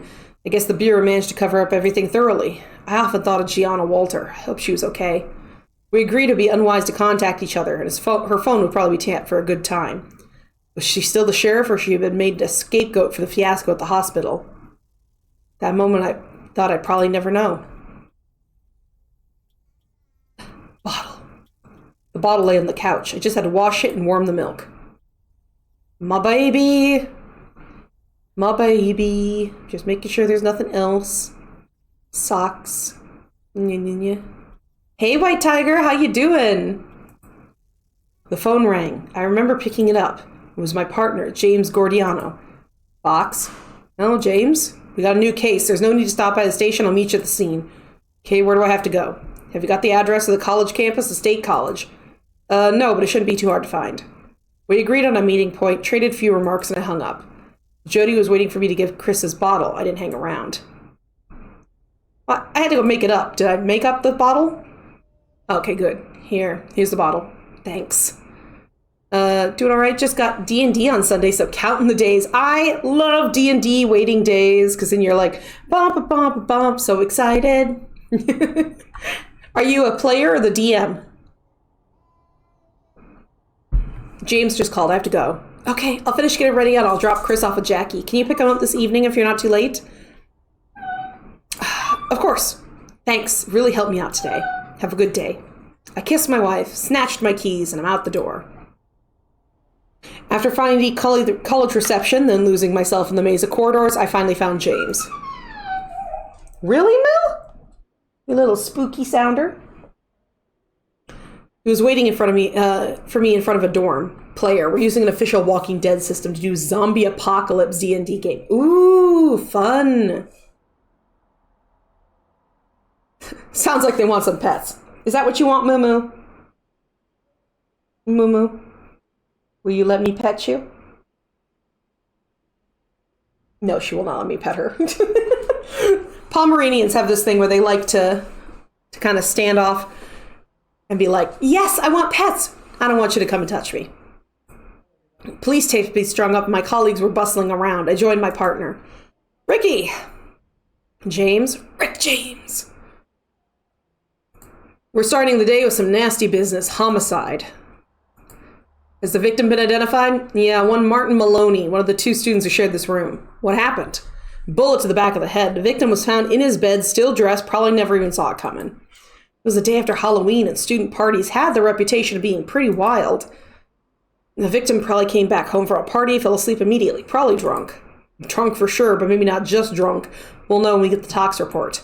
Forensics had done what they needed to. I was able to get the body moved immediately. It's still early, most of the students aren't even up yet. I thought I'd get it done fast before we start to draw a crowd. Good thinking. Neighbors didn't hear anything? Lick, lick, lick, lick. Ooh, we could do a zombie apocalypse community D&D if you're still thinking of doing a community D&D. Oh, yeah. I have a couple of things that I could use to do for community D&D, but definitely going to have to get some stuff together. I got to get my D&D stuff over from Tina's house. We just finished questioning everyone, and no witnesses. Murder shot through a cushion to muffle the sound, but with Halloween, I guess there must have been music all over the building. Pity, it's not going to make our job any easier. Have we got a suspect? No, not yet. We got his roommate, one Garrett Stern. Was he the one who called it in? Yeah, at least he reported the crime to the caretaker's lodge. It was them who called it in. My dice are ready. Excellent. If you do that, mind if I port over Salami Man, Delhi-themed pro wrestler I'm playing as for my campaign? Quite possibly it would be fine. I think we can get it to work. Mukwa! Haha, I petted you. You have nothing. Have you questioned him? Just quickly, I wanted to talk to the neighbors first. Gordiano had made the right choice. In this type of case, sensationalist rumors start flying about pretty fast. It's better to speak to the witnesses early before you have to record so-and-so heard such and such, and everyone says that, all through the deposition. I suppose he's got an alibi? He claims he was at the campus film society Halloween party, and the crime had already taken place when he got back. I see, I'll go and talk to him.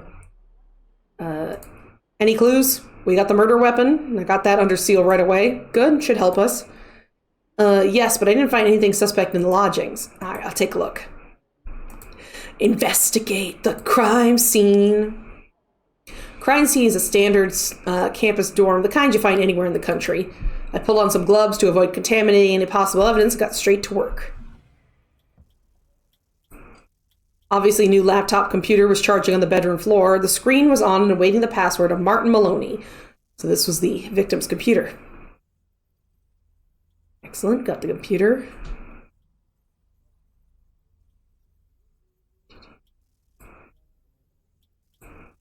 Emptied out drawers indicates the room's been searched. Had the murderer been looking for valuables to steal? Why would he expect to find valuables in a student dorm room? Didn't make sense, combined with the laptop computer that hadn't been stolen. Especially considered the crime looked more like an execution than the reaction of a robber caught in act. If that had been the case, the victim would have taken the bullet from the front, not the back of the head, while he slept or laid unconscious in his bed.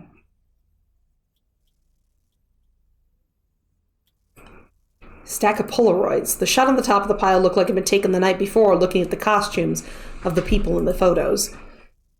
I decided to put them aside to study more carefully. I had a good look around the crime scene. Now I just need to have a chat with the roommate about what I found. All right, let's go talk to Garrett then. Is this that motherfucker who escaped? I feel like this is him. First thing I noticed about Garrett Stern is his attitude. I didn't like it at all. He's still wearing his Halloween costume when I interviewed him, which was understandable under the circumstance. But what I didn't like was his self-satisfied attitude. The arrogance of old money. That motherfucker, he escaped. It's you, isn't it, fucker? Tight born with a silver spoon in his mouth. Lucky enough to not have a huge debt to pay off when he reached the job market. Garrett dressed out here like a JoJo protagonist. Yes. But incapable of recognizing his own good fortune. To be frank, he kind of reminded me of a certain Oscar Morrison. Yes, it's Oscar! It's him! It's Oscar! I introduced myself with a wave of my badge. Detective Fox, I've got a few questions for you. Yes, of course, officer. I promise you have my full cooperation in this sad business. What was your relationship with the victim? He was my best friend. What happened to him was a real tragedy. Garrett Stern didn't ring true. If Martin Maloney was really his best friend, he should have been far more affected by his death. And even without that, the violent death of his roommate should have rattled him. This looks like a guy who's beheaded a woman. The fact that that wasn't the case for most of confession, but I couldn't hold up in a court of law. I needed more to bust him once and for all. Where were you last night? At the Campus Film Society party. I already told your colleague that. Am I going to have to repeat everything I told him? Again, his reaction doesn't add up. When you got back, you discovered Mr. Maloney's body. Is that right? Yes, that's exactly right. I pretended to make some notes in my notebook, which seemed to exasperate him further. And you have witnesses to confirm you were at this party? Of course, there's even photos. I see. Was there something else, officer? Did Martin Maloney have any enemies? Not that I know of. You said he was your best friend. If he had enemies, you'd know about it, wouldn't you? Yes, but Martin was a brilliant student. Everyone liked him. A brilliant student. What was he working on? He was majoring in information science. Like you? Yes, like me. And so you were working together? Yes, you could say that.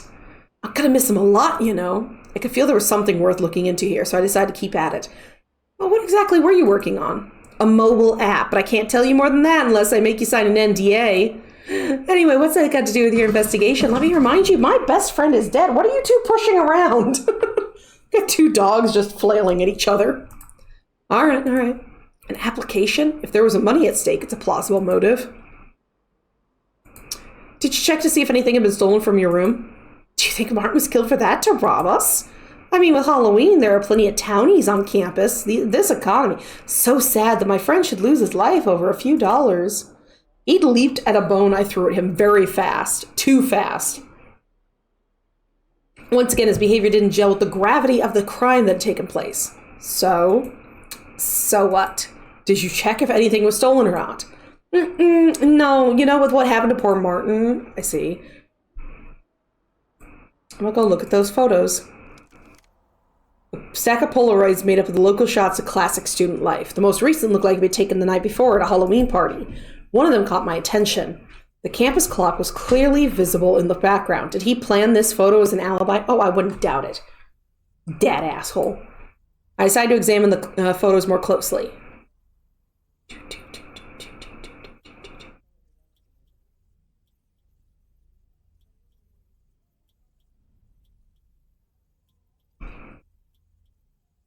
Examining.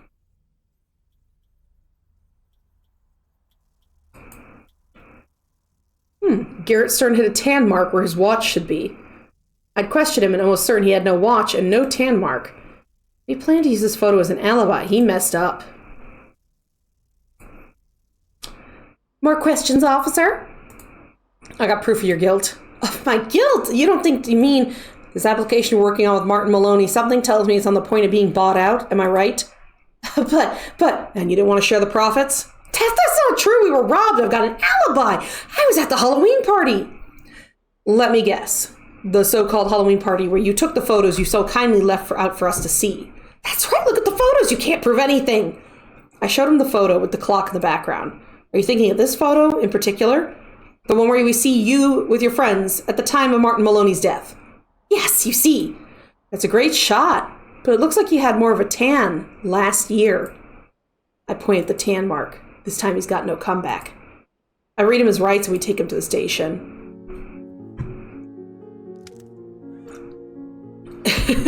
All right, time for drastic measures. Quick, hit him with the history book. Okay, it depends. You want me to hurt him or kill him? Because that depends on the size of the history book there, White Tiger. Chris is crying. Can you go up and get him while I finish preparing the bottle? Months had passed. It was almost Christmas. My son's first Christmas. I tried to be there, enjoy those moments, but I was having a hard time forgetting Greenhearth. And that murder case kept going through my mind. How could a young student from a wealthy family be capable of murdering his friend for the chance of a few extra dollars?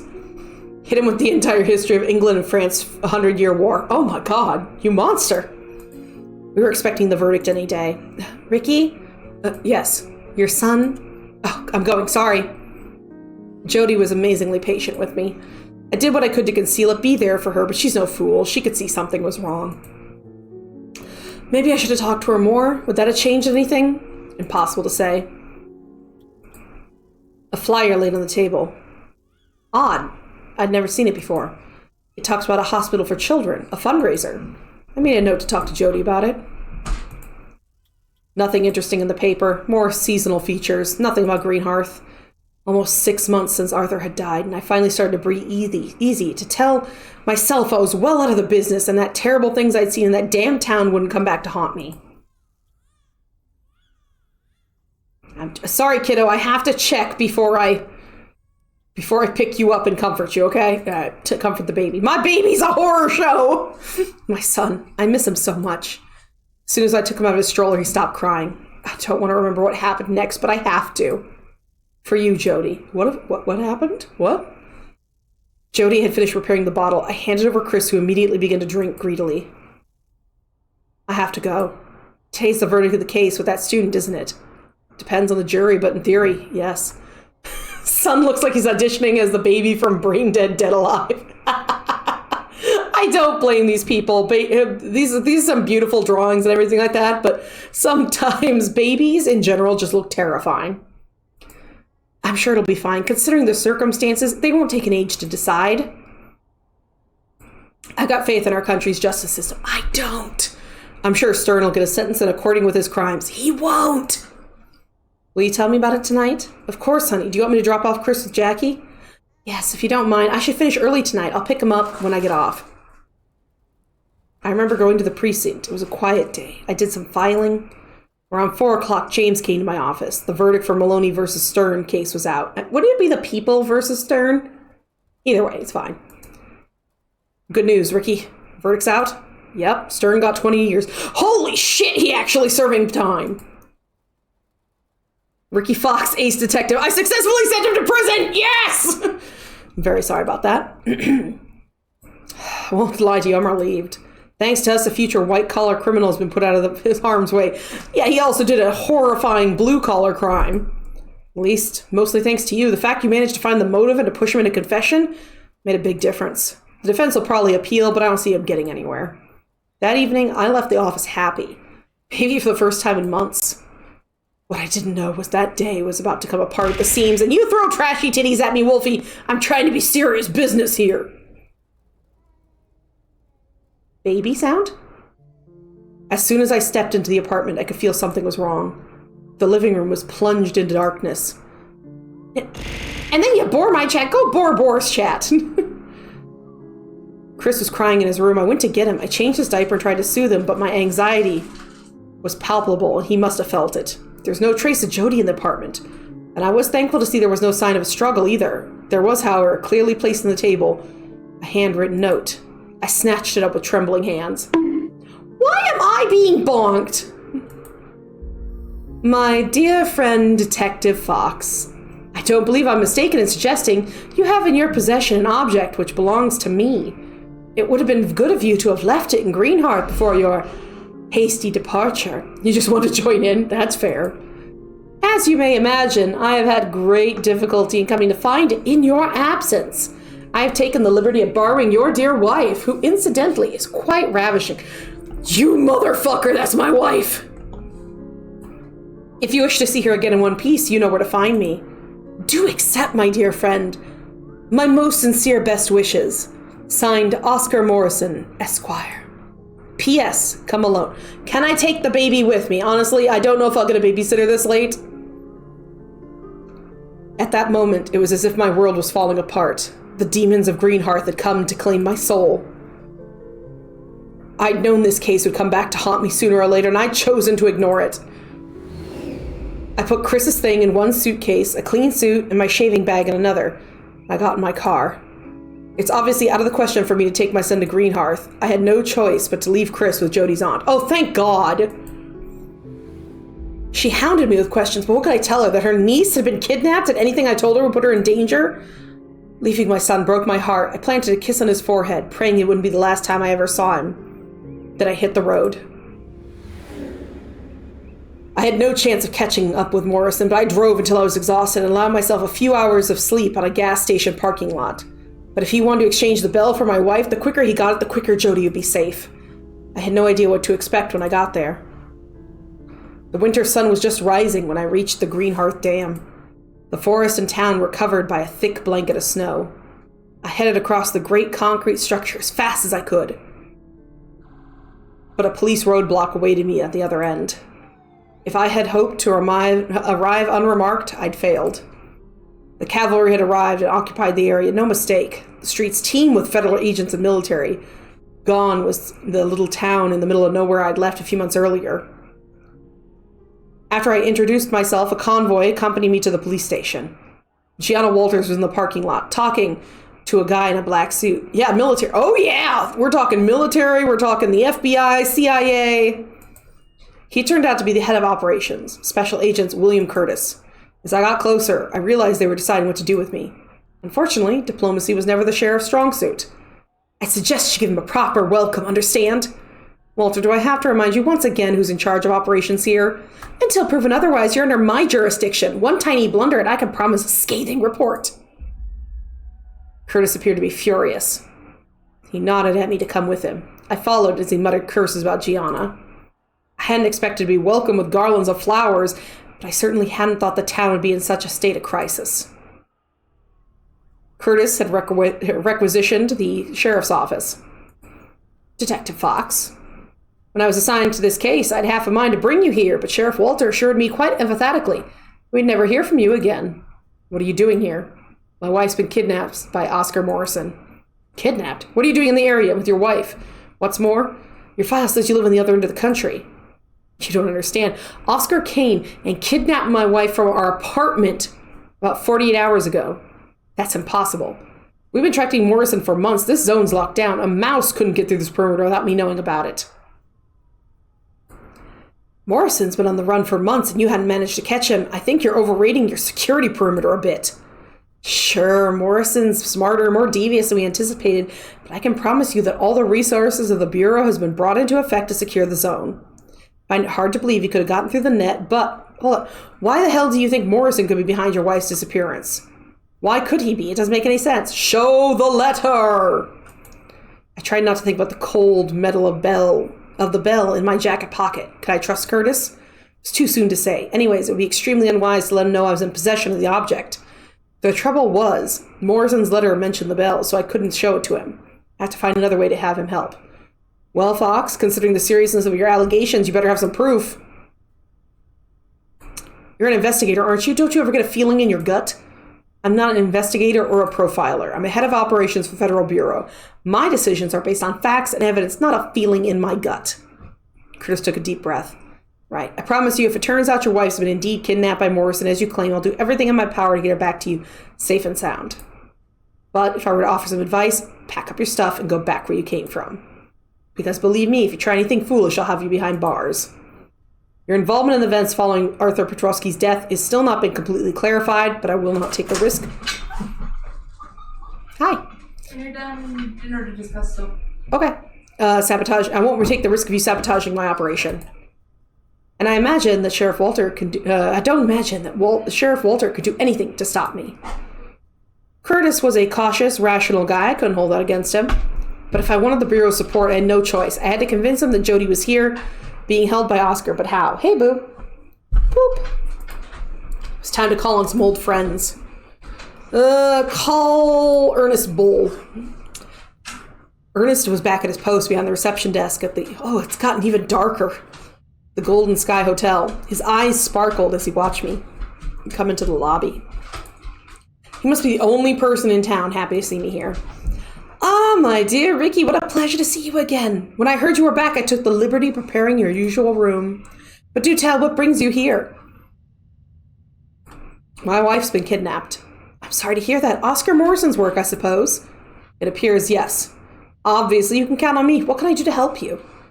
I quickly told him the events that brought me back to Greenhearth. I see. So Mr. Curtis doesn't believe you, but to convince him, you need to show a letter from Oscar, but for some reason that escapes me, you're unable to do that. Right? Can you show this letter to me? I still think he's against it, but I'll do it. Okay. Of course, I hadn't told him about the bell, but I realized if I want to have a chance of finding Jody, I have no choice but to reveal everything, absolutely everything, to Ernest Bell. I love this art style. It feels like it's like a wood carving. I hand him the letter.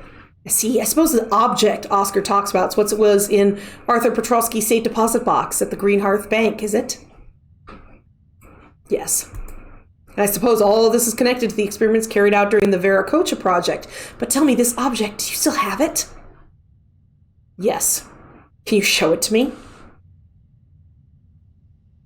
Okay. After checking that we were alone in the lobby, hobby is what happens when you mix hotel and lobby together. I plunged my hand into my inside pocket and quickly showed him the strange bell. Bull studied it carefully for a moment before asking me to put it away. I suppose that explains our friend Arthur's obsession with the bells just before he died. That goes without saying, but it's crucial that Oscar Morrison doesn't get his hand on this thing. But if it can help me save Jody, you realize you're prepared to do anything to get your beloved wife back, but this bell is clearly dangerous. At least promise me you won't give it to Oscar except as a last resort. Obviously, I don't want to see Morrison's plan put into action, whatever they are. Of course, Ernest, I promise. In any case, I appreciate your candor, my friend. It does help me get a clearer picture of things. First thing will be to convince the Bureau of the validity of your claims. But I can only see one way to do that. Oh, right, what?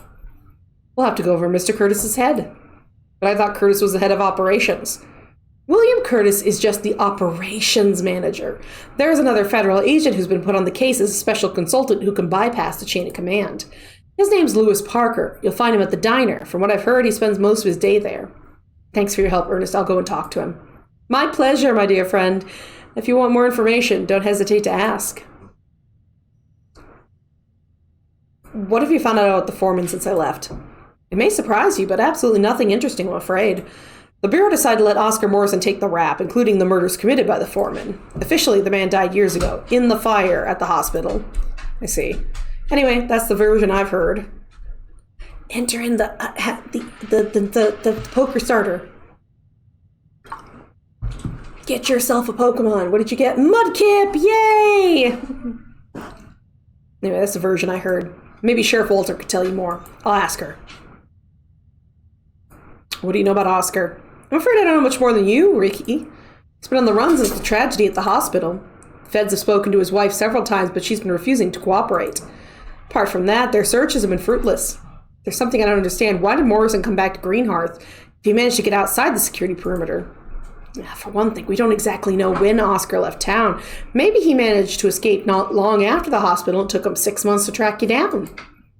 That's possible, yes. But in that case, why isn't the Bureau restricted the search to the Greenhearth area? Well, that's simple, and it squares with the other question, too. The Bureau thinks he's got a reason to stay. Exactly. It all suggests the Bureau knows about that curious bell of yours. Maybe not Curtis, certainly not his underlings. I don't think they have adequate clearance. But Parker, on the other hand. And that's why Parker was rushed out as a special consultant. In the event of failure, Curtis will take the blame, but in the event of success, Parker will be ready to secure the item on behalf of the Bureau. That's it. Still doesn't tell me why Morrison came back. If you want my opinion, and it's just a guess, Oscar needs both the bell and to be here in Greenhearth. Bull was right. I had to prevent Morrison getting his hands on the bell no matter what. I didn't know it yet, but the trap was closing around me.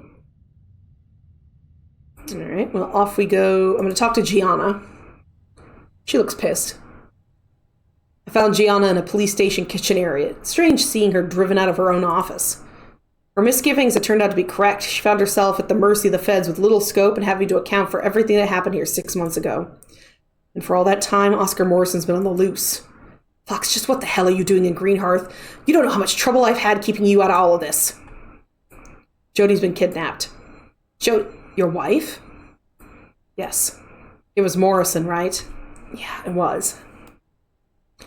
By the way, to let you know, in 1928, Radcliffe Hall, an English author, published what many considered a groundbreaking lesbian novel, called The Well of Loneliness.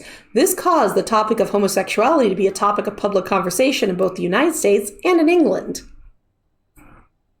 But why would Morrison want you to come back? There's no point in sugarcoating it, and I already told Gian about the bell.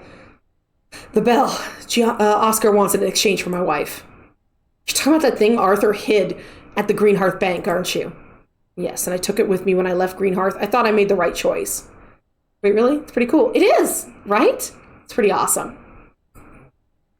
I don't know what it's for, but after everything I've seen here, I'm fairly certain it was the subject being researched in Viracocha project. And here's the note Oscar left for me. I held out the letter to Gianna. Yeah, that's pretty clear. Have you shown this note to Curtis? No, I didn't know if I could trust him. You're quite right. Curtis is a pencil pusher, but it doesn't mean he's not dangerous. So this bell, have you got it on you? Yeah. I hesitated. I was about to take it out of my pocket to give it to her, get rid of it at last. But I reconsidered as I recalled we're in the break room and anyone could walk in at any moment. Gianna noticed my hesitation. You don't need to be afraid to talk. There's no chance we'll be disturbed at this time of day. To tell the truth, I keep it with me all the time. I'm sure it's dangerous, but I don't know how to destroy it or how to get rid of it without taking any risks. At least I got a bargaining chip to get your wife back. Are you going to help me? Of course. Considering the risk you took to shed light on what happened to Arthur, it seems the least I can do. And I've been bored by a boar! How dare you? How dare you use things that I have given you? How dare you? You monster. How you doing? Hello. That felt weird. I haven't done it in a week. Ah! Oobla! Where are you waddling to, boo-boo? No, he wants Stitchy. Because Stitchy's doing something out there. Boar, think up some dinner ideas, damn it. We're going to find your wife, Fox, I promise. Thank you. Have you got a plan? First thing to do is convince Curtis to help me. Didn't he believe you? Yeah, no, he convinced Oscar is trapped in Greenhearth. The problem is the note Oscar left mentions the bell, so I can't show it to him. We're having pizza? Are we having frozen pizza? Doing all right. Onigiri had the fillings on the outside. Oh, no. But it's still good? Was it still good?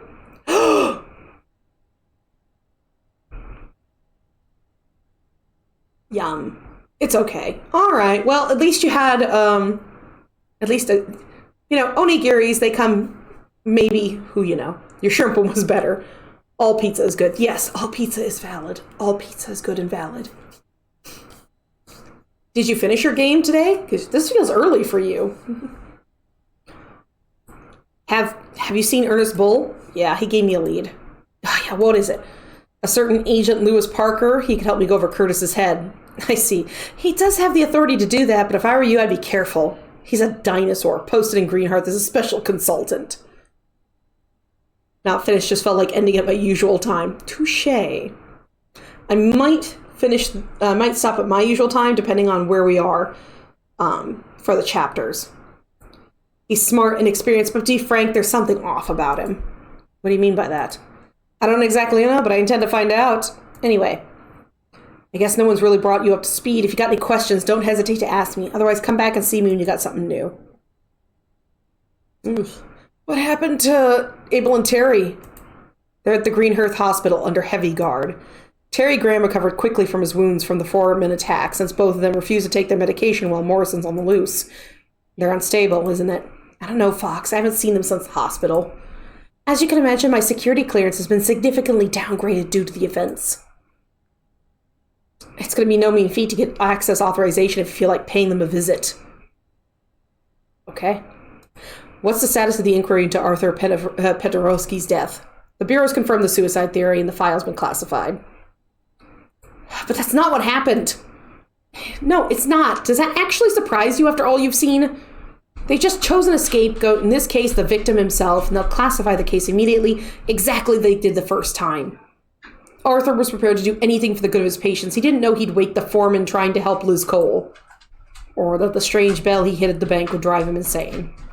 Do you think that's what happened at the end of the day? The man I knew would have never taken his life, and as far as I'm concerned, his death is intricately, I can't say this word. It's linked. It's linked to the thing. I think that's the most believable explanation, too. Alright, let's go talk to Lewis Parker. I gotta admit, pushing up at the door of the little family diner gave me a strange feeling. What was even stranger was the wildlife that invaded the setting. It was swarmed with men in dark suits. Thought of Liz, who loved this place so much. In the end, she'd just been another collateral victim of the Viracocha project. I was just regretting not having asked for a more detailed description of Parker when a tall, thin man, thank you, Ubu, had his craggy face creased with deep lines approached me. Detective Fox, I presume. That's me.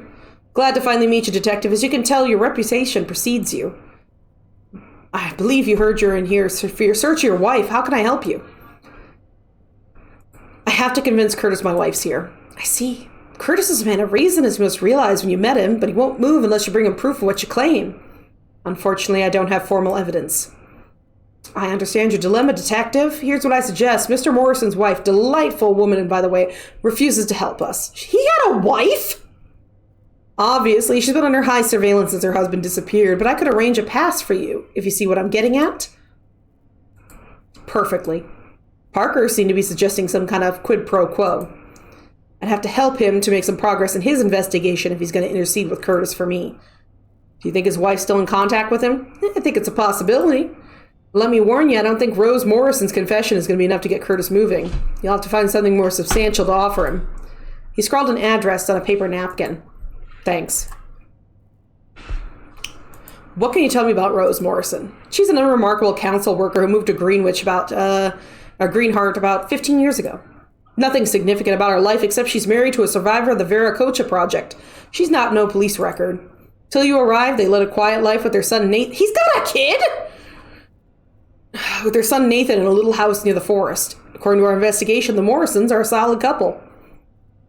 Mr. Morrison's cooperation with Curtis' team has been minimal. Mainly, it consists of her telling us she's got no idea where her husband is or what his plans are. I believe she holds the Bureau responsible for Oscar being on the run. She's convinced of his innocence. We don't know exactly what he's told her about his past, but we're led to believe she doesn't know anything about the Viracocha project. As you know, the survivor's memories of the incident only began to resurface with Arthur Petrowski's death, and according to his psychological profile, Morrison probably chose to keep that secret. At least Parker was a professional. In a few words, had given me a precise, detailed portrait of Rose Morrison and her relationship with Oscar. And you think she talked to me? That's what I'm hoping. Thanks for the information. Well, let's go talk to Rose Morrison. The Morrison home was as mundane as they come, the kind of house that lined the sidewalks for miles in residential areas all over the country. What was less mundane, however, was the police presence put there to keep watch of the surroundings. They've been waiting months for Oscar to make a mistake that never happened. I nodded to the car stationed in front of the house. The two federal agents inside nodded back, confirming I could approach. Parker's orders had gone through them. A woman watched my approach from the doorway. I could see a child through the first floor windows. I have to say, first couple of chapters, the art ended up being a whole lot more grayscale sketching. This feels like wood carving or ink carving kind of thing. Gonna head out for the day. Before I do, I have an interesting fact about World War II my bro told me. About 260,000 Brazilian soldiers volunteered to help out the Allies in World War II on the Mediterranean front, and it was the only country in South America to get involved in the war. Oh, yeah. Seems about right. Pretty close, yeah. That's pretty cool. Thanks for sharing that, White Tiger, and I hope you have a great day and I get to see you around tomorrow. Just as I was about to enter the garden, she came to meet me. What do you want now? At a guess, I'd say she's about 50, but her features were so pulled by worry and fatigue, I could easily be wrong.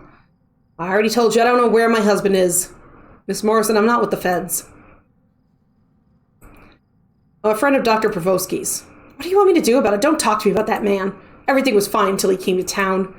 But he was trying to help Oscar. He was trying to help all his patients. As I was frantically trying to figure out how to redirect the conversation, Rose seemed to realize who I was. Wait, now you're Ricky Fox, aren't you?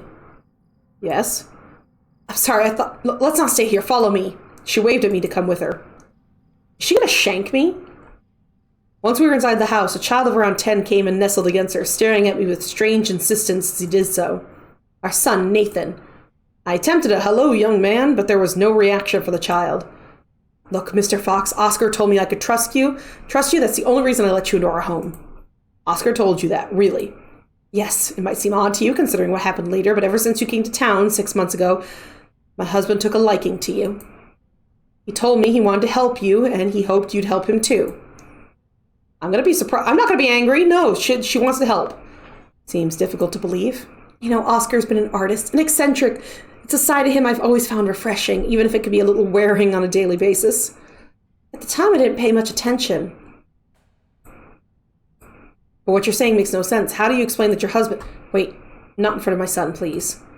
She leaned down softly to talk to the child. After a few minutes, Nathan finally nodded and went to the living room. Rose waited until he was absorbed in his coloring pages before she continued. He's autistic. Oscar took such care of him. Since he's gone, it's been hard. He's made so much progress. But you're not here about that. Yes, I heard your wife's been kidnapped, and you think it's my husband. I don't understand why the police are trying to blame him for everything that happened in Greenhearth. He decapitated a woman. My Oscar wouldn't do any of that. And now you want me to help him catch him for crimes he didn't commit? He left me a note claiming responsibility for his actions. I showed her the letter Oscar left. It's strange, I recognize his writing in parts, but it's as if certain words were written by someone else. I'm really worried, Mr. Fox. Miss Morrison, I know your husband wasn't responsible for Arthur Petrovsky's death, and he's not responsible for most of the murders committed here 6 months ago. All I want is to stop him from doing something unthinkable. Help me, please. She let out a sigh. This has gone on for 6 months. It's never ending. I know you're worried about your wife, but my son needs his father, too. If you find my husband, can you remind him he has a family who loves him and wants him back? I'll tell him, I promise. Thank you. Ask me whatever you want, I'll answer. When did you last see Oscar? 6 months ago, a few days after what happened at the old hospital. He arrived with some radio equipment. He was very upset. Radio equipment? Had he collected it from his laboratory before he fled? I made a note to ask more about that later. He told me he had to hide, that everyone was after him. I was very worried. For weeks I watched his mental state deteriorate, but I didn't know what to do to help him. He moved into the bunker, and a few days later he disappeared. I haven't seen him since. There, that's what I told the federal agents, and it's the truth. He hasn't tried to contact you? No, I haven't heard from him in 6 months. You said you got a bunker? Yeah, it's an old full-out shelter from the 1950s. It was already here when we moved in. And Oscar hid down there for the first few days he escaped? Yes. He stayed there a few days. I took him his meals. When the federal agents arrived, he just vanished without even saying goodbye. I guess he wanted to leave before they locked down the town. I haven't seen him since. This bunker, could I see it? Yes, if you want to, but I don't think it'll help you. Several agents have already been there and searched it and haven't found anything. Entrance is down by the end of the gates. Thank you. What was Oscar like before Petrovsky arrived? He was a wonderful man. He was funny, kind, considerate. I met him not long after I arrived in town. We hit it off right away. He was living on a generous allowance from the government as compensation for an accident at the hospital. It gave him time to pursue his painting. I knew he had chronic psychiatric illness, but over the years it had stabilized. After 2 years, we got married, and a year after Nathan arrived. What else can I tell you? Oscar turned out to be an amazing father. He would have done anything for his son. After Nathan was diagnosed with ASD, he never gave up. Quite the reverse. I don't know how I would have coped without him. And then Arthur Petrovsky came. Yes, and with him, everything just fell apart. I'm sorry. It's not your fault. You said he came back to the hospital with radio equipment. Yeah, I'm no specialist, but that's what it looked like. It was pretty old equipment, but it looked like it still worked. Did Oscar tell you what he wanted to do? Did you ask him? As I told you, he was very upset that night. He muttered something about triangulating a signal and said it was important to Etor. Etor. One of his former colleagues, apparently from before the accident at the hospital. He'd often mention him. In fact, since Dr. Petrovsky had arrived, he began remembering his past. You'd known he'd lost his memory after the fire at the old hospital? I nodded. It's true that remembering all that seemed to be painful for him, but I thought it was a good thing. I thought he needed it, that it was just a rough patch and he'd be better after. When you saw he was so upset you didn't contact anyone? Who was I supposed to contact? The only doctor in town had just died and hadn't been replaced yet. Anyway, it was getting late. Nathan was already in bed when he said he had to hide in the bunker I let him. I figured it could wait till tomorrow. And then I heard what happened in the old hospital. Poor Liz, poor Pedro, killed by my husband? It was impossible for me to believe there'd been some mistake. And when the federal agents arrived, he was gone. Did he tell you what his plans were? Absolutely not, unfortunately. I tried asking him, but he didn't want me to tell anything. He was really agitated towards the end, even though he tried not to show it. I caught him talking to himself a few times. Do you remember what he said all those times? Just fragments. He stopped as soon as he heard me. I heard him say your name several times. Last time I saw him, it was as if he was the Oscar I knew again. That's when he told me that I should trust you if something happened to him. Of course, that worried me, but he told me everything would be fine, and I believed him. Next day, he was gone. Thanks for telling me all this. It can't be easy thinking about it. Rose Morrison nodded sadly. She seemed resigned. Okay. Let's see. Let's see.